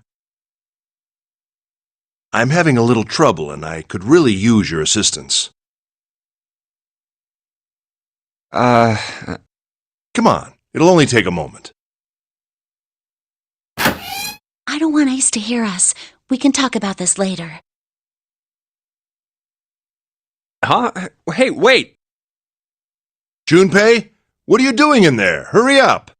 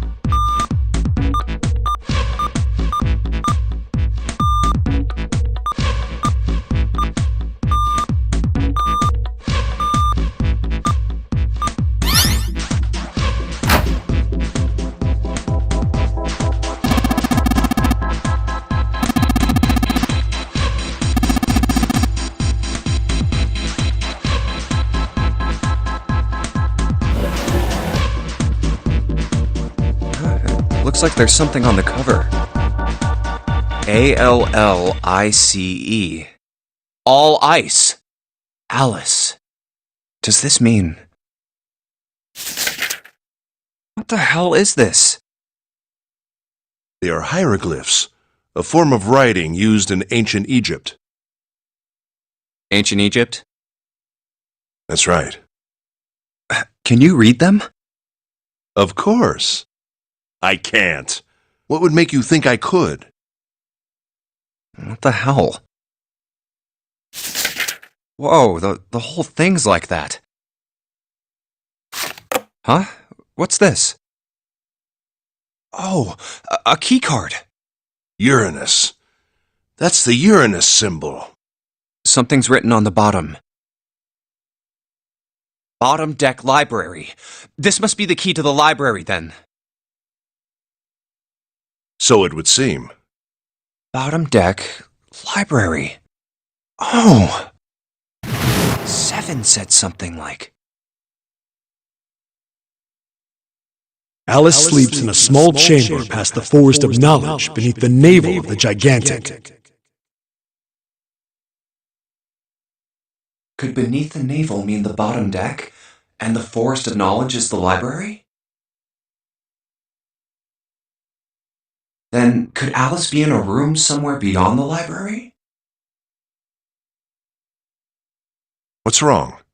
Something on your mind? Yeah. I just remembered something. Is that so? What about? Well, don't laugh, okay? The Egyptian priestess and Ice 9. Interesting. And the woman who wouldn't melt, who was recovered from the Titanic disaster? They called her All Ice, which eventually turned into Alice. And she was purchased by an English millionaire who called himself Lord Gordain. According to 7, this ship is where he hid Alice. And you think that he hid her in a small room, beyond the library on the bottom deck? Yeah. Well, I mean, it is just a theory. Junpei, have you ever heard of the term CAS? Cass? It stands for Cells Alive System. It is an advanced technology for freezing and preserving organic matter. Put simply, it is a technique that allows one to freeze things without the formation of ice crystals. Normally, if you freeze something fresh, water within its cells expands as it crystallizes, damaging the cell membrane. CAS, however, works differently. The object to be frozen is supercooled using magnetic fields, and then frozen instantly and uniformly, giving ice crystals no time to form. It was originally developed for the preservation of food, as an alternative to the normal freezing process. Now, however, there are rumors that it can be used for other things. What do you mean, other things? Well, there are obvious medical uses, but perhaps also space travel. Space travel? Are you serious? Surely you've heard of suspended animation, cryogenic freezing? It's a fairly common idea in science fiction books and films. People are sometimes frozen for especially lengthy journeys through space. Whoa, wait a minute there. Are you saying that Alice was frozen using that CAS thing? Well, I'm sure the possibility is quite low, but it is a possibility. If this special ice you call Ice 9 does indeed exist, and CAS were used to freeze her into that sort of ice instantaneously. You think she could be alive? Well, I can't say for sure, of course. I'm only talking about possibilities. The melting point for Ice 9 is 96 degrees, right? If she were put somewhere where she could reach that temperature... That's nuts! Are you really saying she could have defrosted and started walking about? You're quite right. It does sound unbelievable. But if she had, then we would have an explanation for the man we found dead on the floor. You mean the guy dressed like a captain? Yes.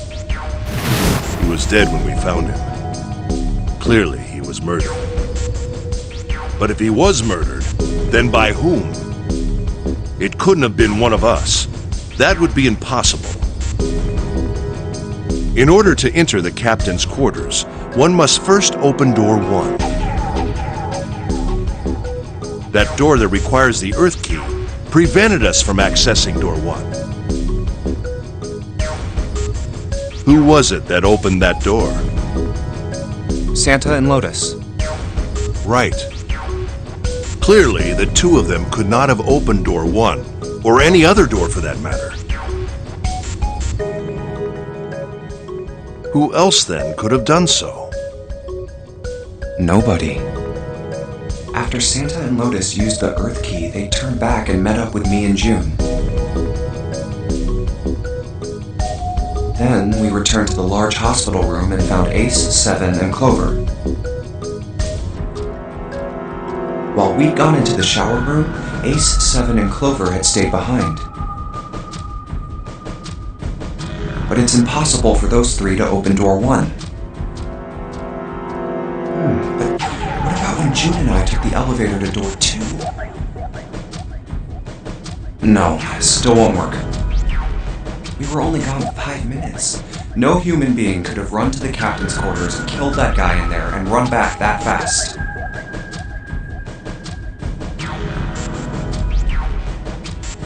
It would be impossible for any of us to be the murderer. That being the case, who could have killed him? Wouldn't it make sense if his killer was someone who had been in the ship for some time?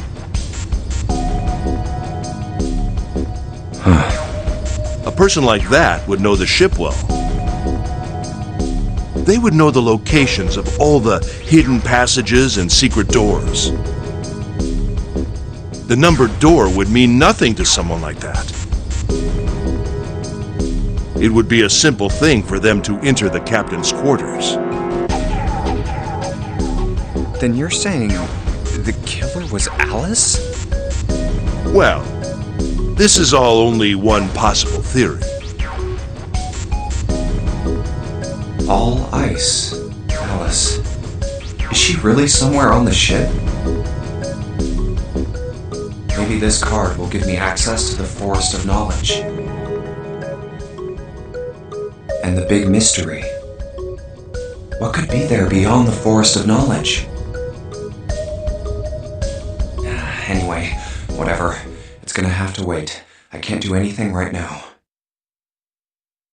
I'll come back to this later.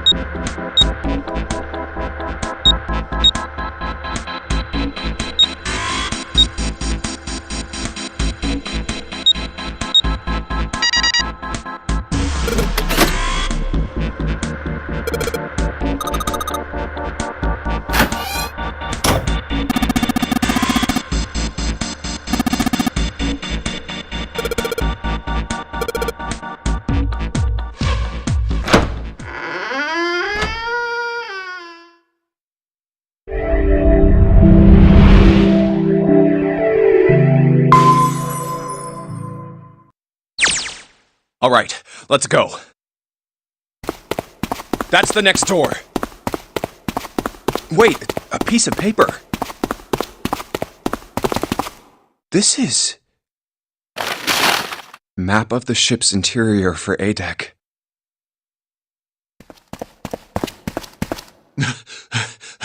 What's wrong? I found a map for this floor. I see. Well, that was anticlimactic. I should keep this, though. Hey, where's Clover? Damn it, what the hell is she up to? Clover! Huh? What the hell are you doing? Nothing. What do you mean, nothing? What the hell is that? What? You've got something in your pocket. What is it? Oh, this? This is... a note. A note? Yeah, I found it in the pocket of the guy with the captain's clothes.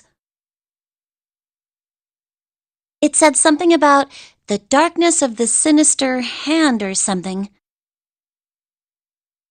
What the hell? Let me see it.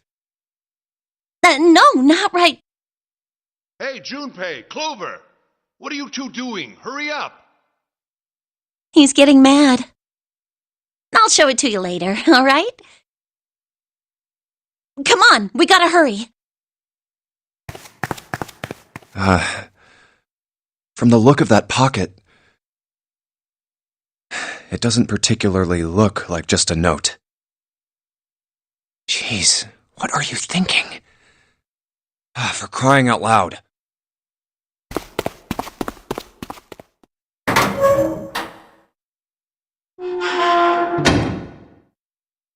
The big stairs. So this is where it ends up. Just like it says on the map. Ace, did he head down? Oh, there he is. Look, the 4 others are there too. Really? Let's join them. Jumpy, Clover! What's up? We found it! Found what? We found it! What did you find? The last door! We found door 9! What? Come on! Just follow us! We'll explain on the way! Okay. Well, if that's the case... Wait for me. We should get going as well. Jumpy! We finally made it! Yeah, it's finally time. We've reached the end. Something's bothering me. Only 3 to 5 people can go through the numbered door. 7 of us are on our way to door 9. That means that, best case scenario, there will be 2 of us who have to stay behind. 2 people. Is there a way? 4:30. We've only got 90 minutes left. I've got no time to wonder about it now. Hey, Junpei! June! What the hell are you two doing? Hurry it up! Let's go, Jumpy! Yeah.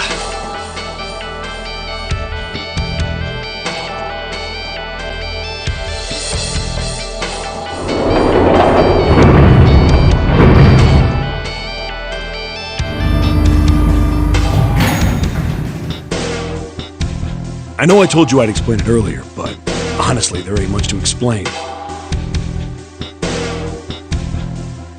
After we split off from you guys, the 4 of us got into the elevator on the left, and that took us to the other side of the grate.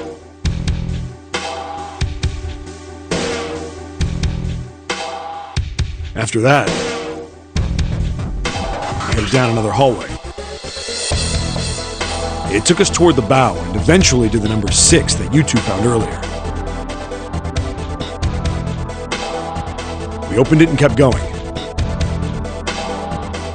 There was another locked door behind it, like usual, but this time we had to complete 2 different areas before we could unlock it.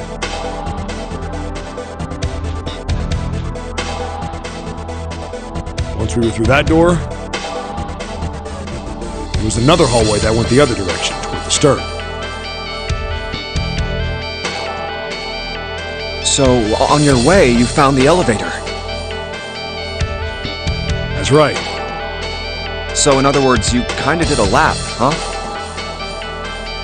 You came from that side to this side. Yeah. So, where's the number 9 door?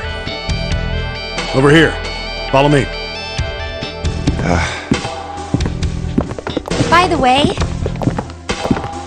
you know, it's because of Santa that we're all here right now. Huh? That all 7 of us are going to door 9. What? You don't get it? Santa, 7, and Lotus. What's their digital route? 9. It's 9. That's right. They could have just left me behind and kept going if they'd wanted to. But they didn't. Yes, because Santa wouldn't let them. He said, we can't leave June and the others behind. That's why we went looking for you guys. And then you got on the elevator and went back to the central staircase. That's right. Well, I wouldn't have called that one. That Santa would be the one to stick up for you.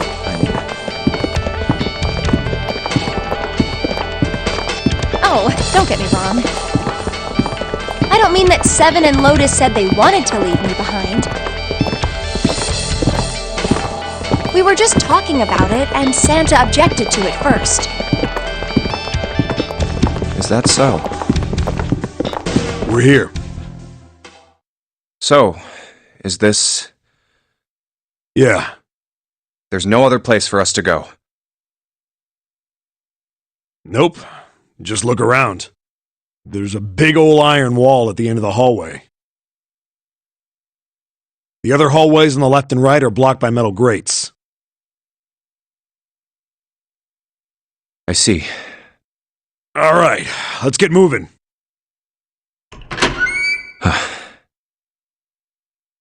Oh. No way.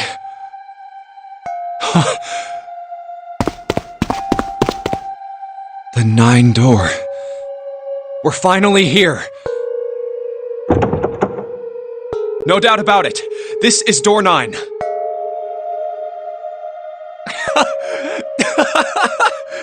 Oh, finally! This is the last. Junpei, look behind you. Behind? What? Why? A door and a 9. There's another one? Hey, what the hell? What the hell is going on here? There's a red there too! That means... And of course it won't open. But why? Why the hell are there 2 doors? Do you think perhaps one is the right door and the other is the wrong one? I don't know about that. It seems unlikely. What makes you say so? Well, think about all the rooms we've been through so far. They're full of puzzles, but there are always hints about how to solve them. I'm pretty sure there aren't any rooms where we just had to go with our best guess and leave it to instinct to solve the puzzle.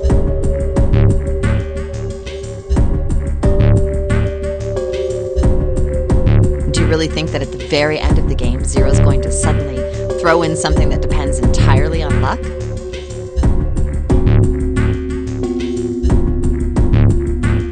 Then you're saying there's some sort of hint in this room? No, I don't think there's a hint anywhere in here. I searched it very well when I was in here before. I didn't find anything that might have been a hint, though.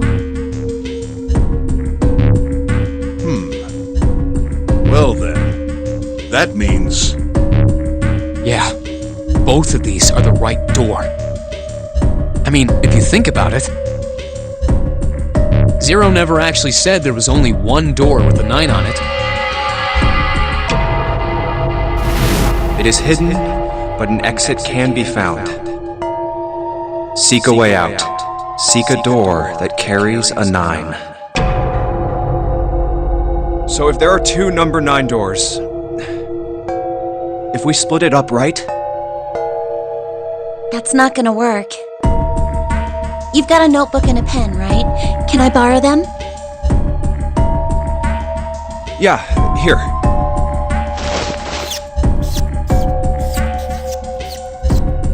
Look at this.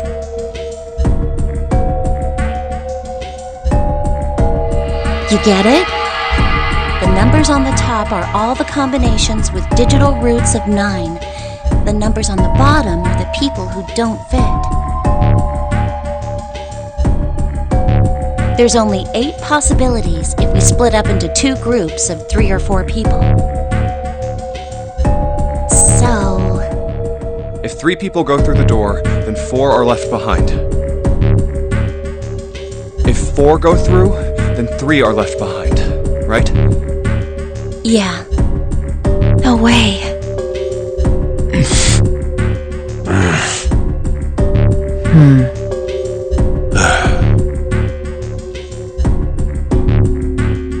Come to think of it,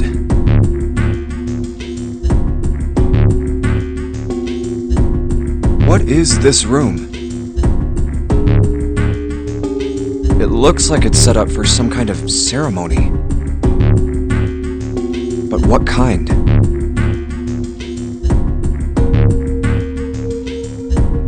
Is that an altar?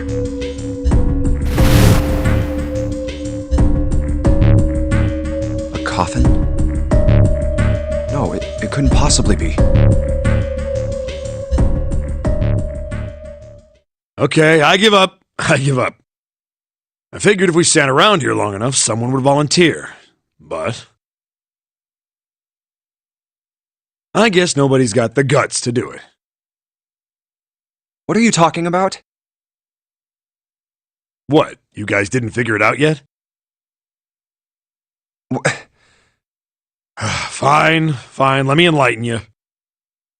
Clover was mostly right with her little explanation earlier, but she missed something. She wasn't really wrong, she just... screw it! Let me just write it out.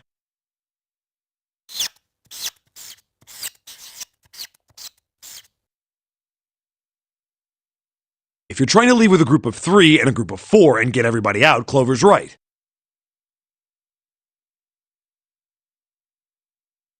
But there's another way. Only one combination, though. If you split us up into groups of 3, 3, and 1, you can make this combination. Wait, this means... Don't get me wrong here. I'm not trying to copy Ace or anything like that. Even if he hadn't been the hero back in the big hospital room, I'd still be saying the same thing.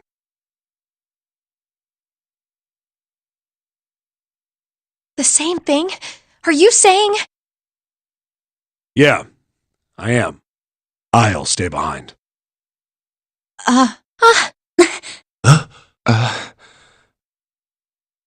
Why are you acting so heroic all of a sudden? Are you some kind of idiot? No, I'm completely against this. I'll be goddamned if I'm gonna have to owe you for getting out of here. I'm against it too. I didn't want to leave Ace behind, and I don't want to leave you either. I don't like that idea. There's gotta be other options. I disagree as well. I can't say I care much for you being the hero.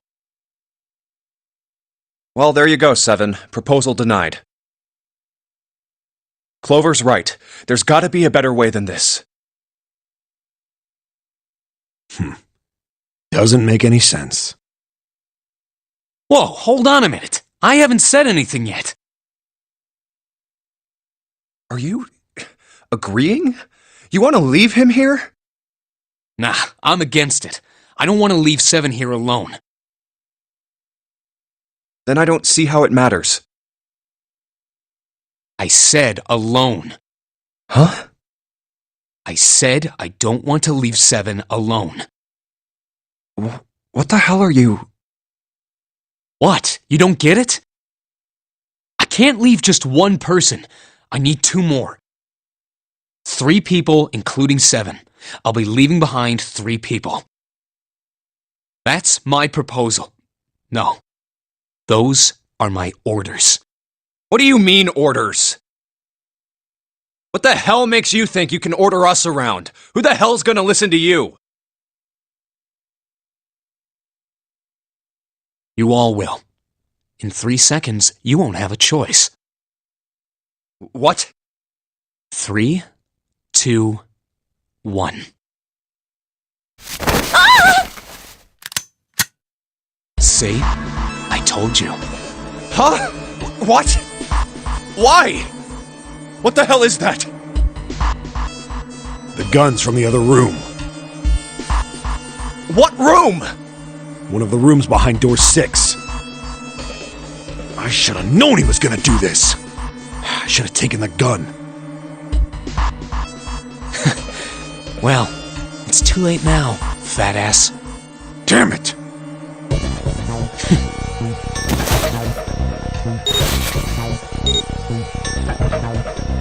Now, time for you to start following my orders. Ace, Lotus, congratulations! I've chosen you to come with me. Put your hands in the red. Hey, you deaf? I gave you an order. Right, fine. I didn't want to waste any bullets, but you guys just don't get it.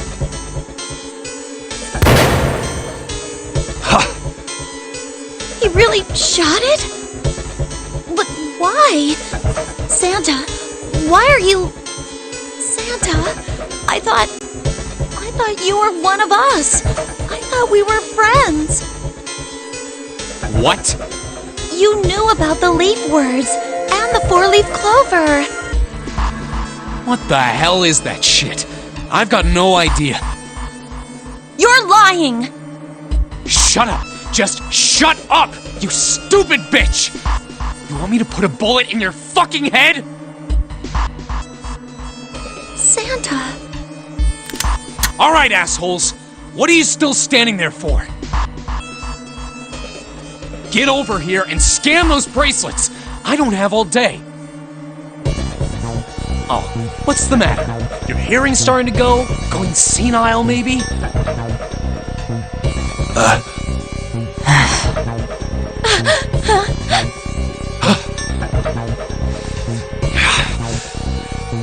That's it. It's the only way. Please, go. Huh? No way. Jumpy, what are you saying? If you stay here, you're going to be stuck, Jumpy. And so will Clover and 7. I know. But you don't need to worry about us. We'll figure something out. Right, 7? Right. You just leave it to us. It's gonna piss me off to do what Santa says, but... Don't worry about me either. There's still something I have to take care of. No! No! You can't! Ace! Lotus! Don't come over! Don't worry about me! Please! Please.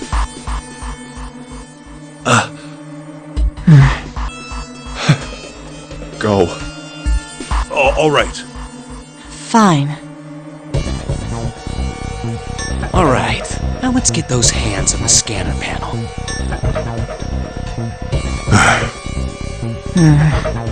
What's the holdup? What? You think I'm fucking around here? I don't give a shit about this girl. The red doesn't need a person, you know? All I I need is the bracelet. You get it? Good. Now put your fucking hands on the scanner. I'm not gonna say it again.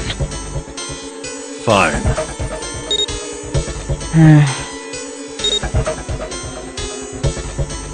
Good job. Now, Lotus, pull that lever. As soon as the door opens, you get your ass in there. Try anything stupid, and you know what happens, right? Damn it.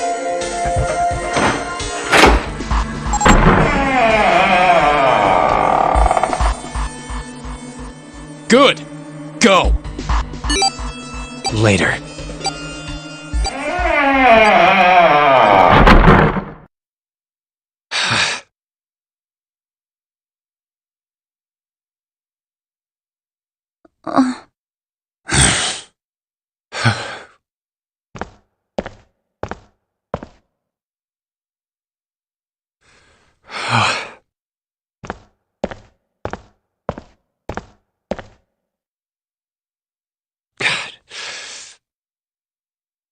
June. So, what do you want to do, Junpei? What do you mean, what do I want to do? What can we do?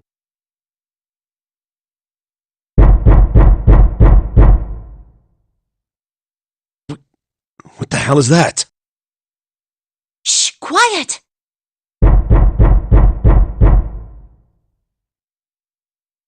Where is it coming from?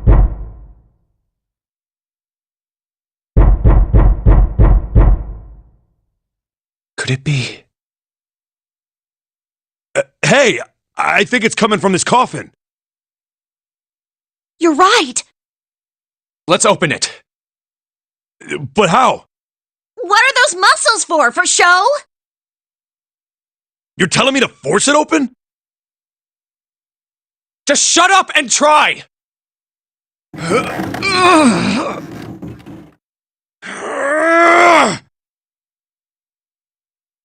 Damn it! Man, it won't even budge. Not another one. Yeah, looks like it. Do you think we have to put in the right password or it won't open? I think so. Whoever or whatever's inside this thing wants out, and now. I know that. But how? Without a passcode, I don't think there's much we can do. Isn't there a hint somewhere? Well, let's look for one.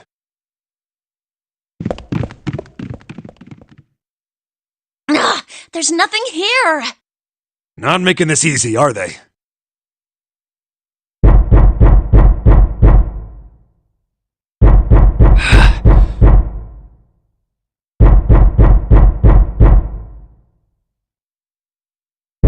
What's the passcode? What am I supposed to do? How can we figure it out? I need something.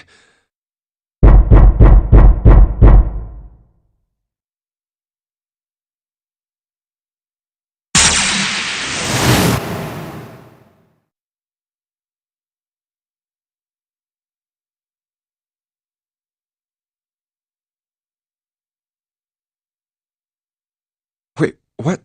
What the hell was that? That voice? Huh? What? What's up? Huh? Oh, nothing.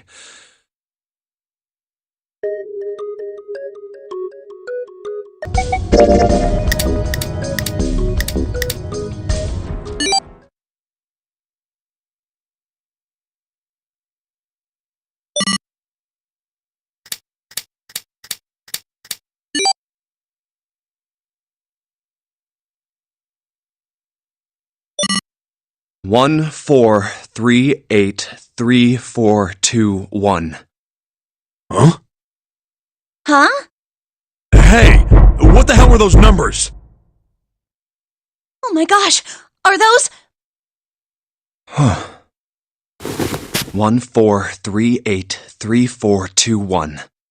1-4-3-8-3-4-2-1.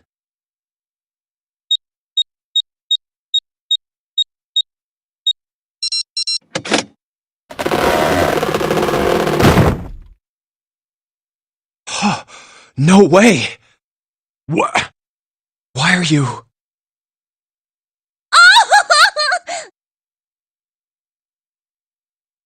Oh? Is that you, Clover? I apologize for worrying you. Snake!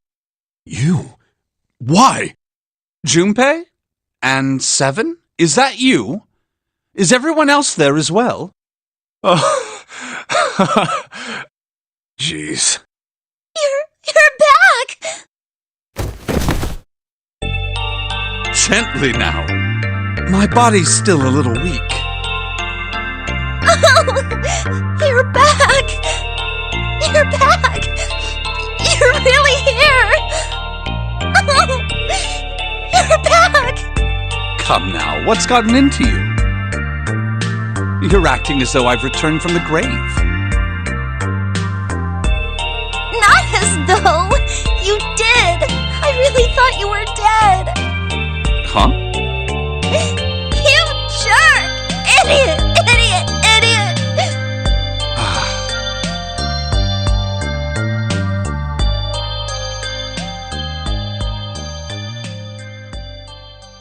I see. I believe I understand things rather well now, thank you. In the shower room, there is a dead body wearing my clothes. Because of that, you thought that I was dead, correct? Yeah. You also discovered a corpse in the captain's quarters, and Santa turned on you here, in this room. Do I have it straight? Well, the dead body in the captain's quarters is a surprise. Sorry, there wasn't a good time to tell you. Don't worry about it. Well then. I've got a pretty decent idea of what happened while I was indisposed, but it's still something of a mystery who did all this, and why. The corpse in the shower room that looked like me, and the corpse in the captain's quarters. Why were they killed in the way they were? You don't know? No. Why would I? The guy in the shower room. We don't know who he is, so let's just call him Mr. X. Anyway, this Mr. X is wearing Snake's clothes. But you're wearing some kind of weird robes. That means someone took your clothes and put them on Mr. X. We need to figure out who that was. I apologize, but I have no idea who might have done this to me. I only just now woke up. I was unconscious during all the events you just described to me. They must have undressed me and changed my clothes during that time. When were you knocked out? When we split up to look for the red. Where did they get you? Do you remember? It was a small room in one of the hallways on C deck. What happened? The same thing that happened to every one of us when we were abducted. A canister releasing some sort of gas was thrown into the room. I believe the gas is some sort of incapacitating agent. Then that means it was... Zero. Looks that way, huh? There's nothing else I have to tell you. When I woke up, I was in this coffin. Why? Why did Zero make Mr. X wear Snake's clothes? How would that benefit Zero? I don't get it. What the hell does any of it mean? And I have no idea how I got the passcode for the coffin either. Truth had gone, and truth had gone. Where did those words come from? Why did I feel compelled to push the buttons on the bracelet after hearing them?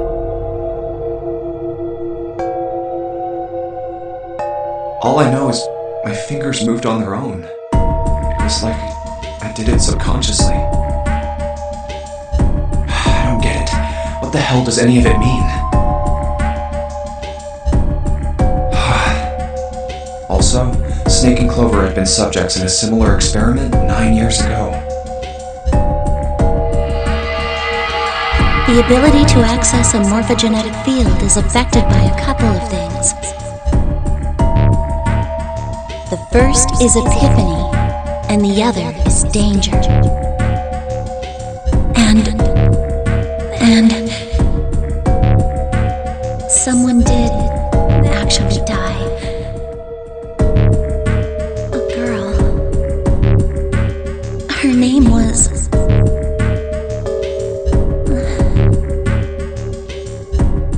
There had been another experiment conducted on this same ship 9 years ago, and a girl had died during it.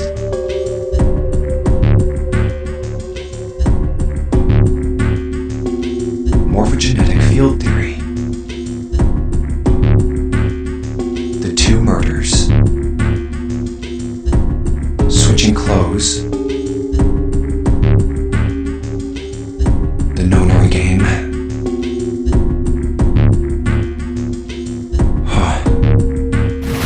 Zero. He's the ringleader. The person who trapped 9 of us on this sinking ship. Zero should know everything. If we can uncover Zero's identity, all of our questions will be answered.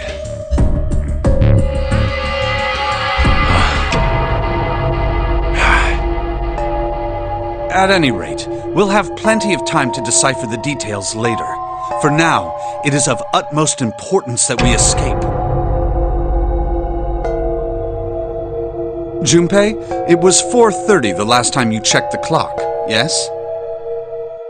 That means we have less than an hour. We must hurry. Hey, how are we gonna get out of here? Isn't that obvious? Through the other number 9 door. Oh yeah, you're right. With Snake, we can open the door. Don't tell me you hadn't figured that out. Come on, you gotta tell me these things. I, assumed you'd figured it out. Forget it, let's just get going.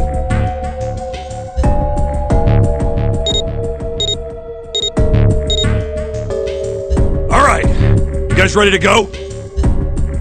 Yes. Yep. Not yet. Huh? Before we go in, I'd like to check something. You want to check something? Yeah, but before I do, 7, could you pull the lever? I want to make sure we can verify with just the 4 of us. What do you mean? We don't need... Just do it, alright? But if the door opens, don't go in yet, okay? Please, this is really important. I really need to check this, okay? Work with me here. Fine.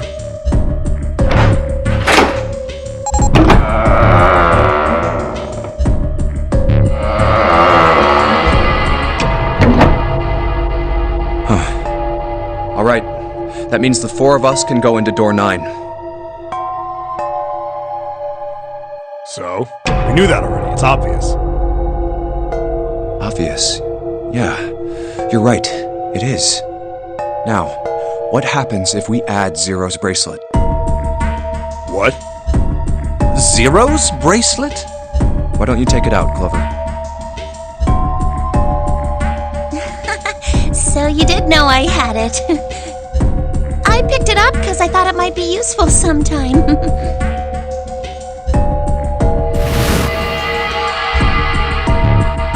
This was on the left hand of the corpse in the captain's quarters. If you look at it, you can see it's got a 0 on the face. Just to make this a little easier to talk about, I'm gonna call the guy we found dead in the captain's quarters, Cap.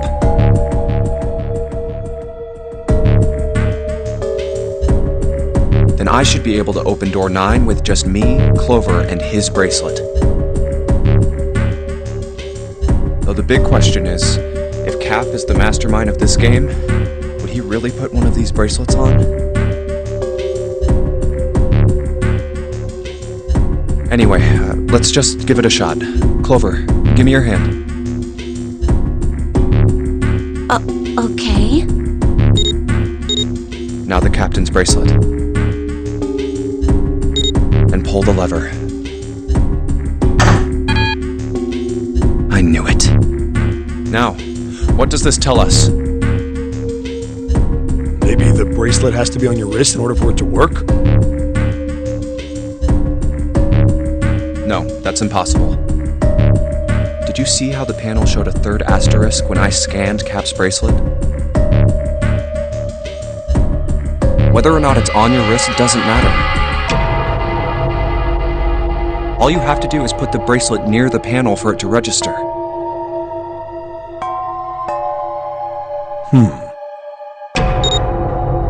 Huh. Looks like you're right. See? So what does that mean? There's only one possibility. That bracelet isn't the number 0. Is that what you're saying? That's right. Then what number is it? Let's find out.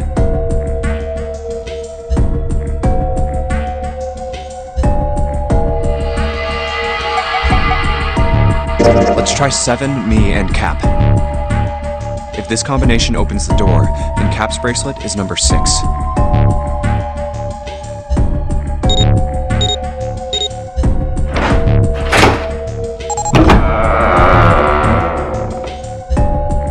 Hey, it opened! The door opened! What? Why? What does that mean?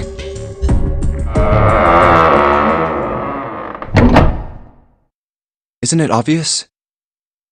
Cap's bracelet is number 6.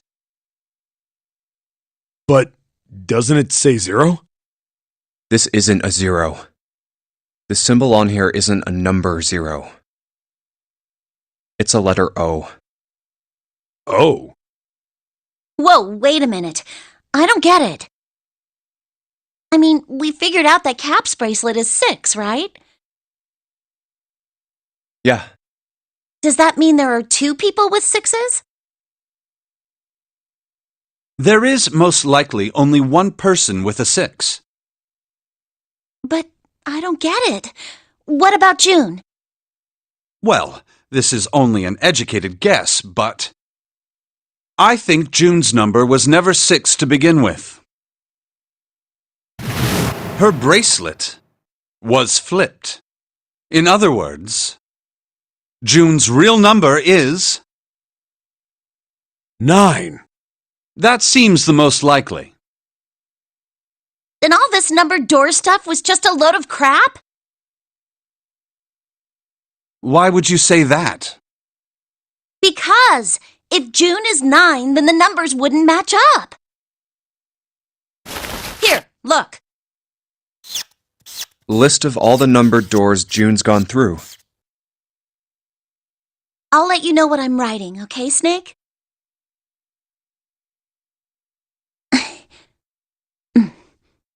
And that's everything. I wrote down which door she went into and with whom. And I wrote what all the numbers were. So if you switch 9 and wherever there's a 6, the numbers don't work. If the digital root is 7, then you can't open door 4. If the digital root is 2, then you can't open door 8. Clover, do you notice anything interesting on that list? What do you mean? You're talking about 3, right? 3? Santa's always in the room with her. That's what you're saying, isn't it? Yes, that's right. What about it? That's quite simple, really. You told me that the first time you came to this room, Santa was the first to refuse to leave June behind. Now, doesn't that beg the question why? Why would Santa do such a thing? The answer is easy. Because Santa can't open door 9 with only 7 in Lotus. Of course, there's only one reason for that. His number isn't actually 3. Santa's real number... 7? Would you be so kind as to modify my sister's equations? Yeah, sure. This is what you were getting at, right, Snake?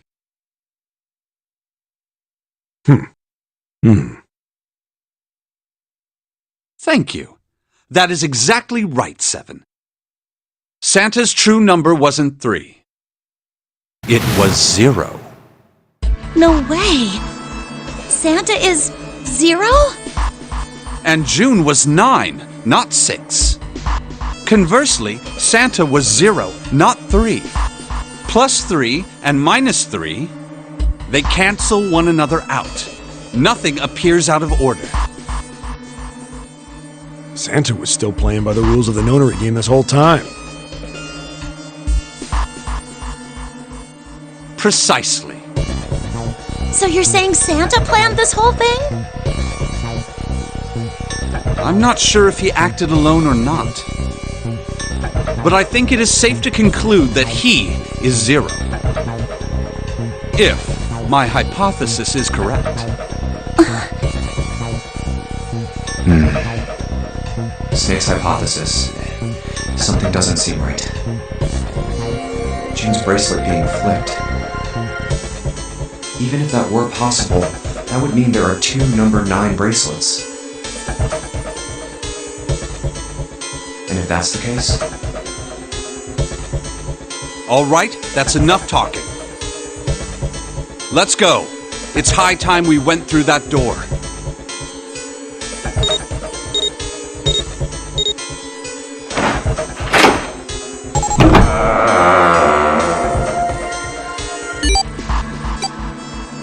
It's right there.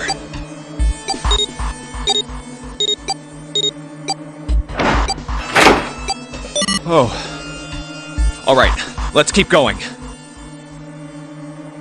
I think these stairs go to the bottom deck. Looks dry. Let's head down.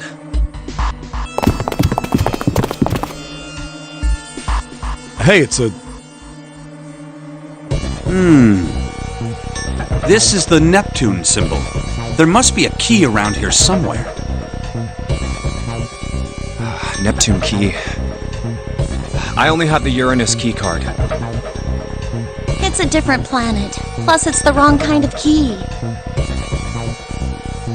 Let's turn around and go back for now. Yeah. Hey, another door. And a card reader this time. It's the Uranus symbol. This is the place.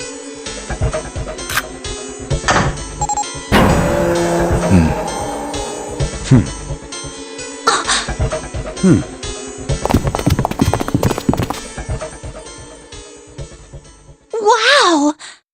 It's totally full of books! There's so many.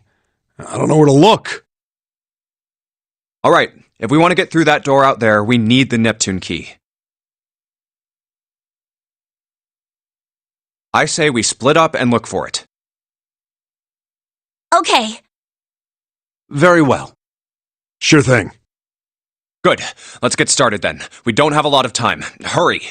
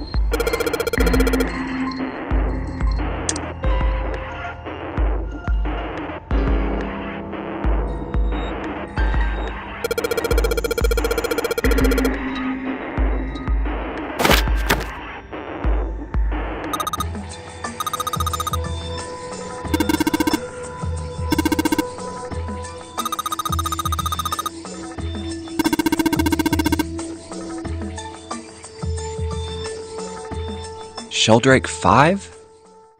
I think I saw the rest of this collection somewhere.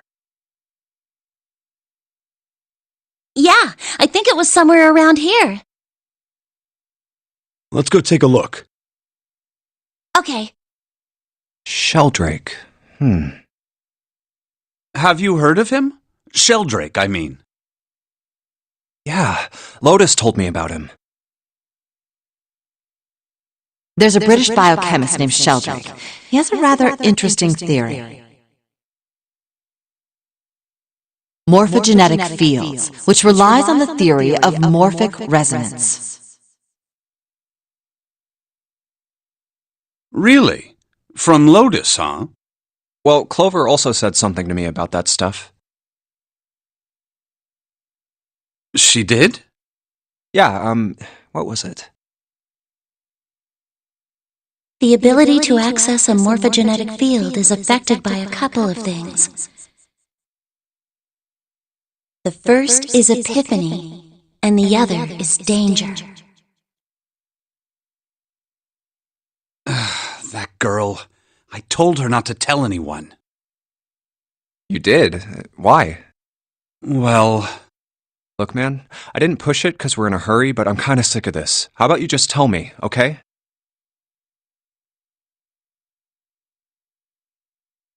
Tell you what? Don't give me that. About the experiment. Ugh.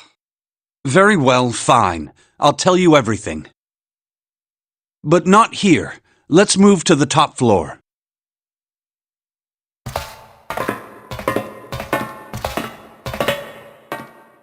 I suppose I might as well start by telling you why I kept quiet, and why I made sure Clover did as well. To be honest, the explanation is quite simple. Zero told me not to. I had little choice. He didn't walk up and tell me, of course. He gave me a message engraved on a card. That's a Braille card. It looks just like the one you showed us earlier. So you had 2 cards? No, only one. Huh? What do you mean? I thought that card just had some rules for the nonary game on it. Yes, it did. And those were the rules I read you. However, they were not the only thing on the card. There was something I didn't read. Well, perhaps I should say there was something I couldn't read. And that was? Tell no one of the events that took place 9 years ago. Tell, and I activate your sister's detonator. It's a threat on our lives. Oh. Well, what about Clover? Did she get a message from Zero too? I don't believe she did. But doesn't it strike you as strange that Zero would shut my mouth, but not hers? Yeah. To be on the safe side, however, I told her it was best not to tell anyone. Still, apparently she told you. That girl. What's wrong with her telling me? I figured some stuff out with the things she told me. I mean, it looks like the whole activate her detonator thing was just a bluff. She's prancing around downstairs happy as a clam now that you're back. That's very true. I've decided I can trust you. I've decided to tell you the truth. The chance that Santa is Zero is very high. I feel I can assume Santa doesn't have the time to observe us at the moment. And at any rate, even if he were, I very much doubt he would kill us. Why? Clover told me about the 4-leaf clover, about the words. If he knew about that, then he was in my group during the first experiment. I'm sure of it. He wouldn't kill us. No matter what the situation was. Hey, Snake? Yes, I know. You want to know what happened during the experiment? Yeah. How much do you know? Clover told me about...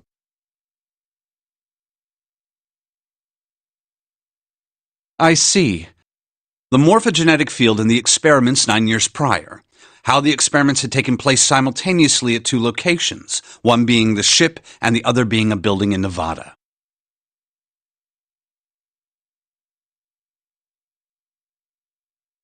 And the girl that died during the experiment. She told you all that, did she? At any rate, I now know how much you've learned. All that remains for us to determine is who did this and why, right? Yes. Can you tell me what happened? Yes. The people who organized the initial experiment were from a company called Cradle Pharmaceuticals. There were 4 of them running the show. Gentaro Hongo, Nagisa Nijisaki, Teruaki Kubota, Kagechika Musashido. Hongo was the CEO of Cradle Pharmaceuticals. Nijisaki was his right-hand man and did the lion's share of the planning. Kubota led the company's research and development division. Musashido was their majority stockholder. It was these 4 people who planned the initial experiment. Let me simplify it for you. Hongo designed it, and Nijisaki put it all together. Kubota developed the technology required, and Musashido provided the cash. So it's Hongo, Nijisaki, Kubota, Musashido. Of course, more than 4 people were required to conduct an experiment of this scale. To that end, they organized a top-secret team to assist them with their research. All in all, they gathered 10 people or so. Those 10 completed their team, and they were able to begin the project. They named it the Nonori Project. The purpose of the experiment was to research the prospect of controlling a human mind through sheer will. The vessel, I suppose you could say, for this control was the morphogenetic field. Why did the glycerin suddenly begin to crystallize? Why did the crystal structure of EDT undergo a sudden change? Why did the rats improve their puzzle-solving skills with each generation? Experiments with humans produced the same results. The more people who knew the answer to a question, the more there were who could answer correctly without having seen the problem before.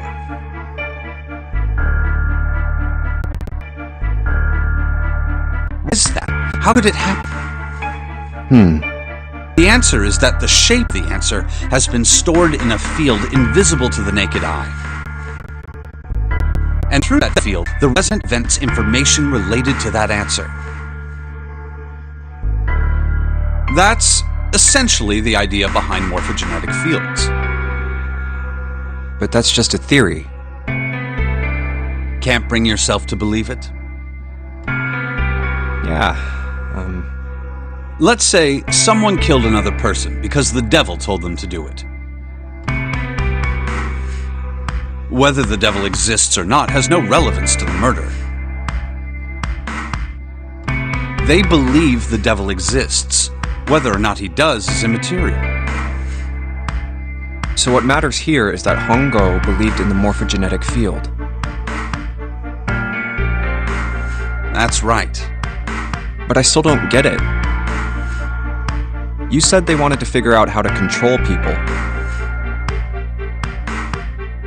Right? That is what you were saying. Yes. So how are they going to do that with a morphogenetic field? I'll keep it simple. Let's suppose 10,000 people have solved a certain problem. The chance of you knowing that answer, even if no one has told you, will go up. Let's have another example, shall we? Say 1 million people were to do a handstand right now. Tomorrow, the chances of you doing a handstand would be higher, even if you had heard nothing of this hypothetical mass handstanding. Mankind's thought process and actions are all part of a resonant event. All of the resonant events encoded in the fields are projected onto you. Of course, this assumes you believe in this theory. Do you follow so far? Yeah. Now, if there was a person who had the same effect as those millions of people, what would happen? If that one person were to do a handstand, other people would find themselves wanting to do handstands as well. Can you imagine what a person with powers like that would be able to do? Come on, there's no way. I'm not done. Imagine another scenario. Imagine another person. This is an ordinary person. Let's say he does a handstand. What if there was someone who could grab the resonant event he created by doing that and use it to make other people do handstands? What would happen then? A person who has the power to write to the field, and someone who can read from the same. You could think of them as the writer and the reader, or the transmitter and the receiver. What would the world be like if there were people with abilities like these? So the transmitter's resonant event can be transmitted through the field and sent to the receiver. And then the transmitter can control the receiver however they wish. That's what you're saying, right? Yes. Close enough, at least. Come on, that's just crazy. Well, if you want to prove that, then you'll have to test it first. At least, that was how they thought. That was why they decided to do their experiment. That was how the Nonary project began. By the way, Junpei, have you ever heard of the Ganzfeld experiment? Yeah, that was an experiment in telepathy, right? You place a pair of subjects in separate rooms. Then you show one a picture and ask the other what they see. Interesting. I'm impressed. Yes, that is exactly correct. So, why did you bring up the Ganzfeld experiment? It was used to screen subjects for the Nonary project. The hospital in a remote town was affiliated with Cradle Pharmaceuticals. Hongo used it to conduct experiments on visiting children in secret. Some of them, he found, had potential. He began to gather children that showed promise, children that seemed as though they might be able to access the field. Of course, none of them volunteered. They were kidnapped. There were 9 pairs of siblings taken, for 18 children total. For reasons that were not fully understood at the time, each pair had 1 transmitter and 1 receiver. They were split perfectly. As such, the 18 children were split into 2 groups of 9. The children who were put into Group Q were the ones who excelled at transmitting. They were transferred to the mock experiment building known as Building Q in the Nevada desert. The children who excelled at receiving were put in Group A. Group A was then placed on the former hospital ship Gigantic. From the experiments he had conducted so far, Hongo had learned the following. There are two things that can increase one's resonance with the fields. The first is epiphany. The other is danger. Have you ever been faced with an especially difficult problem and thought about it very long and very hard until finally an answer suddenly appeared in your mind?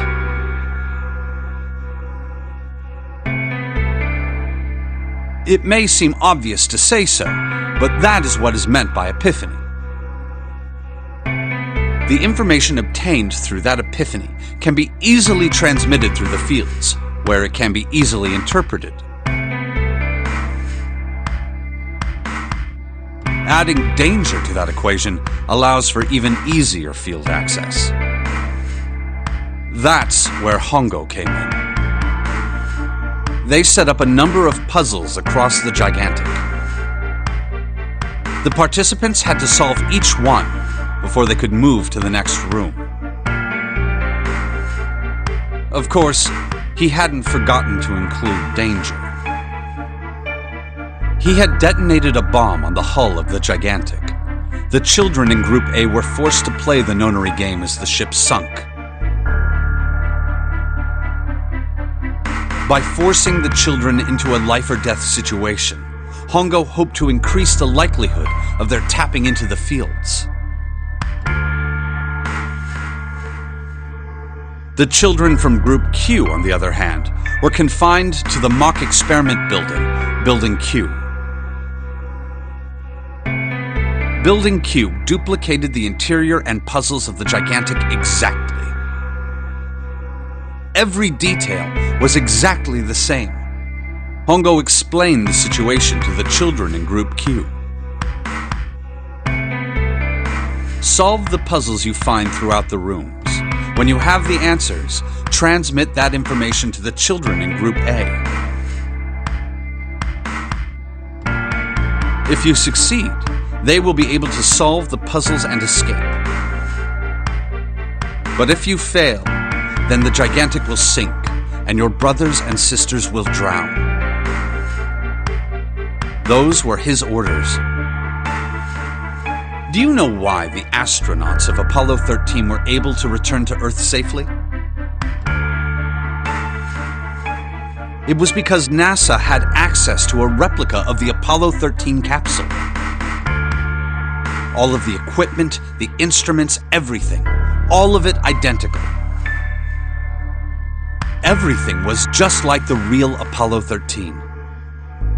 NASA was able to replicate the situation the astronauts found themselves in. By putting themselves in the same situation, they attempted to solve the problems the astronauts were dealing with. Once they found solutions, they reported their findings to the men aboard the actual capsule. That was how they were able to return safely. It was the same with the Gigantic and Building Q.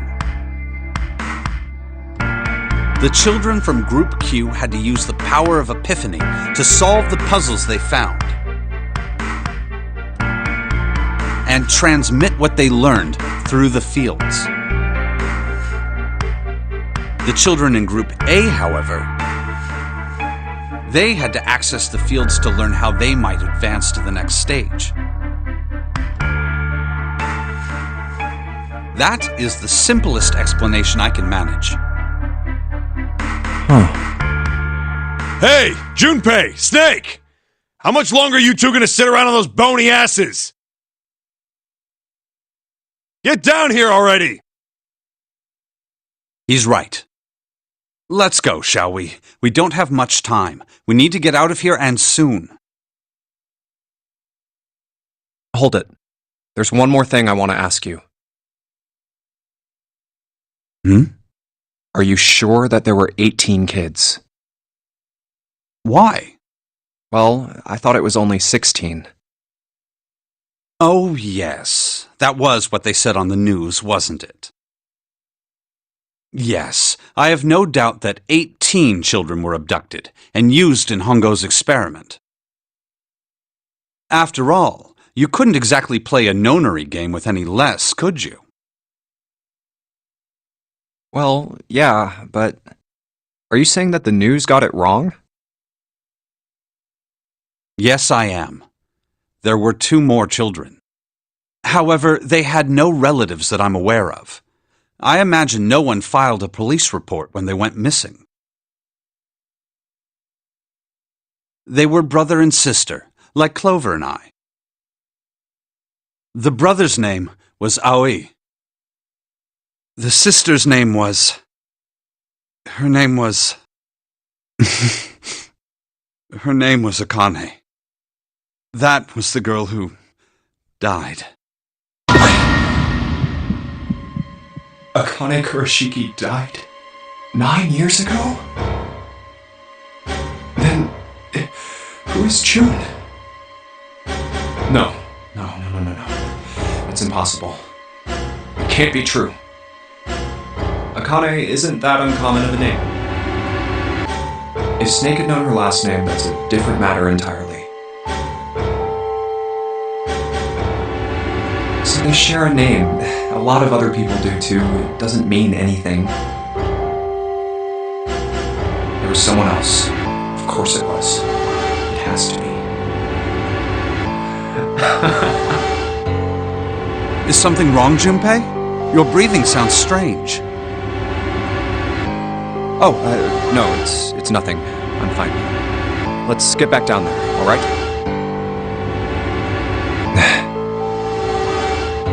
I couldn't do it. Why didn't I ask? What's her last name? I just couldn't get the words to come out.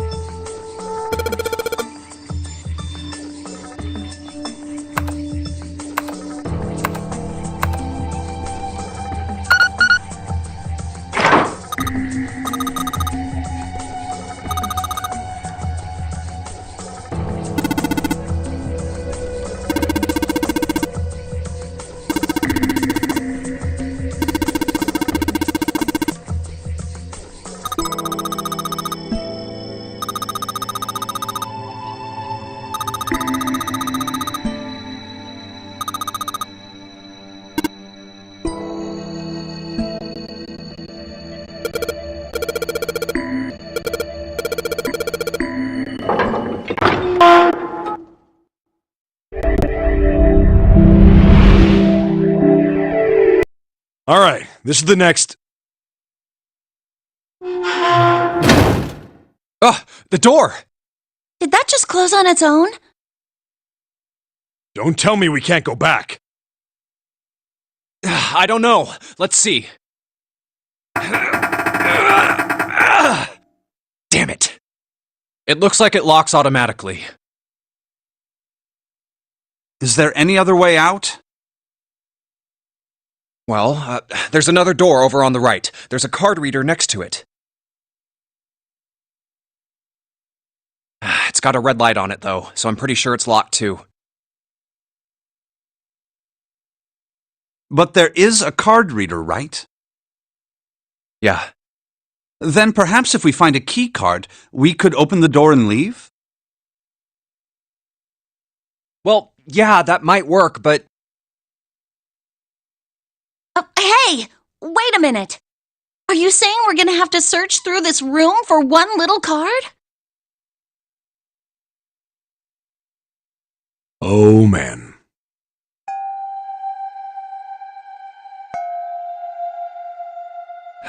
Looks that way. No way! For real?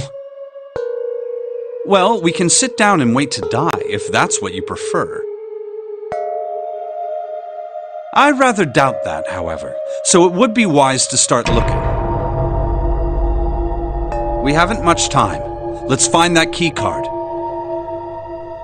Oh, and the Neptune key as well.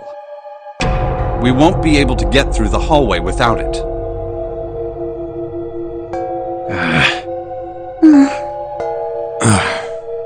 All right then, let's begin.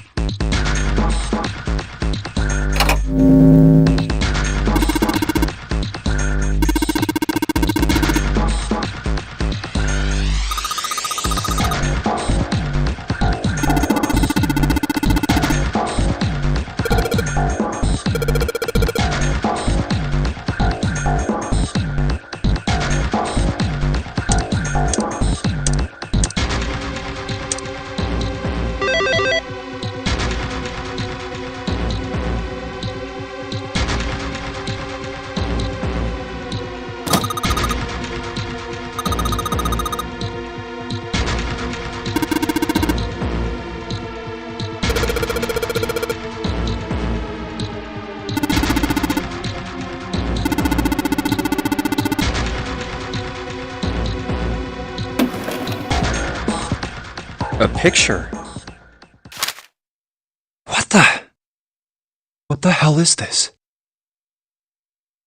This man with a mustache on the right. He's the same guy we found murdered in the captain's quarters. He had the Zero bracelet on his left arm. And this second man, with the glasses and a doctor's coat. He's the 9th man, the one with bracelet number 9. He died after he went into door 5.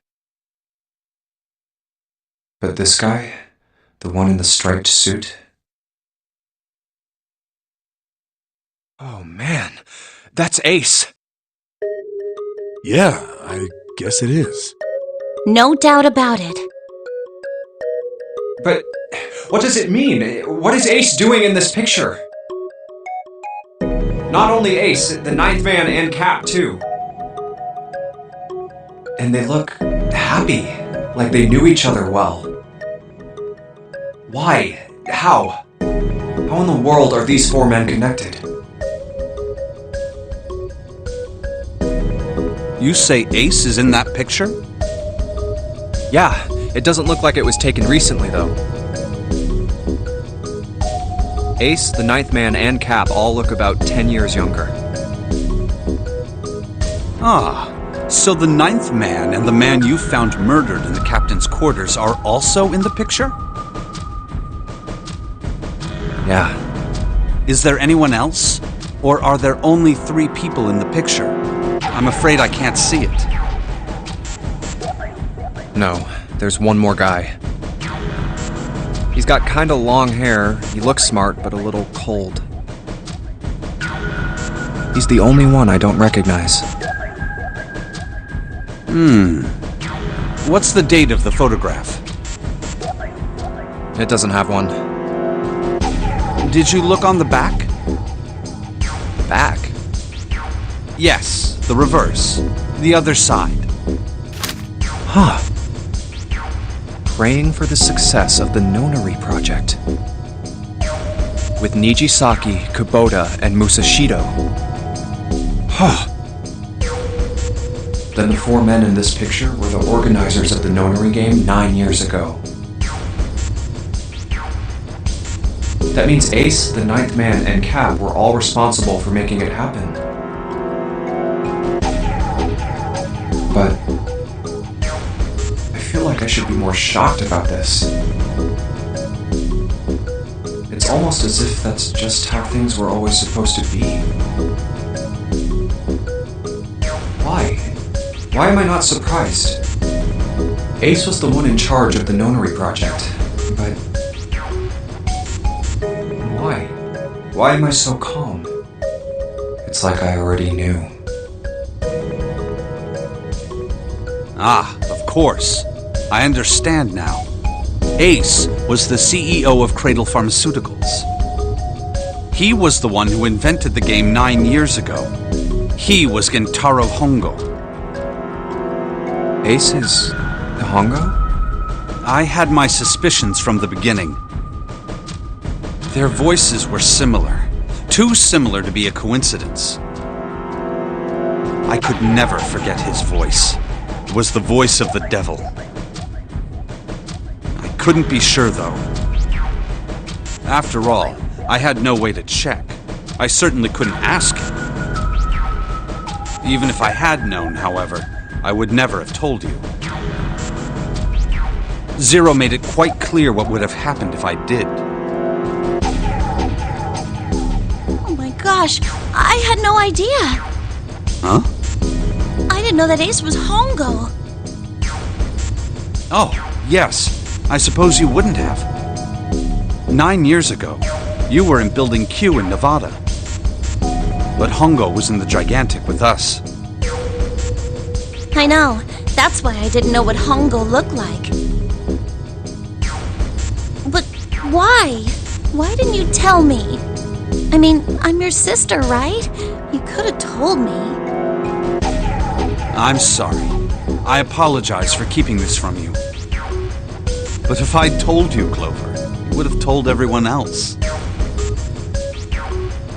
And if you did, then I would have been forced to tell them about what happened 9 years ago. I had to prevent that. Hey, Junpei. You think I could borrow that picture for a sec? Sure. Hongo Kubota Nijisaki Musashiro. Hongo Kubota Nijisaki Musashiro. Hongo Kubota Nijisaki Musashiro. Hey, Seven, do you... Shut it! Just be quiet.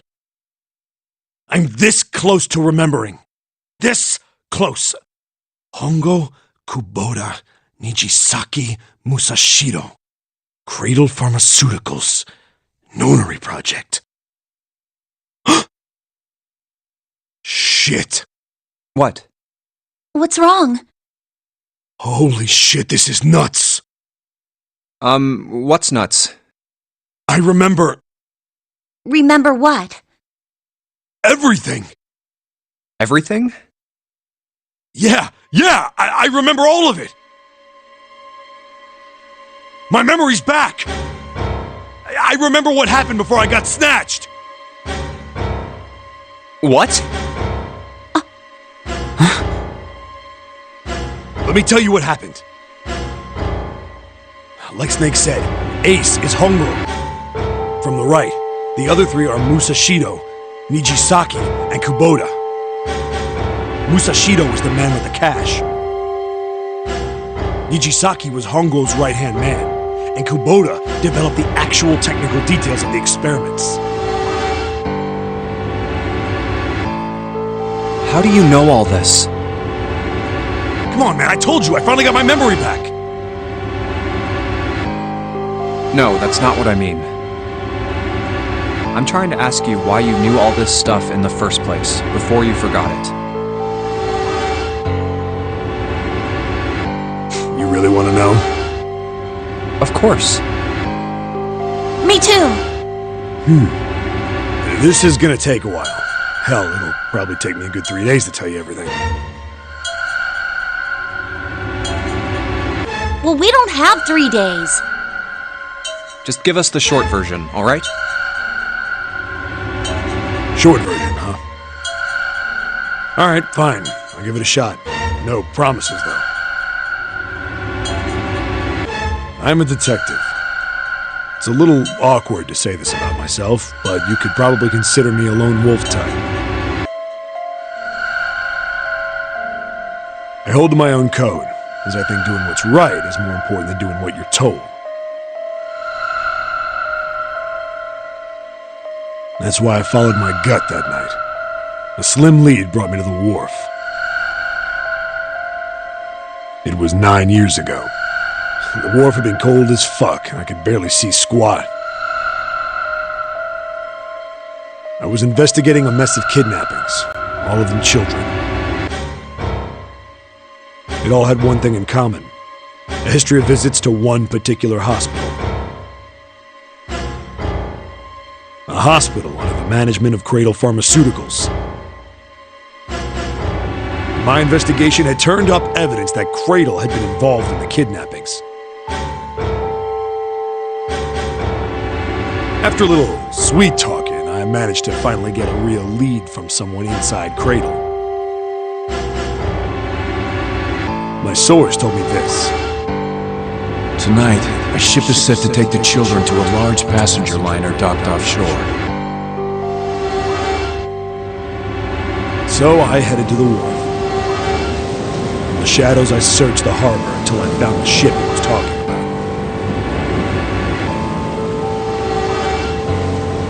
There was a bunch of movement near it. Men in black suits, many of them were carrying large bags. The bags. There was something about the way they moved as they were carried. No doubt about it. There were human beings in those bags. I moved before I realized it. I came out of hiding, my gun already in my hand.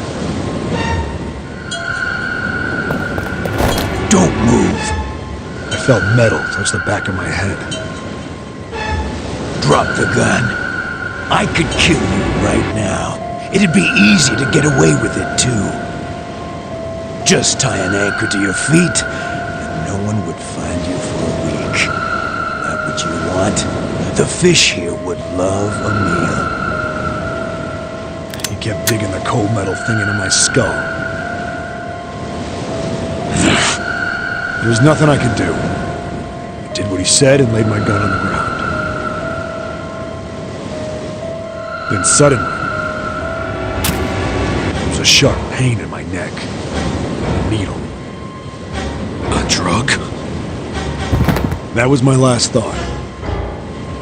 My face hit cold concrete. I was out like a light after that.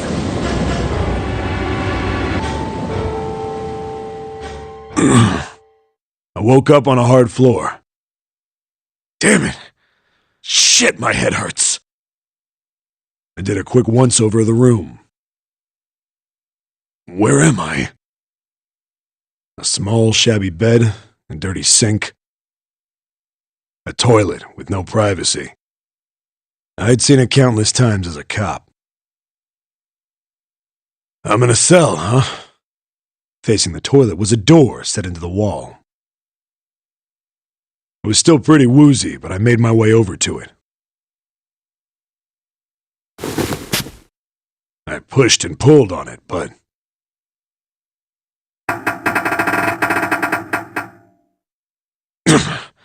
it won't open. Not like I expected much else. It would be dumb enough to put me in a cell and leave it unlocked. Threw myself against the door a few times, but it wouldn't budge. I knew it. I gave up and made my way back to the bed, and sat down. Huh. I sat there for a very, very long time. Who knows how long. Then, I heard a faint voice.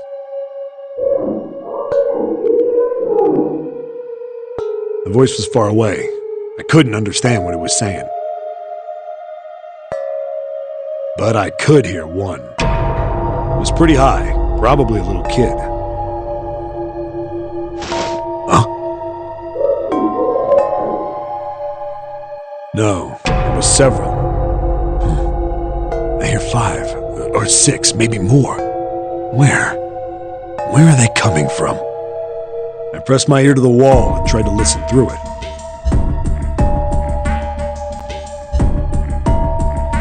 No, that's not it.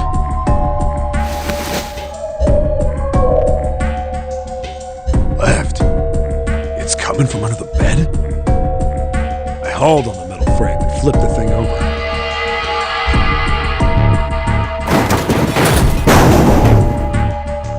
And there it was. The bed had hidden an air vent under it.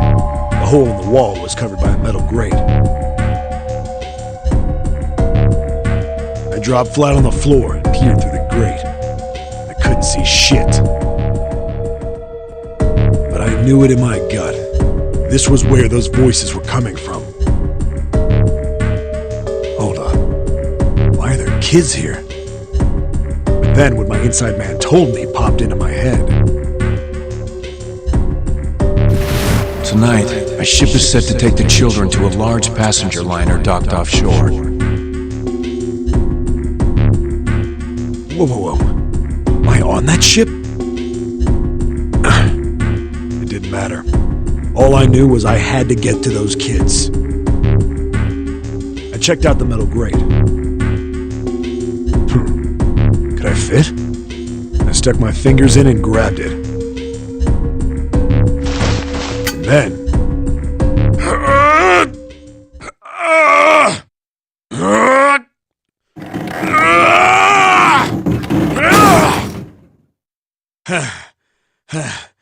Yeah! How do you like that, you son of a bitch? I finally got the damn thing off.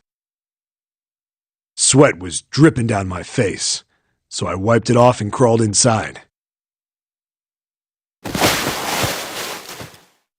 first bit or so was tight. I had a wriggle on my belly, It wind up eventually, and there was space for me to crawl along on my hands and knees. I went from crawling like a worm in dirt to skittering like a bug.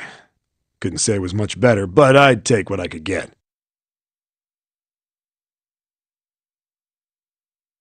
And when I'd been in the thing long enough to start wondering where it'd take me, a massive sound nearly scared the piss out of me. It was like a heavy metal door had just been slammed shut. Then there was a voice.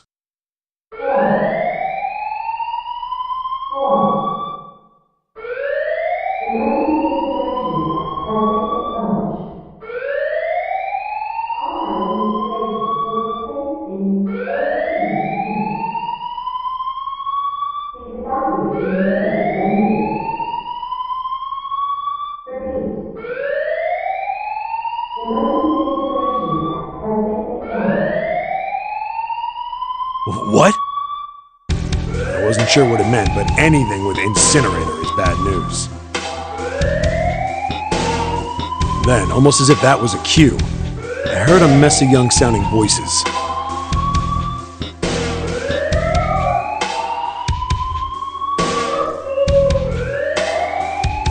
A bunch of them were straight up screaming in terror, and all the sounds together made a howl that made the hair on my neck stand straight up.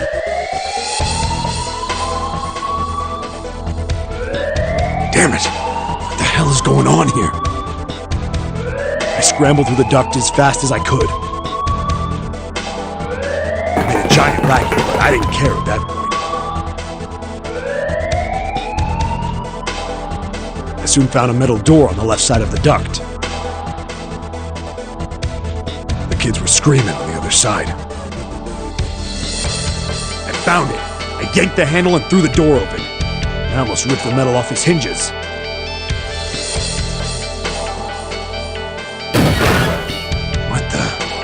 What the hell is this place? I couldn't believe what I saw.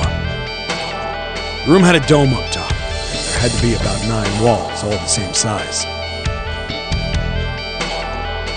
Up in the ceiling was an upside-down funnel. Almost like a chimney. I looked down. There they were, the kids I'd been searching for. They all gawked up at me, suddenly silent, for the moment, from surprise and fear. Scared of the room or me, I couldn't tell. Probably both, actually. Not like I can blame them running into a mug like this when they're already scared shitless. I snorted at my own dig at myself and turned to the kids.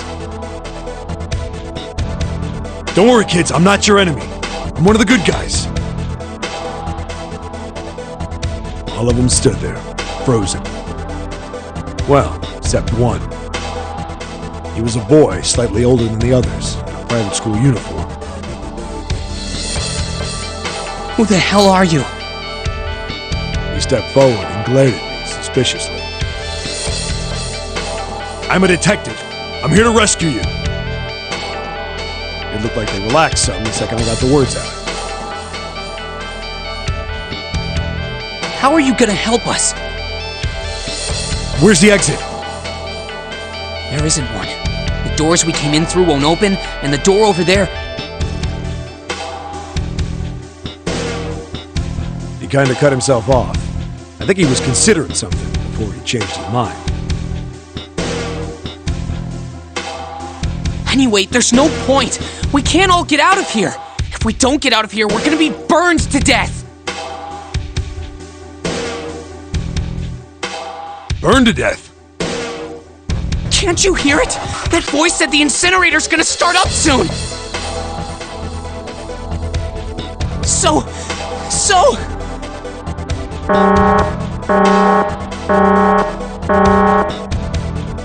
The voice spoke again. Incineration will begin in 15 minutes. They only had 15 minutes. I looked back down at the kids. Looks like a good 20 or 30 feet to the floor. No way I could pull them up. Too big of a distance for any of us to reach. What the hell was I gonna do? But then I got an idea. Wait right there. I'm gonna be right back. What? Where is he going? Are you just gonna leave us here? They just got frightened again. I'm not the best at that kind of thing, but I tried to reassure them with a smile. Don't worry, all right? I'll be back, I promise. So just stay calm and wait right there. Got it?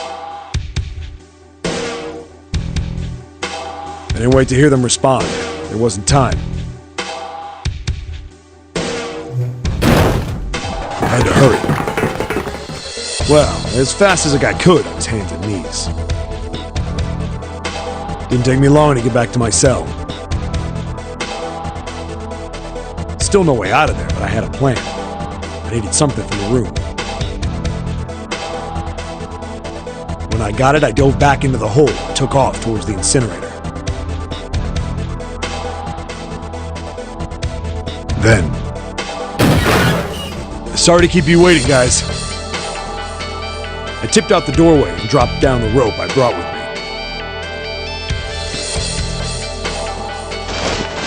Back in the cell, I'd torn the bed sheets into strips and tied them together to make a rope. It was sloppy, but it got the job done. Alright, just tie that around yourself, okay? I'll pull you up one at a time. Right! Huh. Wait a sec. Something was off. There were more of you before. Where'd the rest of you go? The boy in the uniform answered. I let them go on ahead! We opened the number 9 door and they left! What? You're telling me you opened that door? That's what I said! Then what the hell are you doing here? We couldn't go with them! Why not? Look, the only people who can go through the numbered door... He was in the middle of explaining when...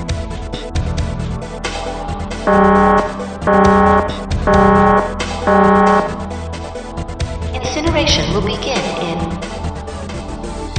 5 minutes. The wall shook a bit and the voice bouncing around. Look, that can wait, alright? Just get us out of here! Right! I grabbed onto the rope. First one I pulled out was a girl with a ponytail. Next was a girl with a red necktie. A boy in a jacket came after. He said he'd climb up on his own.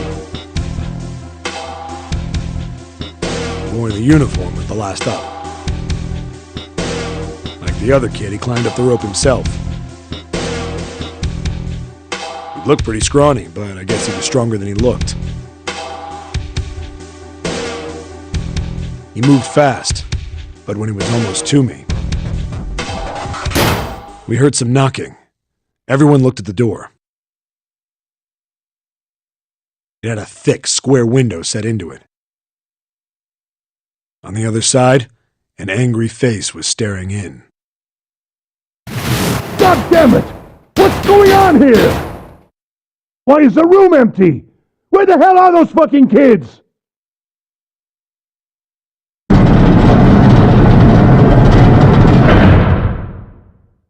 The door opened, and a man stepped in looking half mad with fury. I recognized his face. I saw him many times in photos during my investigation. The man's name was Gintaro Hongo, the CEO of Cradle Pharmaceuticals. Hongo saw the boy hanging from the rope. Yeah! It was like he was an animal. He lunged for the rope. Hurry! I know! The boy in the uniform booked it up the rope. You son of a bitch! Get back here, you little shit! 15 feet. 10. The second I could reach the kid, I grabbed him. I hauled him up and tossed him into the duct behind me. No! Hongo had lost it. His face didn't even look human. It was like the bastard pulled off his fake face. He was really a terrifying devil or some kind of damn monster.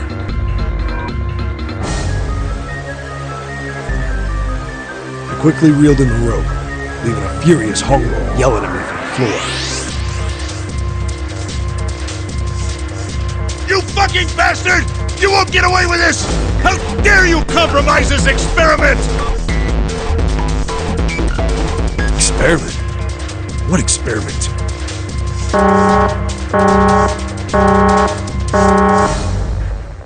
Incineration will begin in 1 minute. Hey, old man! What the hell are you doing? Hurry up! The boy in the uniform was trying to get my attention. I may have thrown a salute in the raging asshole's face before I closed the door behind me.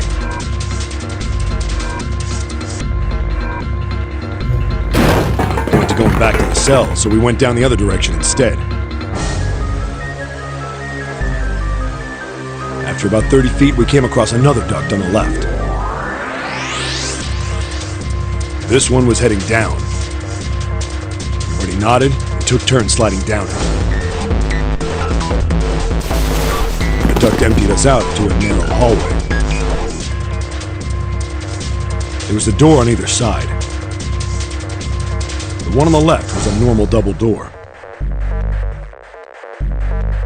But the one on the right was familiar. It had black and yellow stripes, and a device next to it on the wall.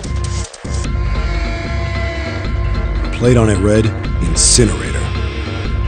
Incinerator? Yeah, that's where we were. It was the girl with the red tie who answered me. We were inside an incinerator? Yeah, Hongo might still be there. It looks like it's been shut off, though. Wait, what? If he's still in there... Yeah, that's not good. That meant we better. We gotta get out of here. Go to the other door, hurry! The kids started running, and I was close on their heels. On the other side of the door was a large spiral staircase. Run!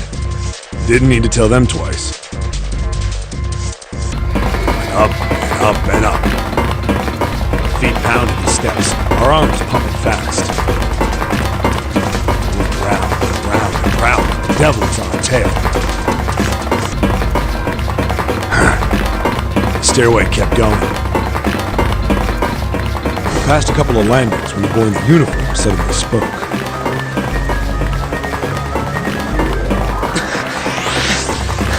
Something's up. Akane's not catching up to us. Akane? My kid's sister. The girl with the red necktie. Akane. That's strange. I didn't remember seeing that name on the list of missing kids. Hey! Akane! He kept his hands around his mouth and yelled.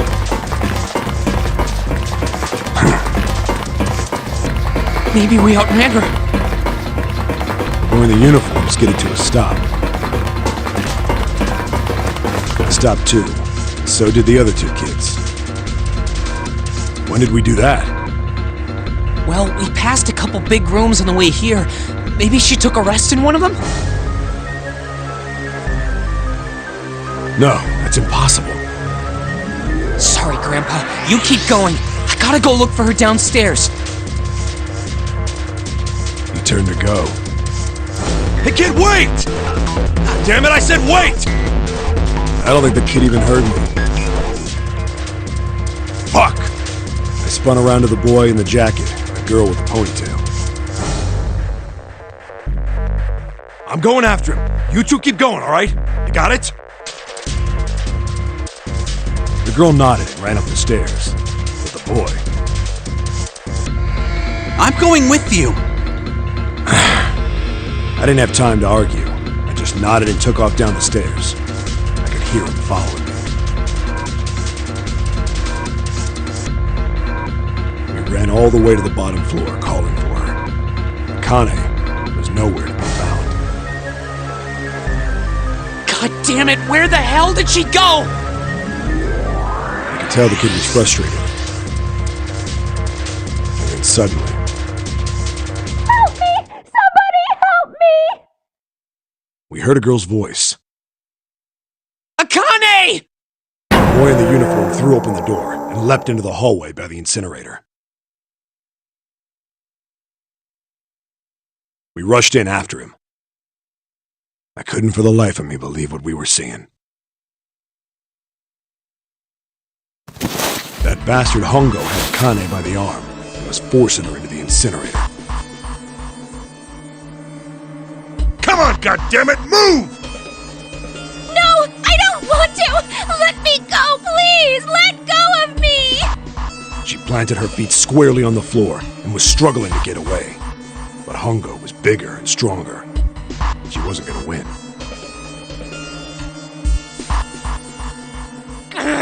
Akane! My brother roared with anger and charged toward Hongo. Help me! Ah! You're too late, idiot! Hongo lifted Akane bodily into the air and threw her, still fighting him, into the incinerator. Ah! Before we could even blink, Hongo had leapt through the door after her. We saw him land inside. And then, the door slammed shut. We ran to the door. We did everything we could think of to get the thing open. But... Fuck! It's no use! The goddamn thing won't move an inch! he started slamming his fists against the door. He was close to shattering his knuckles with how hard he pounded on it.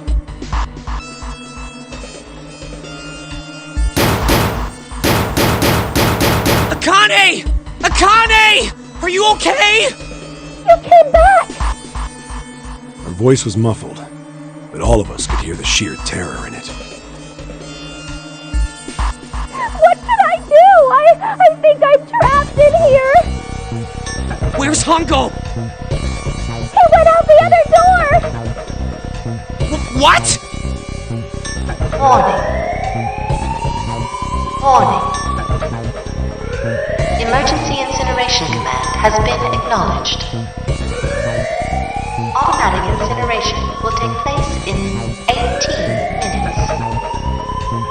Please evacuate the incinerator immediately. Repeat. Emergency incineration command has been acknowledged. You fucking kidding me? It's the same damn thing! Are you there? Yeah, we're here. Just hang on, alright? We're gonna figure out a way to save you. His words would have seemed like a sick joke to her if she'd been able to see how white and bloodless his face was right then.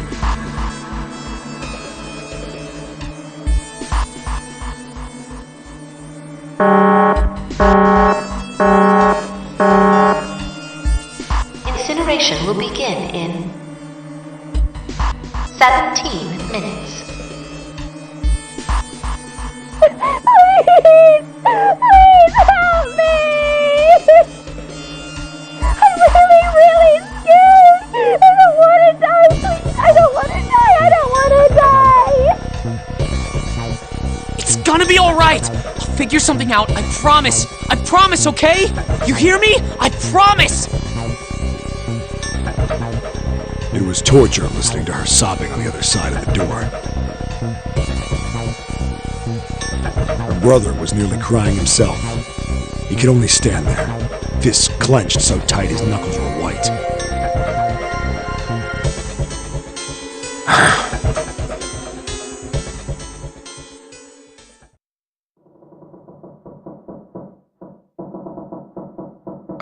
What happened then? Come on, man. Put yourself in my shoes. It doesn't end good. You think I want to remember that? Then... Yeah. Shit. If I'd known it was gonna be like this, I almost wish I hadn't remembered. Hey, are you sure? Huh? Look, I don't want to ask this either, but... There's something I don't get. So if you could just tell me, did that girl, Akane, really... Yeah, I'm sure. There wasn't anything we could do. After a while, the countdown ended. And we heard something... burning. The fire stopped, but we still didn't move. Me and the jacket kid were frozen. The boy in the uniform collapsed as if he couldn't hold himself up anymore.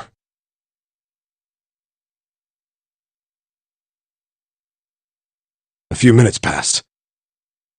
The door opened. The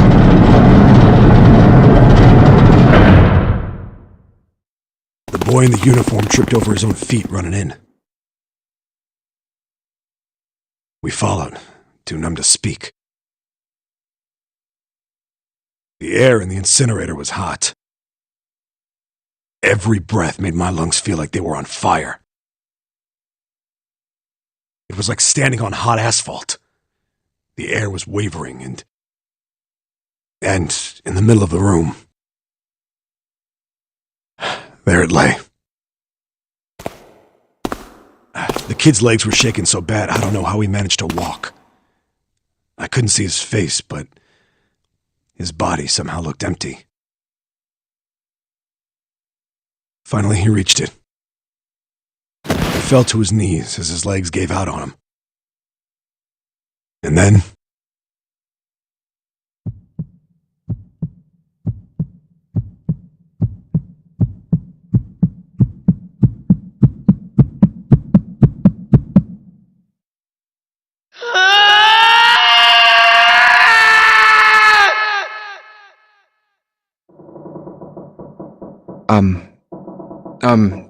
can I ask you one more thing?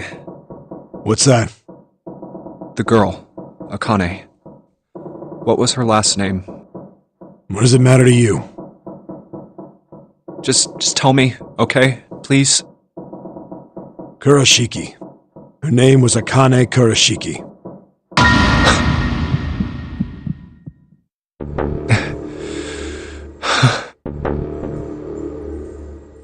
You were there that day, weren't you? The tall kid in the jacket. That was you, wasn't it? Yes, it was. You are correct, Detective. Don't misunderstand me. I told you before how Zero threatened me. There was nothing I could do.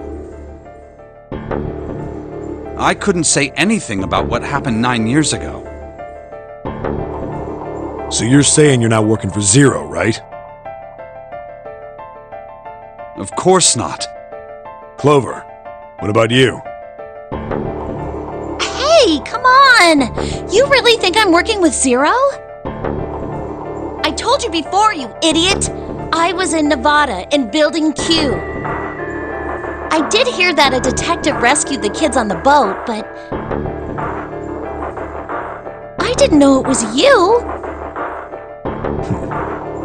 Well, I guess I believe you. Alright, let me ask you another question. Santa's real name is Aoi Kurashiki. He's Akane's brother. You know that? No, I didn't. Did you? Well, yes. I know Aoi Kurashiki was her brother. But I didn't know he was Santa. At least not from the beginning. 9 years ago, he was in the middle of puberty. His voice is entirely different now. I'm ashamed to say that even my exceptional hearing wasn't able to make that connection.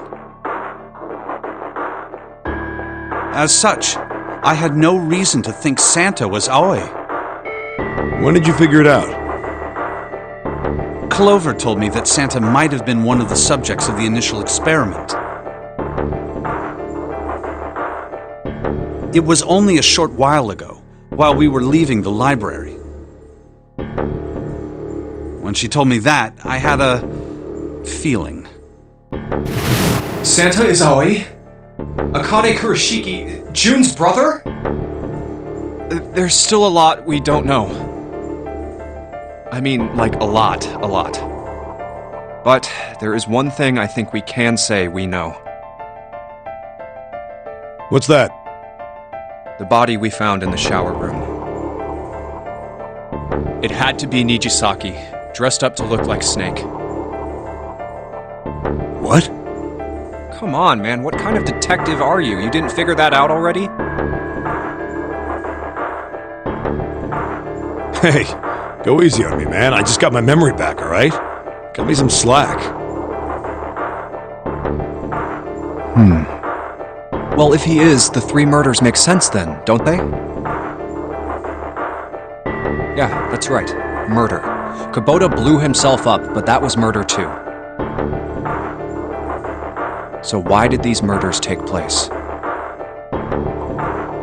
If Junpei is correct, and the body in the shower room was Nijisaki's, that means all of the people who were murdered were involved with the creation of the Nonary Project.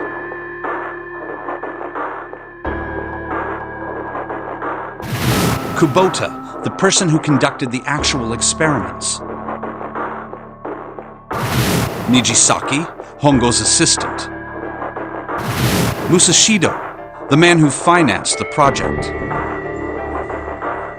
You mean this was all just revenge? Santa is Zero. He's getting revenge for the death of his sister. That's why he killed them.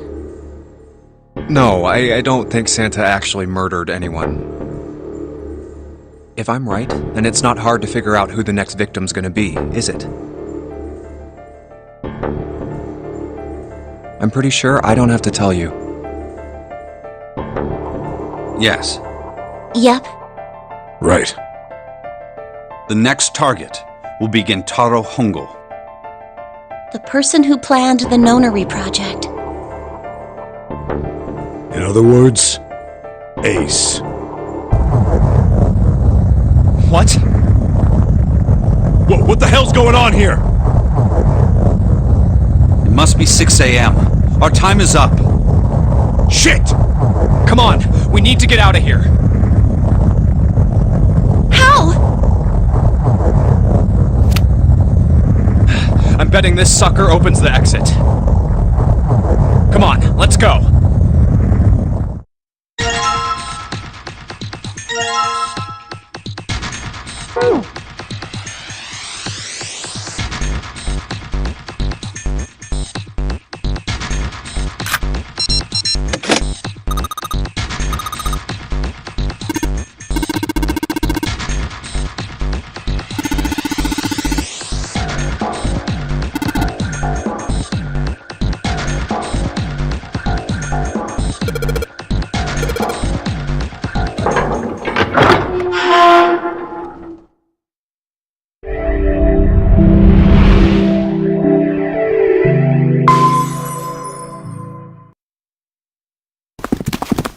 Huh. I think the shaking stopped. It would seem so, but we are yet to be out of danger. You're right. Let's hurry. This exit needs the Uranus card too. Hey, Junpei! Yeah, I know. All right, it's open. Let's go. Okay, Neptune Key, let's see if you work. Yes!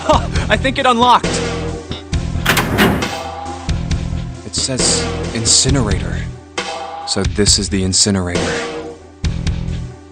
This is the first time I've seen it from this side, but yeah, I think so.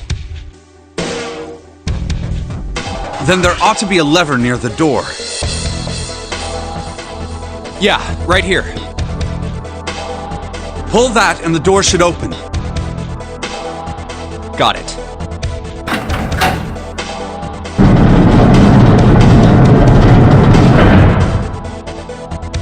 Let's go.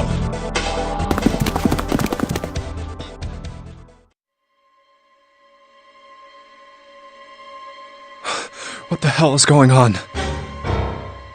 What's wrong? Are you okay? Jumpy, you came to get me. Of course I did. I made a promise.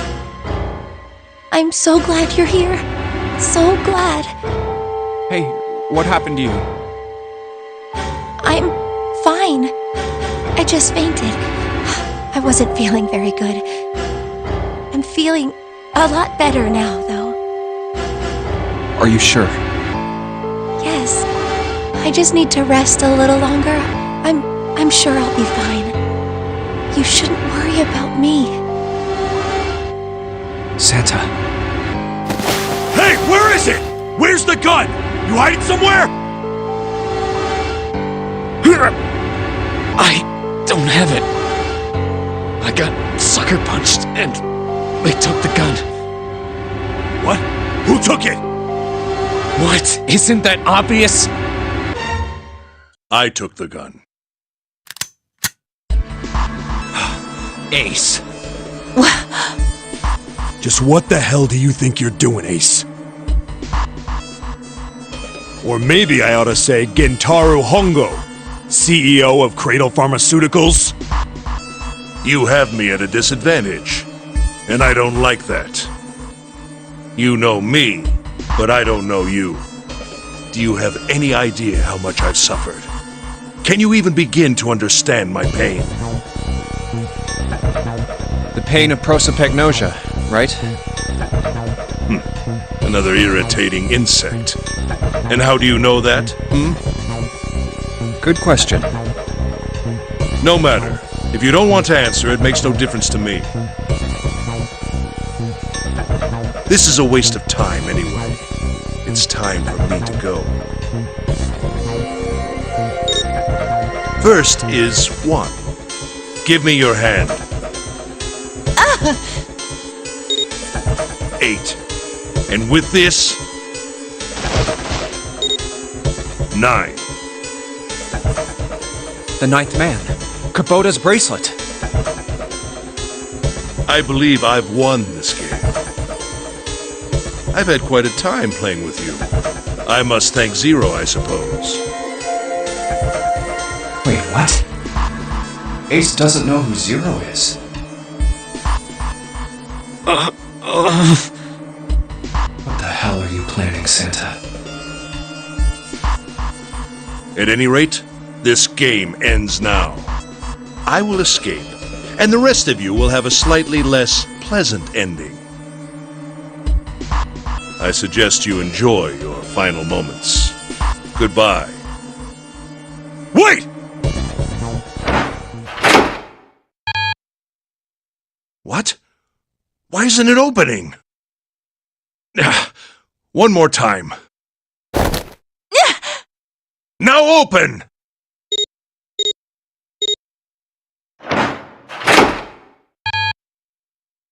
No! What is this? Why? That digital route should be 9! It has to be 9! Then why? Why isn't it opening? Now!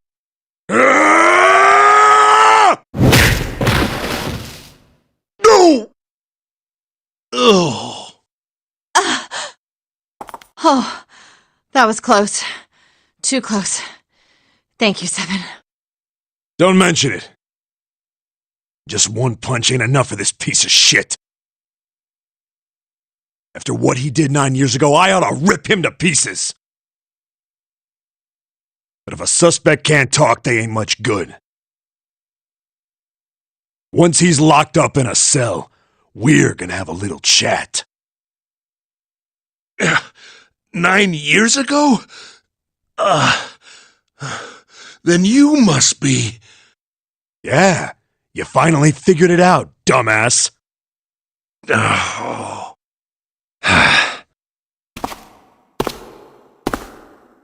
Ace, you killed Kubota, Nijisaki, and Musashido, didn't you? Wait, Nijisaki? Oh, right. You don't know yet. All right, we'll just go through them in order then. Let's start off with Kubota. You talked to Kubota and managed to convince him to go into door 5 alone. You killed him without making it look like you killed him. The way I figure it, you had 4 motives. 1. In the nonary game, the number 9 is dangerous. Whoever had the 9 bracelet could join whatever team they wanted. Adding 9 to any number doesn't change the digital route. Which means that number 9 could do whatever they wanted. You wanted to remove that threat as soon as possible. 2. You wanted the number 9 bracelet for yourself, so that you could make use of its power. In fact, you did use it in the murder of Nijisaki.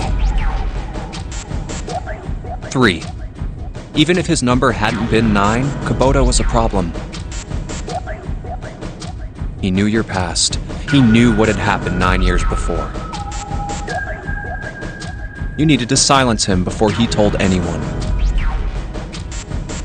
4. But last, and perhaps the most disturbing, you used Kubota as a test. You wanted to know how serious this nonary game was. Was it truly life or death, or simply a harmless prank? You convinced him to break the rules so you could see what would happen. That was why you killed Kubota, but he was only the first.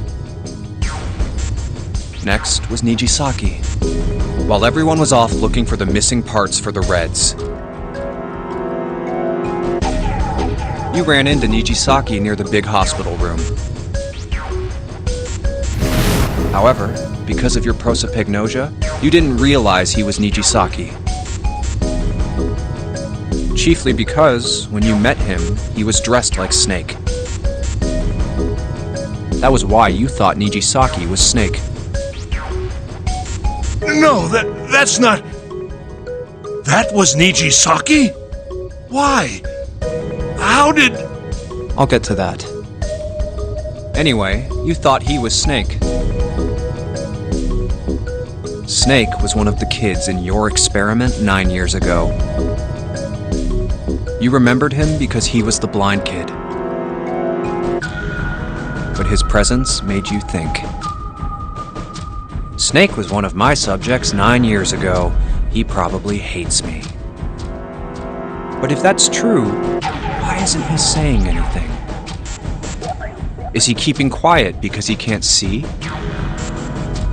Or perhaps he's working with Zero to get revenge on me. Whatever the reason, anyone who knows my past is a threat. Before he tries anything, I need to get rid of him. That was when you decided you had to kill him. The murder weapon was Kubota's bracelet. You just waved it over the red. Verified your own number and then grabbed Nijisaki's arm and forced it over the scanner panel. Then, when the door opened, you kicked him in. 9 seconds later, the door closed.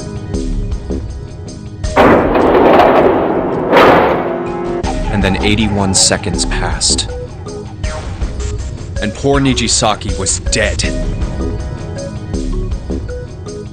And you mean to say Snake is still alive? Sorry to disappoint you, but I'm as good as new. Thank you for killing the wrong man, but I can't say I like knowing that you wanted me dead. Although, to be honest, even if you hadn't tried to kill me, I would still hate you very much. Well, I wouldn't blame you. Last but not least, let's talk about Musashido's death. When Clover and I were investigating the chart room, you came over to talk to me. Do you remember what you said? Oh, a pocket watch. Might I take a look at it? I handed it to you, and you left the room. You had been in charge of the Nonary project. Of course you would have known the solution to every puzzle. Which would mean that you also knew how to get out of the wheelhouse. All you had to do was place the watch in the indentation on the door to unlock it. With the door open, you could enter the captain's quarters. Musashido was there. Conveniently placed next to him was an axe that practically begged you to kill him with it. You picked up that axe and buried the blade deep in the other man's chest.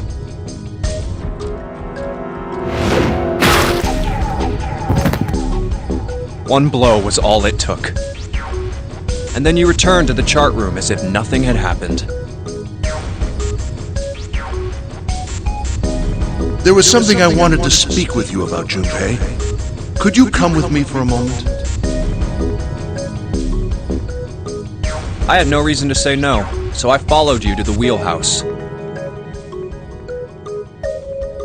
When we stepped inside, remember how you slipped your hand into my vest?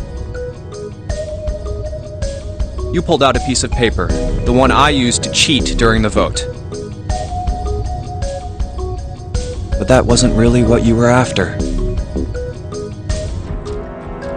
Your true purpose had been to slip the watch into my pocket. It wasn't a very good plan. Had way too many holes, and someone saying the wrong thing could have brought it all down around you.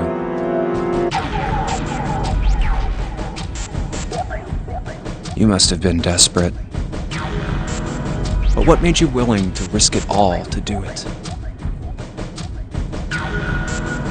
Ace, Musashido's murder is the only one I don't understand. You obviously did it, but why? Because of this. What's with the paper? Just read it. Let's see. Number 1. There are 2 ways you might survive this ordeal. The first is to win the Nonary game. The second is for you to confess your sins of 9 years past. I have prepared a camera in the captain's quarters. The images captured by that camera will be streamed through a satellite and distributed across the world. Simply look into the camera and repent. Once you have confessed everything, I will release you from this ship.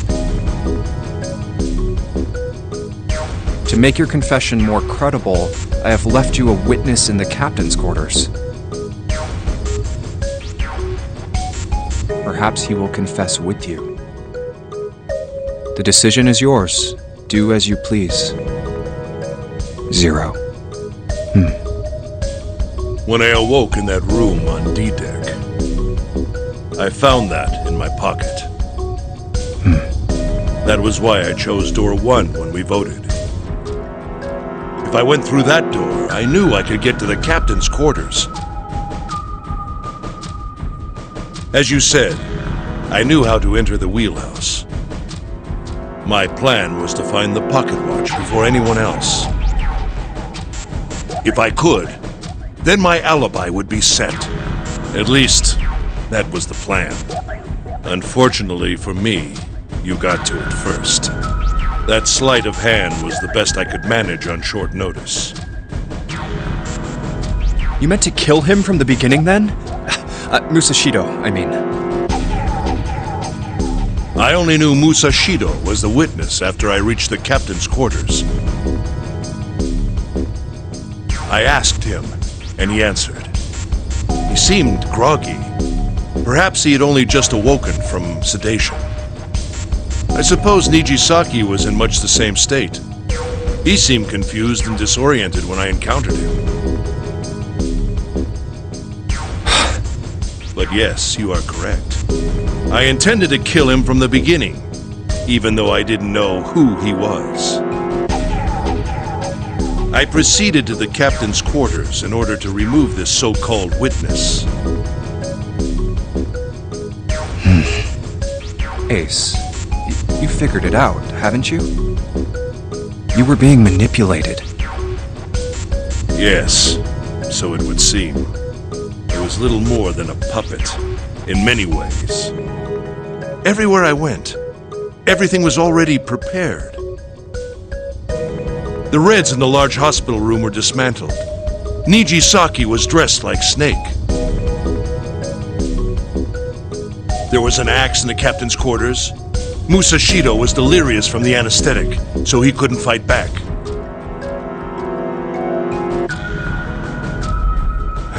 Nijisaki as well.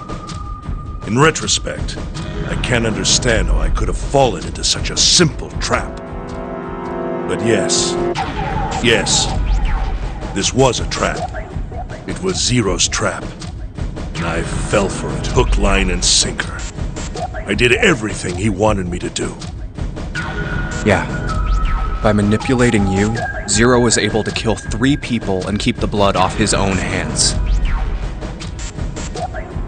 All of this was revenge for what happened 9 years ago. That's why this nonary game happened. Am I right, Santa? Huh? What the hell are you talking about? I don't know any... Ain't no point trying to play dumb anymore, Santa. Actually, I guess I should call you Aoi Kurashiki, huh? My memory came back to me, kid. You're Aoi Kurashiki, no doubt about it. Never thought I'd be back in this room talking to you. But hey, I guess this was all part of your plan, right? After all, the person who planned the nonary game this time around was Zero. And Zero's you. Looks like you really do have your memories back, huh? Well, I guess there's no point in hiding it then, huh? Yeah, you got me. I'm Aoi Kurashiki. I was one of the kids in the nonary game 9 years ago. I made it out. So did Snake over there. But there's one thing... No, I guess there's 2 things you got wrong. Number 1, I ain't Zero. What? Wait, what? Sure, I was helping Zero out, but I'm really more of an assistant, like a secretary. But an assistant's only an assistant. I didn't come up with all this. All I did was follow Zero's orders. Then, if you're not Zero, who is? Calm down there, Junpei. Didn't I say 2 things? You made one more mistake. Junpei, you just said, all of this was revenge for what happened 9 years ago. That's why this nonary game happened. But that's not it. Revenge isn't the only purpose. There's another reason you guys were playing the nonary game. To save someone. Save someone? Right. You were brought here to help my sister. To save Akane. What the hell are you talking about? Akane Kurashiki died 9 years ago in this room. I was there. I saw...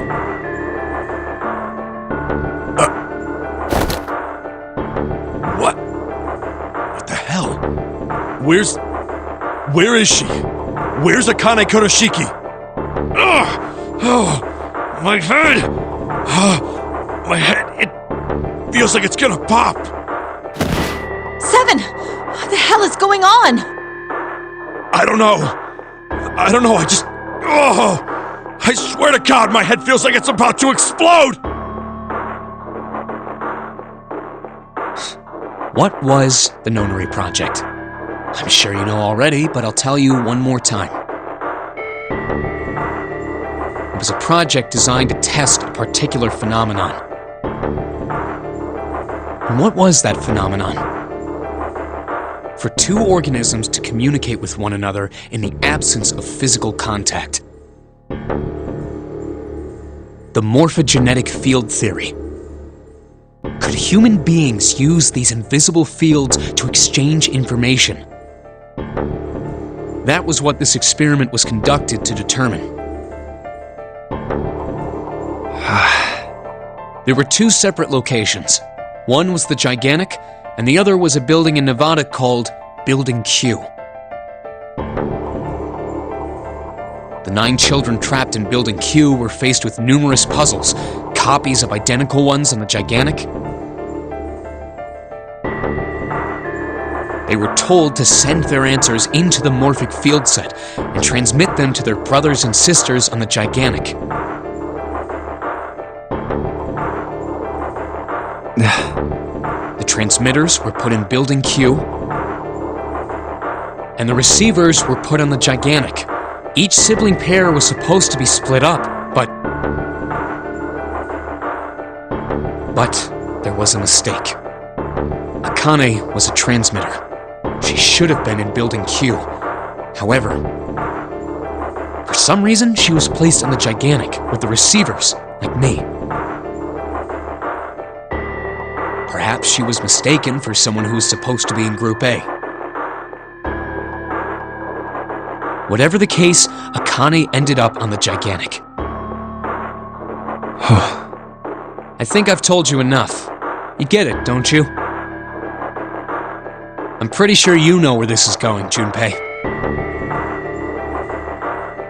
Where what is going? Don't play dumb. You know things you shouldn't. Things you couldn't. How did you know Ace had prosopagnosia? How did you know why Ace wanted to kill Kubota and how Nijisaki was killed? Were you surprised when you found out Ace was Hongo? And what about the coffin Snake was trapped in? How the hell did you open it? Well, that's...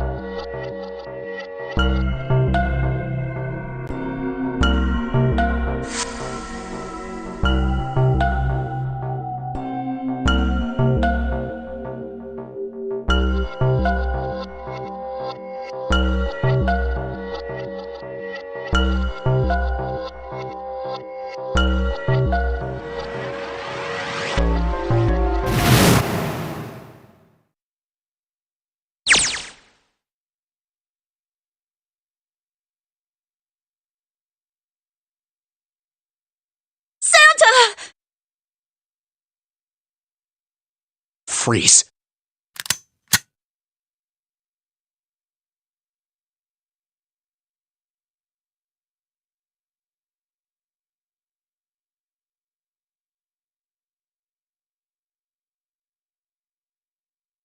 Get up.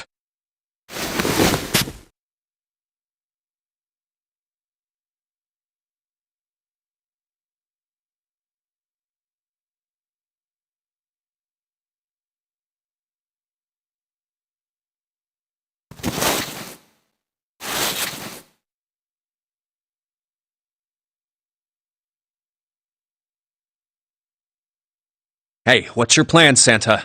What are you doing?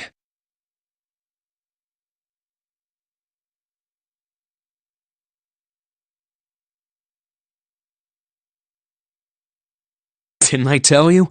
I'm Santa Claus. It's time for me to go make a wish come true.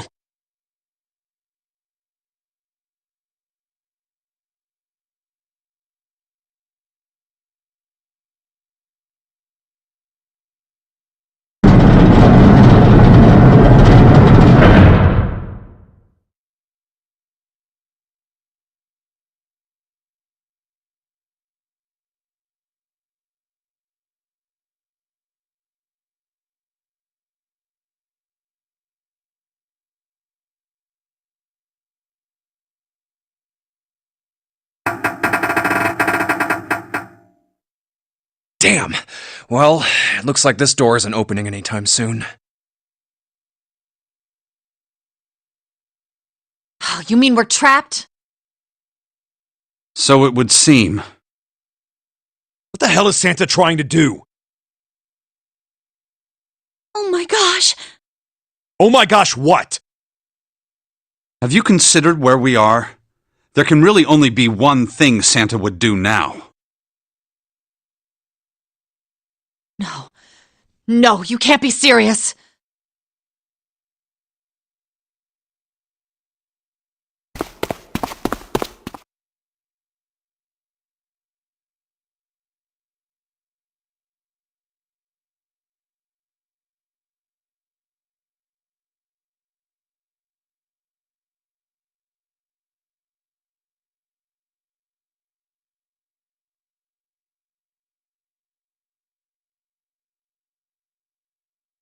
Junpei, can I borrow your pen and notebook?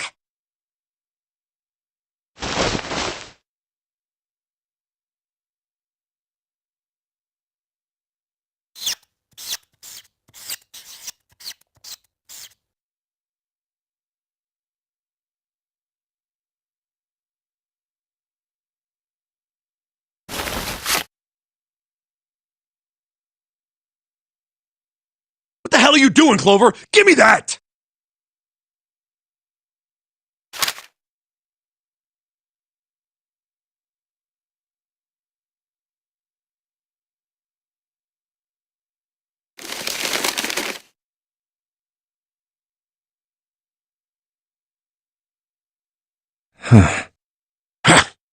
What? And there's no other way?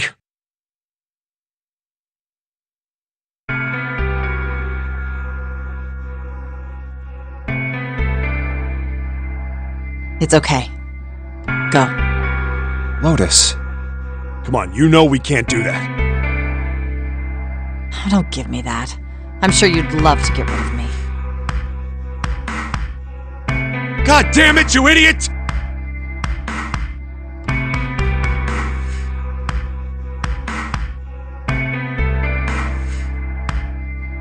Without... if you're not... Look, it'd be bad, alright?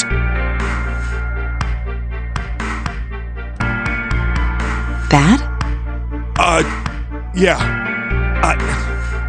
If there weren't assholes like you around, I'd be out of a job. Uh-huh?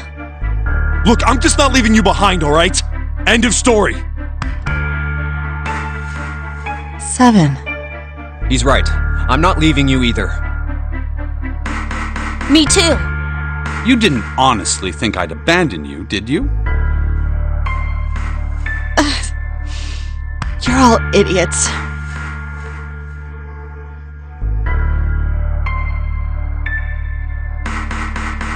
That being said, however, I doubt we would be able to open the door anyway, even if we were to leave Lotus behind.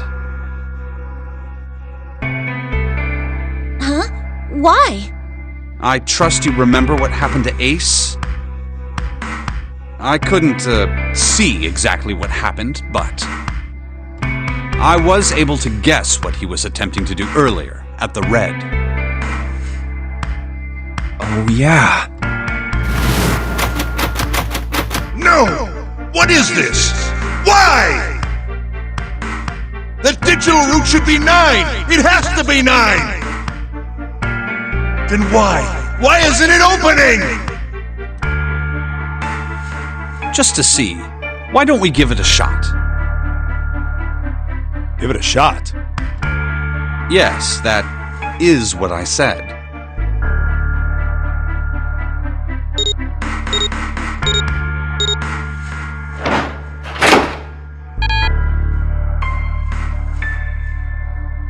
You were right. It ain't opening. But it did open 9 years ago. The digital route was 9 then, I'm sure of it. You think maybe they changed the settings? Perhaps.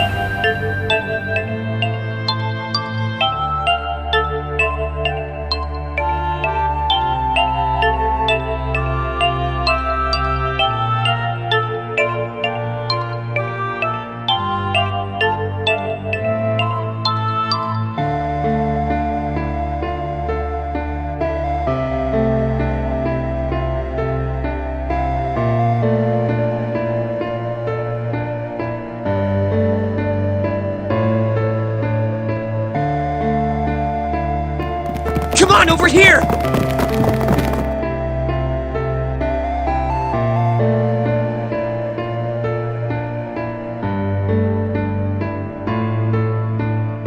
Come on, hurry up!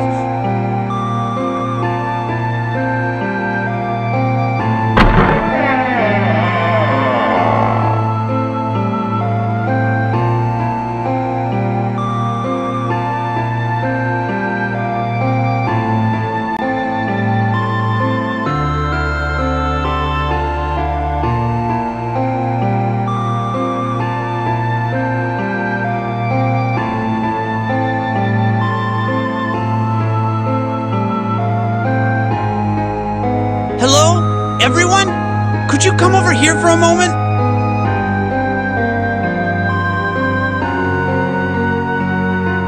I have a little sister. She is very important to me.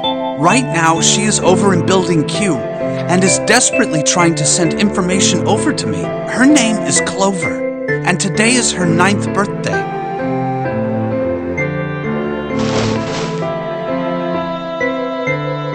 I was going to give these to her as a birthday present. I was outside picking them when I was abducted. I'm sure I've already told you, but I am blind. For a man who can't see, collecting 9 of a very specific plant is, well, it is difficult. But my sister means a great deal to me, and I hope that these would show her how much I cared for her. Since it's her 9th birthday, I thought 9 4-leaf clovers would be appropriate. Every one of you has a brother or a sister in Building Q with Clover. For their sake, we have to survive. We have to get off this ship. Do you understand? If we're going to do that, there are 3 things you have to remember. We need trust and love, and we have to have faith in one another. If we can take all 3 of those to heart, then I promise that good luck will come our way. Did you know that the leaves on the 4-leaf clover mean faith, Trust, love, and luck? Those words are leaf words. So if you believe what I've told you, and you understand, then I want you each to have one of these. They're a promise between friends.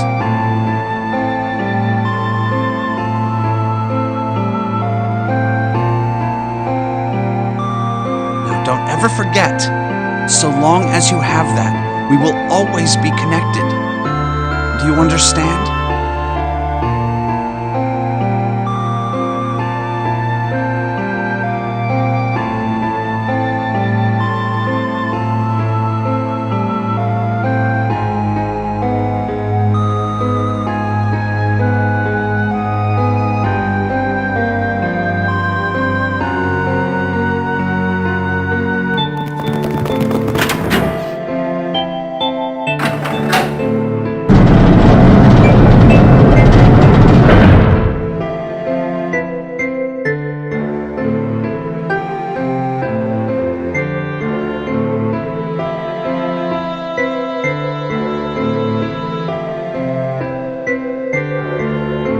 What are we gonna do? There aren't any other doors!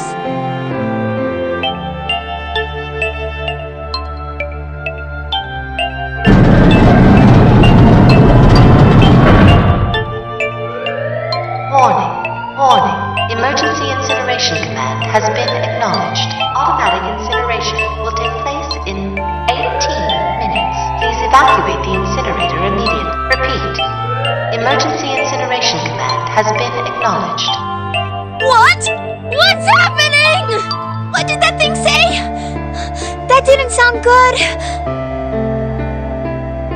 I think it means this room is gonna burn. Burn! The plaque on the door says incinerator, and that voice said that the incineration is about to start. And incinerate means to burn. No! Help me!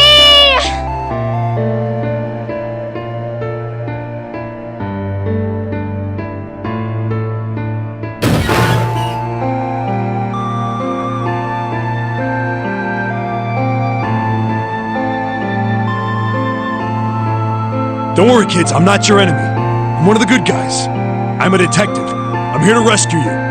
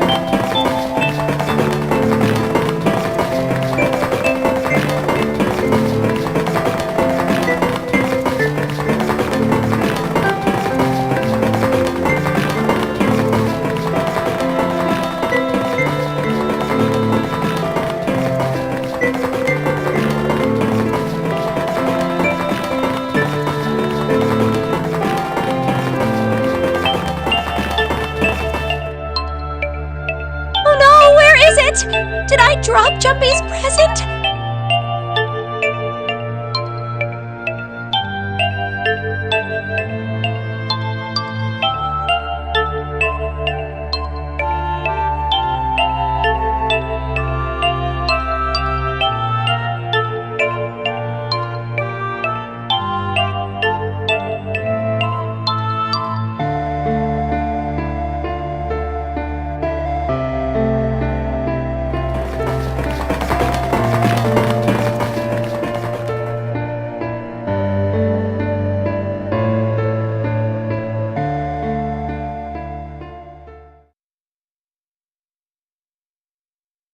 There it is!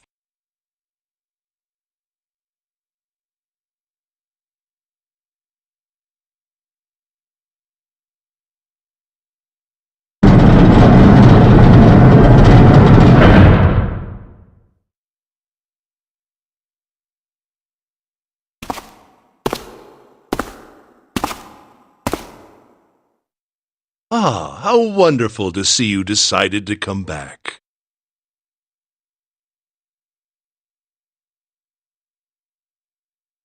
Come with me. We must continue the experiment.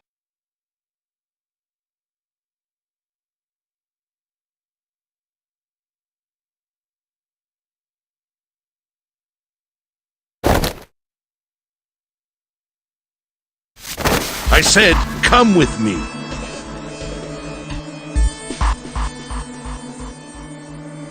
No! Stop! Let go of me! Let go!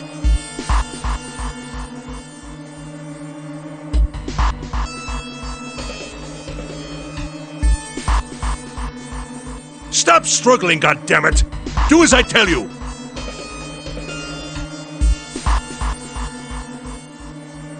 Help me! Somebody help me! Akane!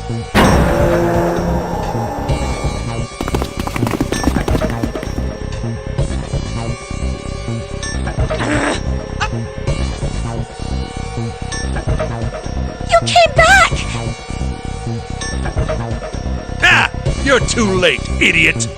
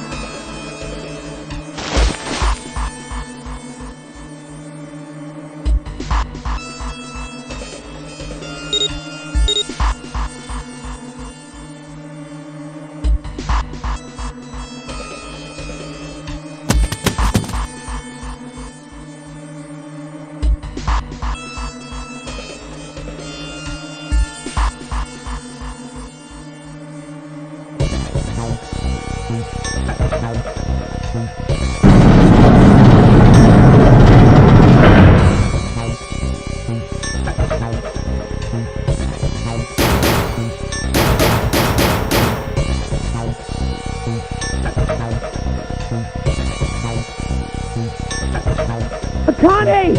Akane! Are you okay?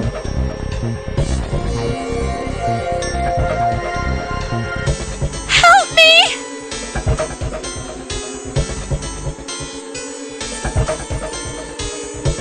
What should I do? I think I'm trapped in here! Where's Hongo? He went out the other door!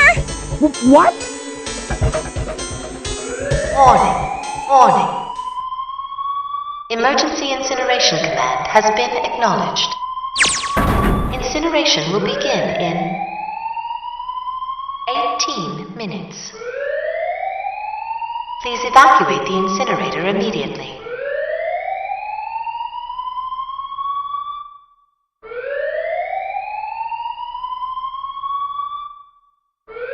I knew it! It's starting. Santa started the incinerator. Fuck! Man, I never thought I'd hear that damn voice again after 9 years. What the hell? What the hell? What in God's name are you talking about? It's 9 years this and 9 years that, and when it's not 9 years something, then you're talking about some sort of fucking experiments. You aren't making any sense.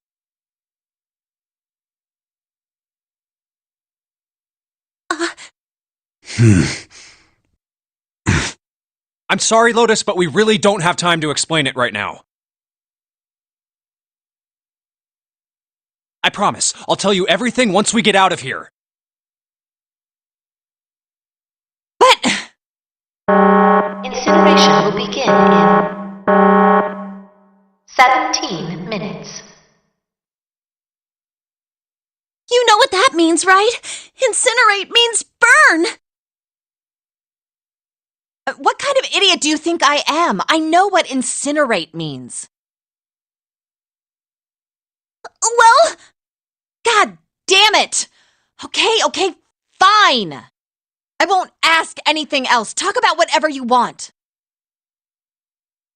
But you have to do something for me. 7, figure this out. What? Why me? Just shut up and stop this thing. How the hell? There has to be some sort of emergency shut-off button. There isn't anything like that. How the hell do you know? Because I looked for it 9 years ago.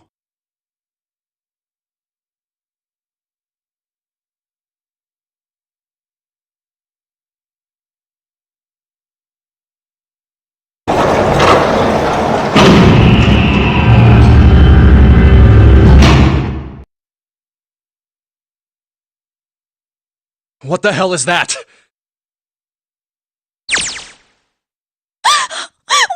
What is that?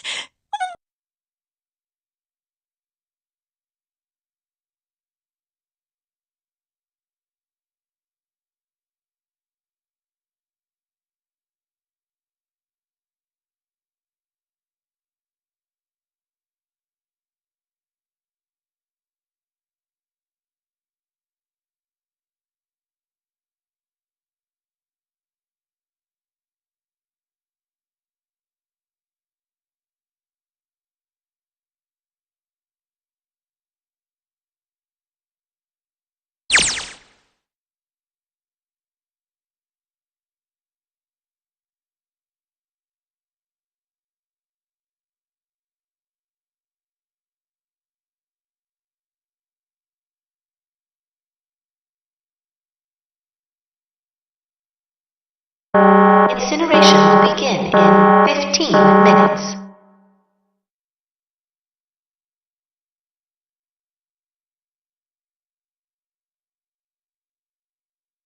Hey, move!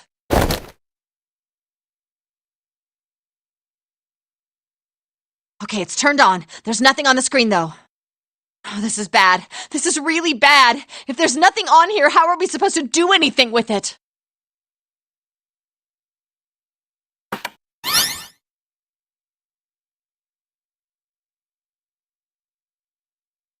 What is this?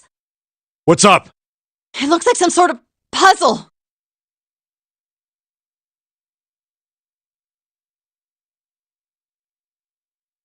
Do you think that if we solve this puzzle, the incinerator will stop? Yeah. Well, we can hope, right?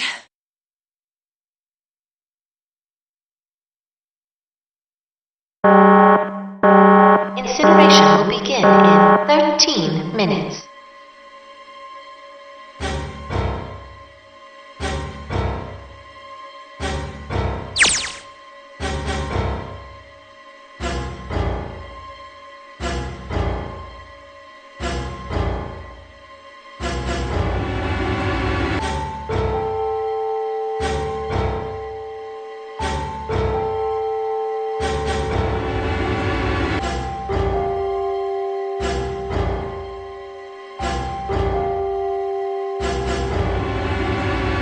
Hey, what are you doing?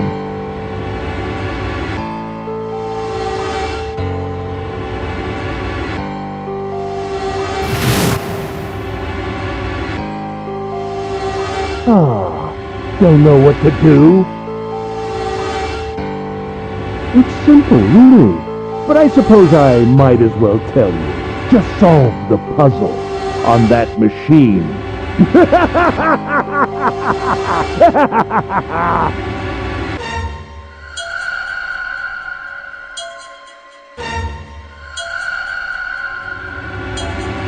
a terrible person! I hate you! Oh my! How could you call a gentleman such as myself a terrible person? That's not very nice. I'm quite fair. I don't use tricks or play dirty. You see? I've even left you a way out. A way out? Didn't you hear me? All you have to do is solve that puzzle.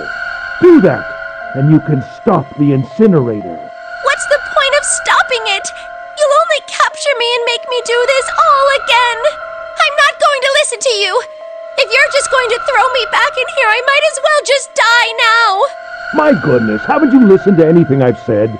I told you, I'm a fair man. Huh? If you solve the puzzle, the verification function of the red will in turn activate. If this experiment is to deliver valid results, there must be a chance of success. If you succeed, you will escape. The verification function of the red?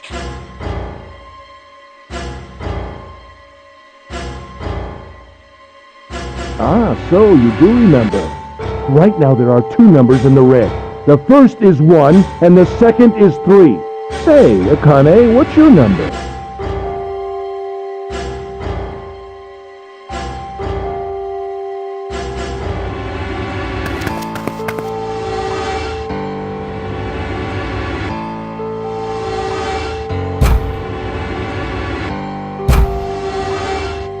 You really aren't one for listening, are you? I've already told you, didn't I? Once you solve the puzzle, the verification function of the red will activate. In other words, if you haven't solved the puzzle, you can't enter your number.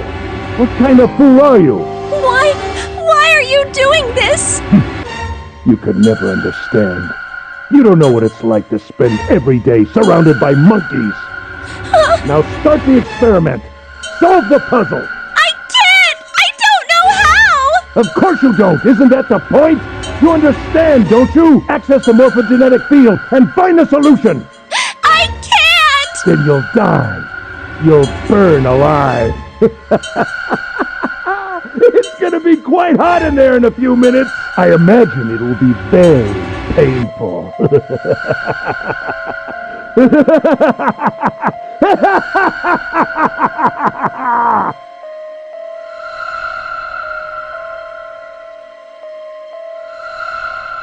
Incineration will begin in 10 minutes.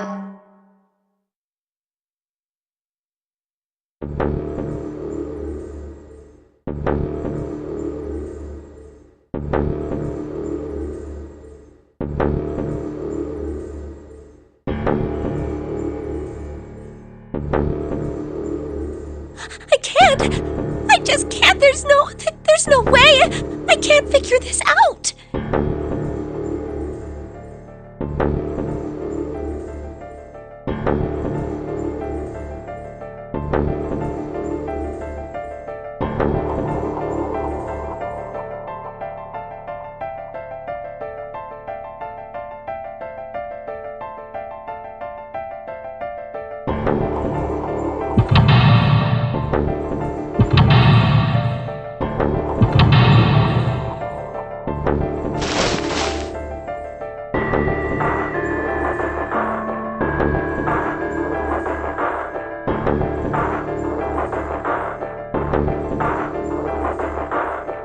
Help me! Jumpy! Help me! Help me! Help me! Jumpy! Jumpy! Jumpy! Please! Help me! Jumpy! Akane? Akane? Who the hell is Akane? Shut up! Just shut the hell up!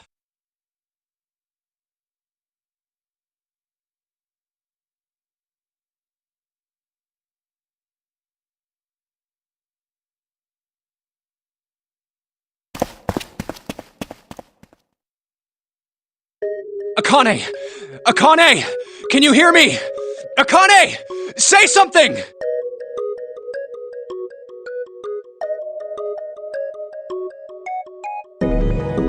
Akane! Answer me! Akane! Jumpy?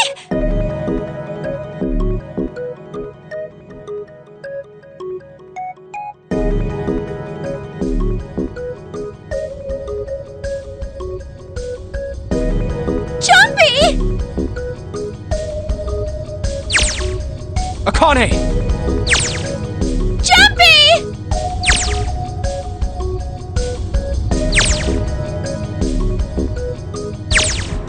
Akane! Akane! Yes, I am! How did you know?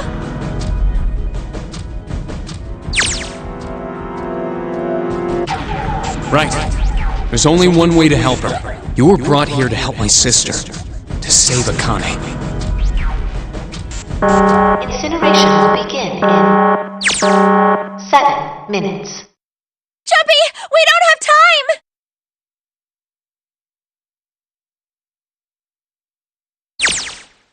Got it!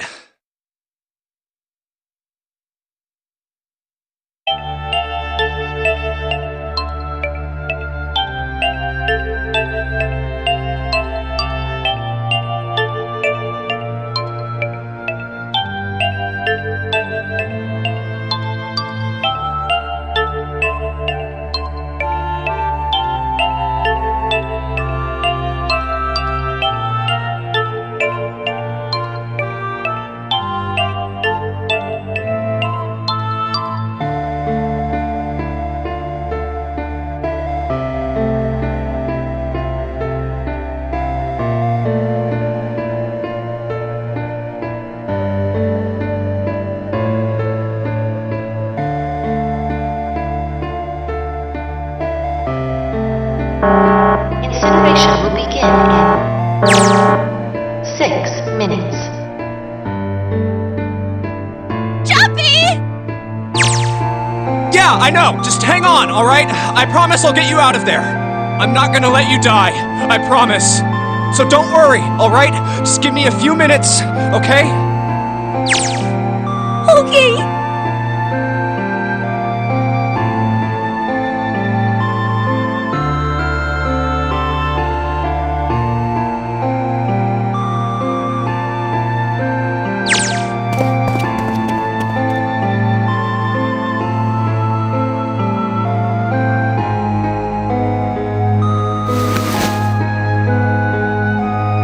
What are you...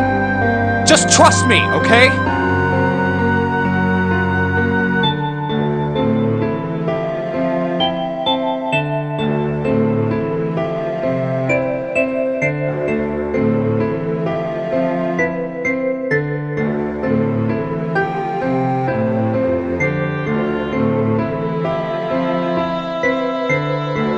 Just think of what I did all those times before. I'm gonna do this on my own, with my own mind. I'm gonna solve this problem.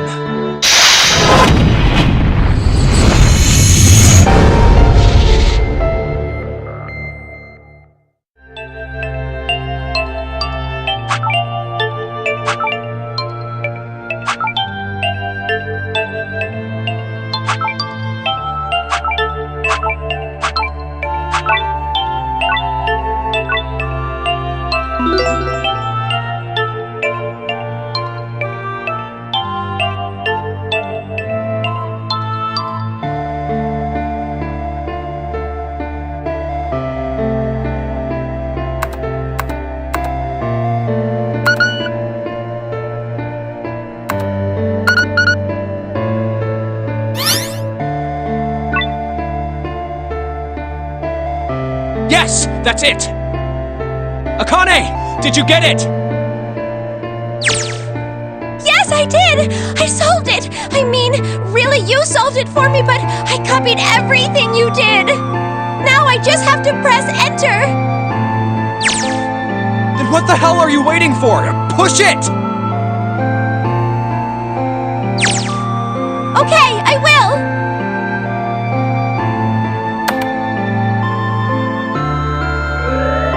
Emergency shutdown command has been confirmed. Incineration system has been disabled.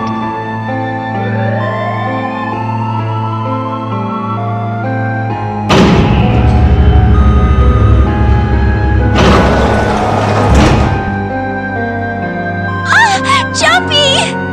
It worked! It worked! The incinerator shut down! It worked!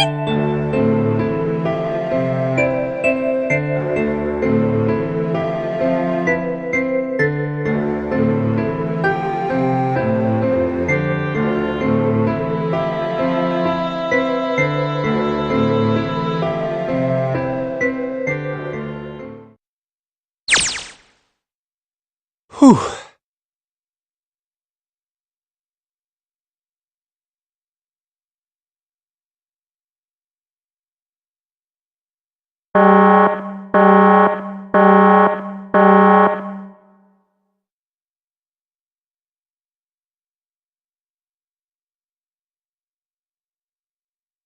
Akane! Sorry, but things are kinda busy over here. I'm gonna have to hang up now, okay? Oh, of course! That's fine!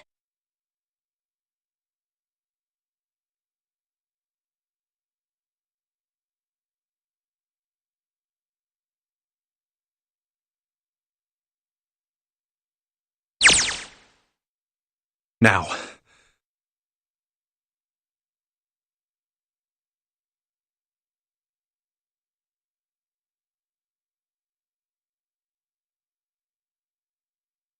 Junpei, are you... Okay? Ah, shut it!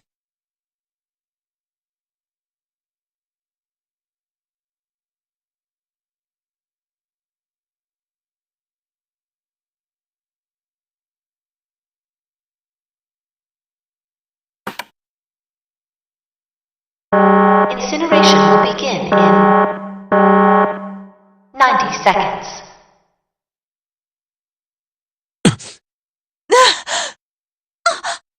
It doesn't sound like it's stopping. What the shit? Why isn't it stopping?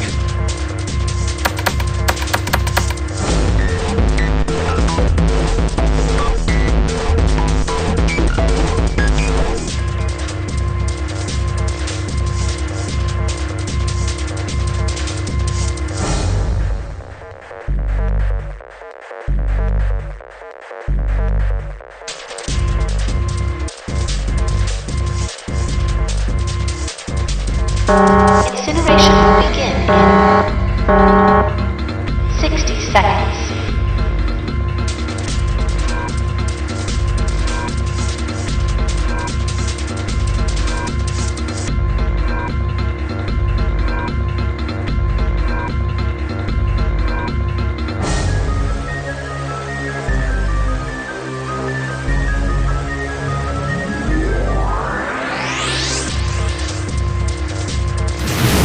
It is hidden, but an exit can be found.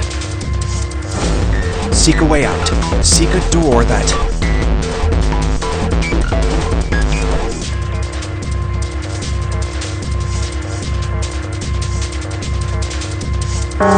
Incineration will begin in 30 seconds. Run, guys! Get to the door! Run!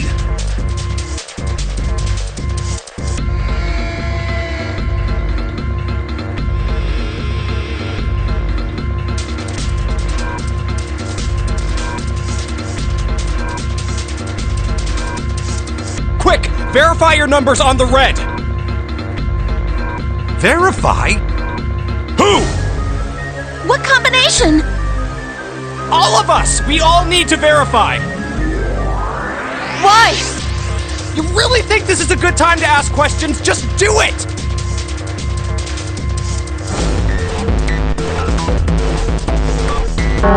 Incineration will begin in 10 seconds. 9, 8, 7, 6, 5, 4, 3, 2. Central gate has been opened. Incineration system has been disabled.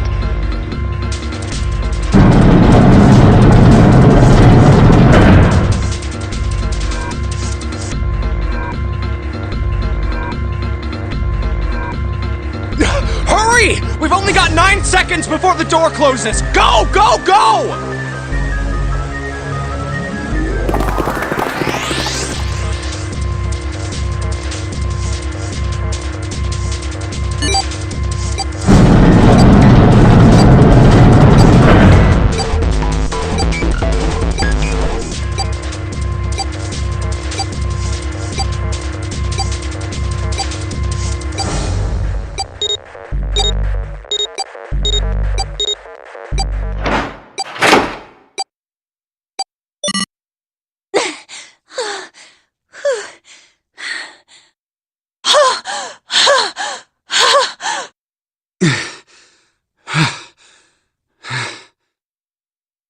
Shit.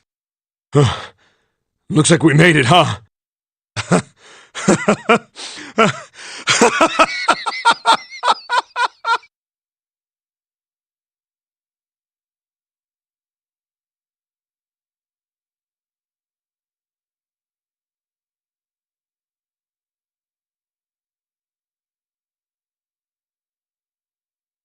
Akane? Akane! Can you hear me? Akane!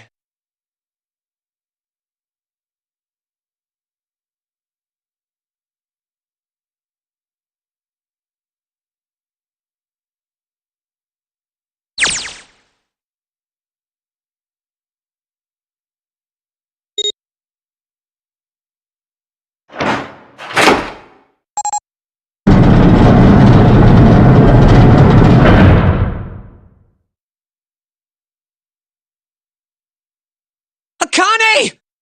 Oi!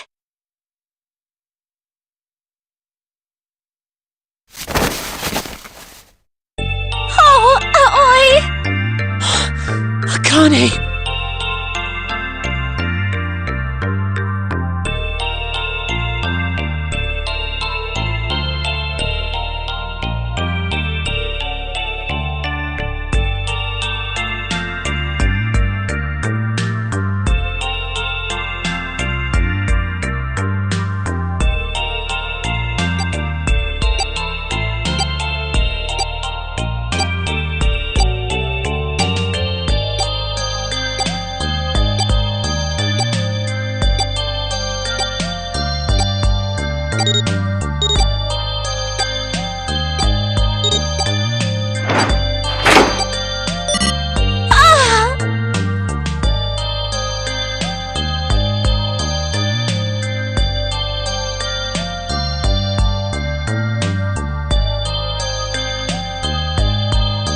Let's get out of here. If we don't book it, we might run into Hongo again.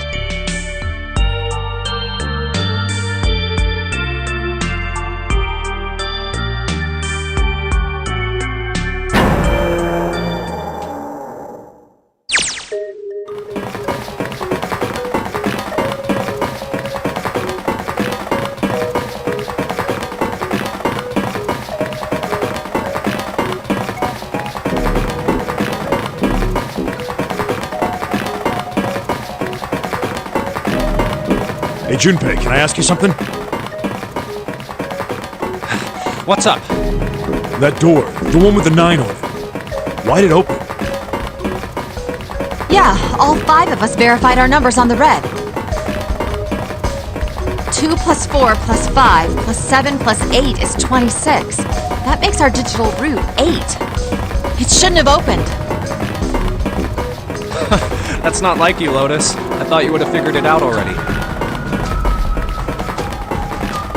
Huh? Why? Because you were the person who taught me about the idea of bases. Bases? Yeah. What are the 2 numbers in base 2? 0 and 1. How about base 10? That goes from 0 to 9, right? And how about base 16? 0 through F. After 9, it starts at A and goes from there. B, C, D, etc. You're right. In other words, A in base 16 is 10 in base 10. B is 11, C is 12, D is 13, and so on. So, what about it? You don't get it? What if we keep going with that pattern? What if you go way past base 16 all the way to base 27? Base 27? Yeah. Well, the numerical digits are the same. So, I guess you'd add alphabetical digits. E is 14, F is 15, G is 16. H is 17, I is 18, J is 19. K is 20, L is 21, M is 22. N is 23, O is 24, P is 25. Yeah, and? What comes after that?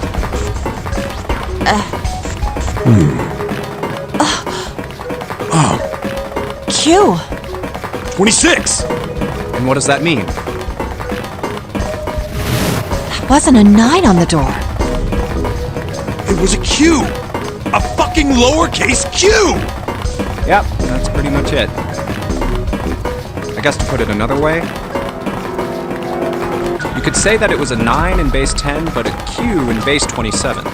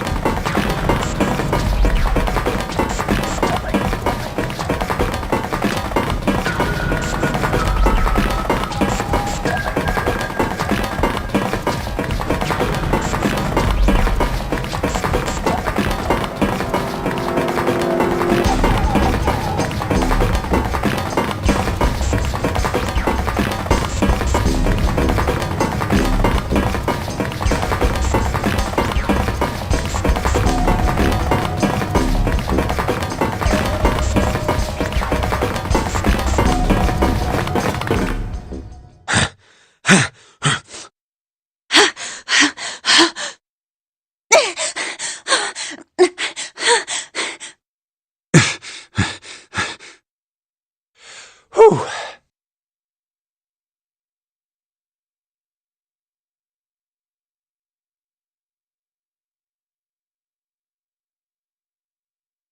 All right, I'm gonna open it.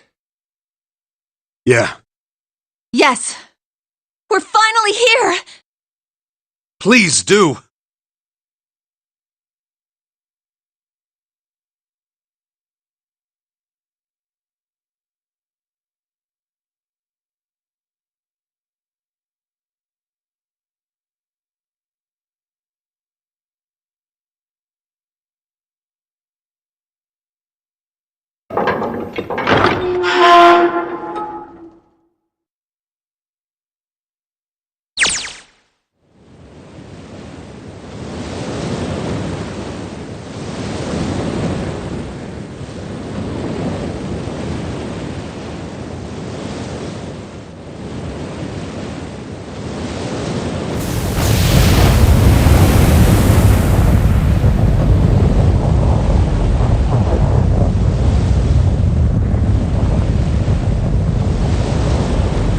It's over. Yeah!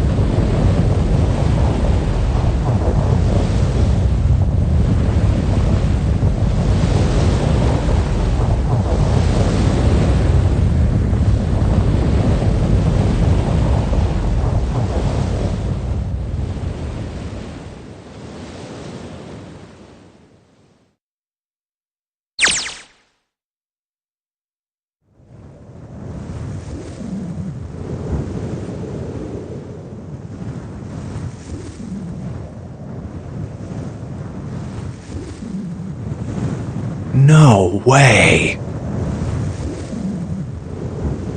What? It can't be! This is...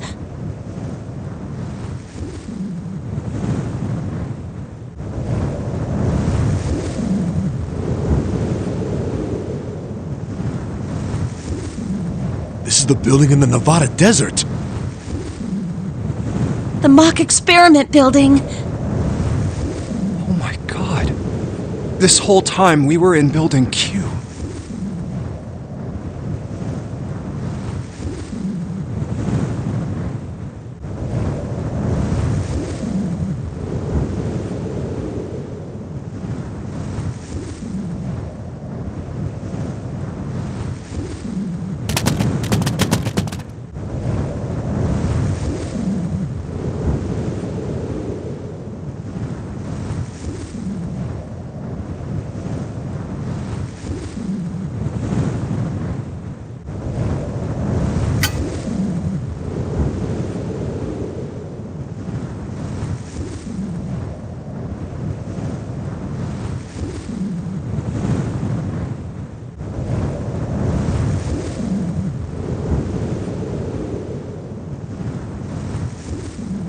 Akane.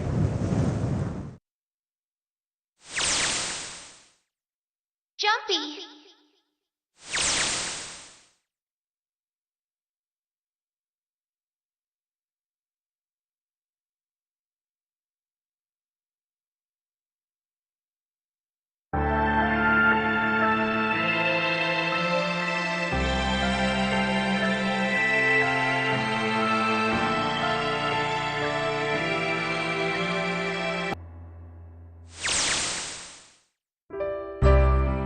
you okay? Oh, come on. This is nothing. Really? Yeah. You don't look okay.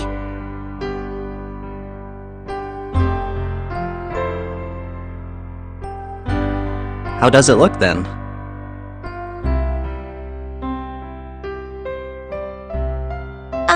Well, let's see. It looks like you kissed a toad and got warts, but then they just kept growing and growing and growing.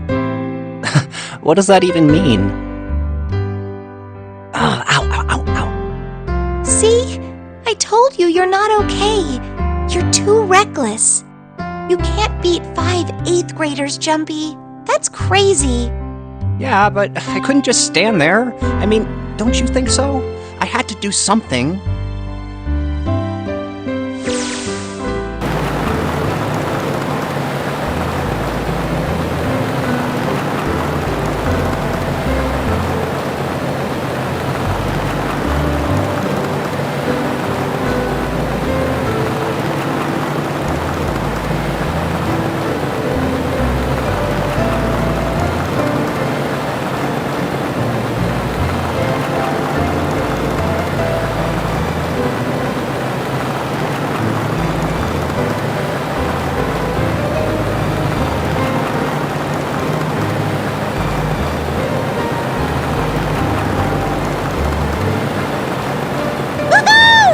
This is so fun! This is so awesome! Driving is so great when there's nothing around, and there's no speed limit. Hey, Clover, watch those bumps, alright?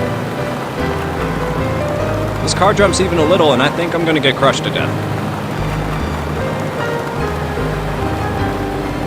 Hey, shut it. I can't help if I'm big, alright? Suck it up. Why don't you drive, 7?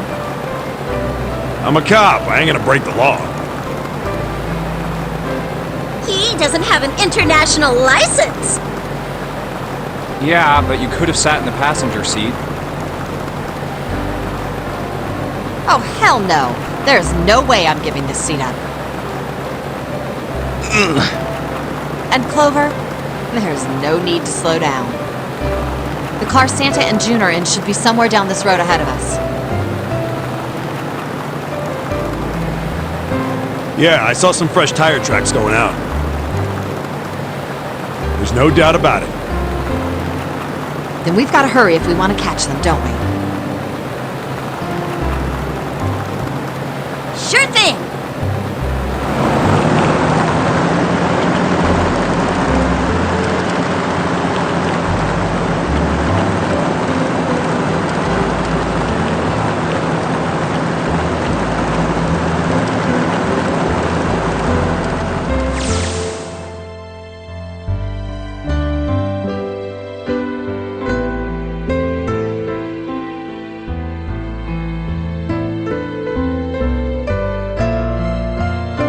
What the hell are you doing?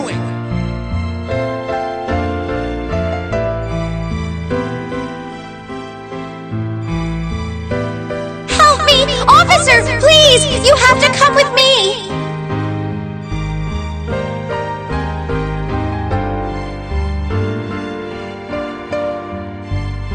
You couldn't run away after you threw the kitty to me? Yeah, I guess I could have. Then why didn't you? I didn't want to. I wanted to beat him up. Beat him up real good. Because of what they were doing to the kitty. Yeah, that too, but I think they were the ones behind those murders our first semester. Remember? Oh, you mean the bunnies. Yeah, the bunnies. They asked me what elementary school I was from, so I told them. And then they said they'd do the same thing to you that they did to the rabbits. I couldn't forgive them for that, so I...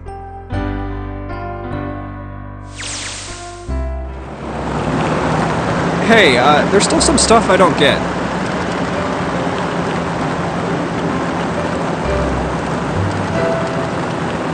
Like Ace. Well, I guess I should say Guitaro Hongo. Why did he create the Nonary Project? Anybody? Any ideas? Why don't you ask him yourself? He's still in the trunk, I assume?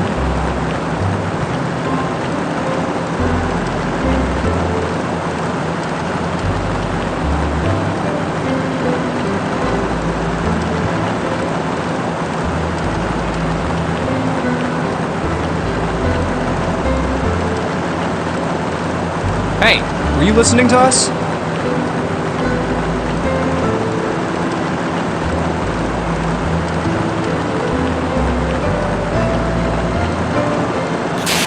Come on, I know you were. Answer me.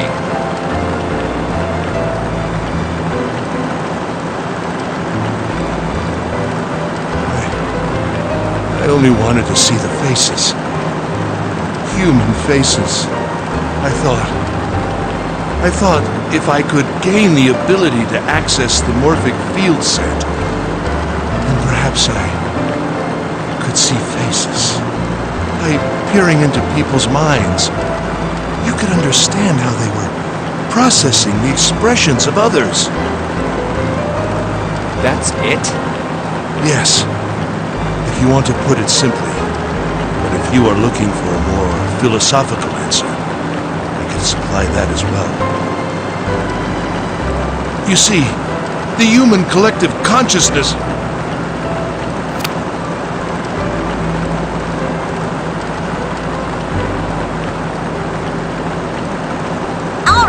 So what's your second question? You said there were some things you didn't get, didn't you?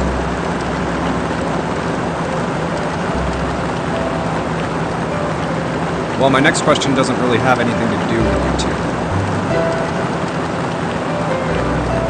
This is for you, Seven.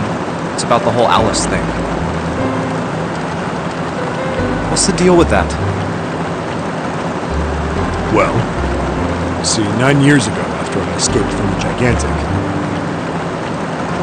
I kept going after Hongo on my own, hoping I'd catch it when he finally slipped up. During the course of my investigations, I learned a lot more about the Gigantic.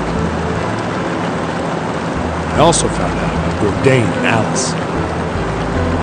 You're not really answering my question. Was there actually a girl who wouldn't melt at room temperature?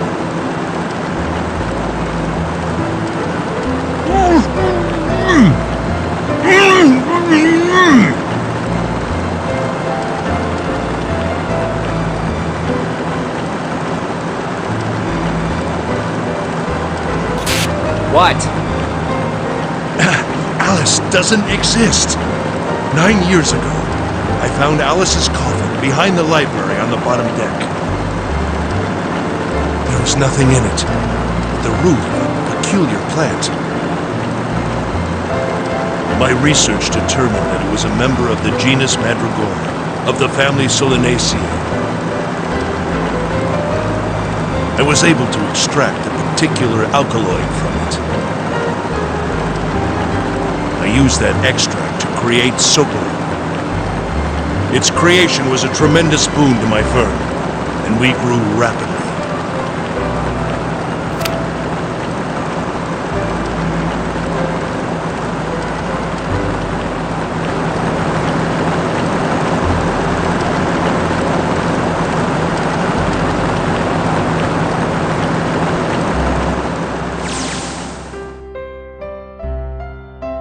Here, this is for you. What's this? This is for you, doll. His name is Junpei.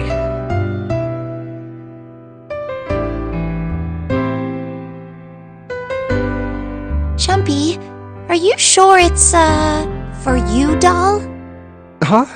Yeah, the lady at the shop said so, so that means it's for you, right? Are you sure it's not a voodoo doll? Wait, what? That's... Oh, man. Oh, man. Well, it sure looks like a voodoo doll. I mean, you do know what a voodoo doll is used for, right? Yeah, I guess calling it Junpei isn't a very good idea then. Why are you giving me this anyway? It just seems really sudden.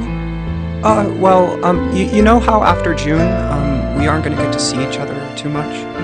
I mean, we're gonna be in different schools, and I just thought I'd,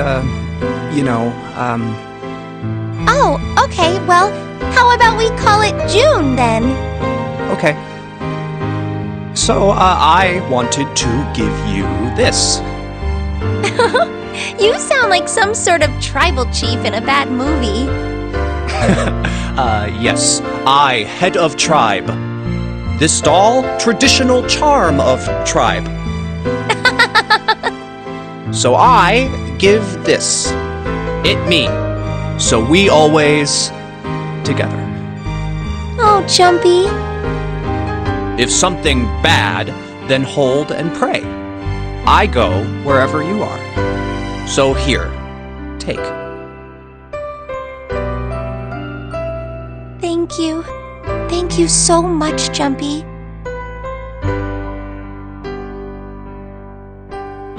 Oh, Jumpy, I'll never forget you.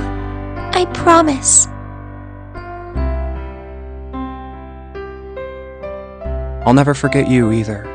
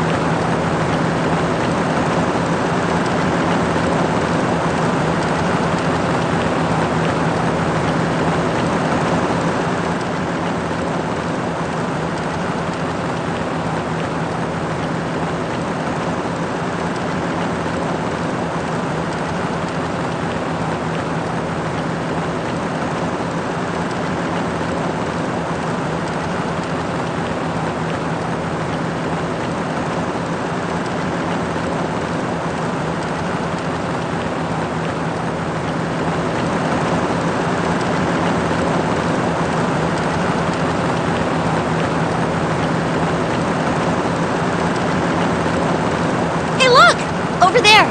There's somebody next to the road. What?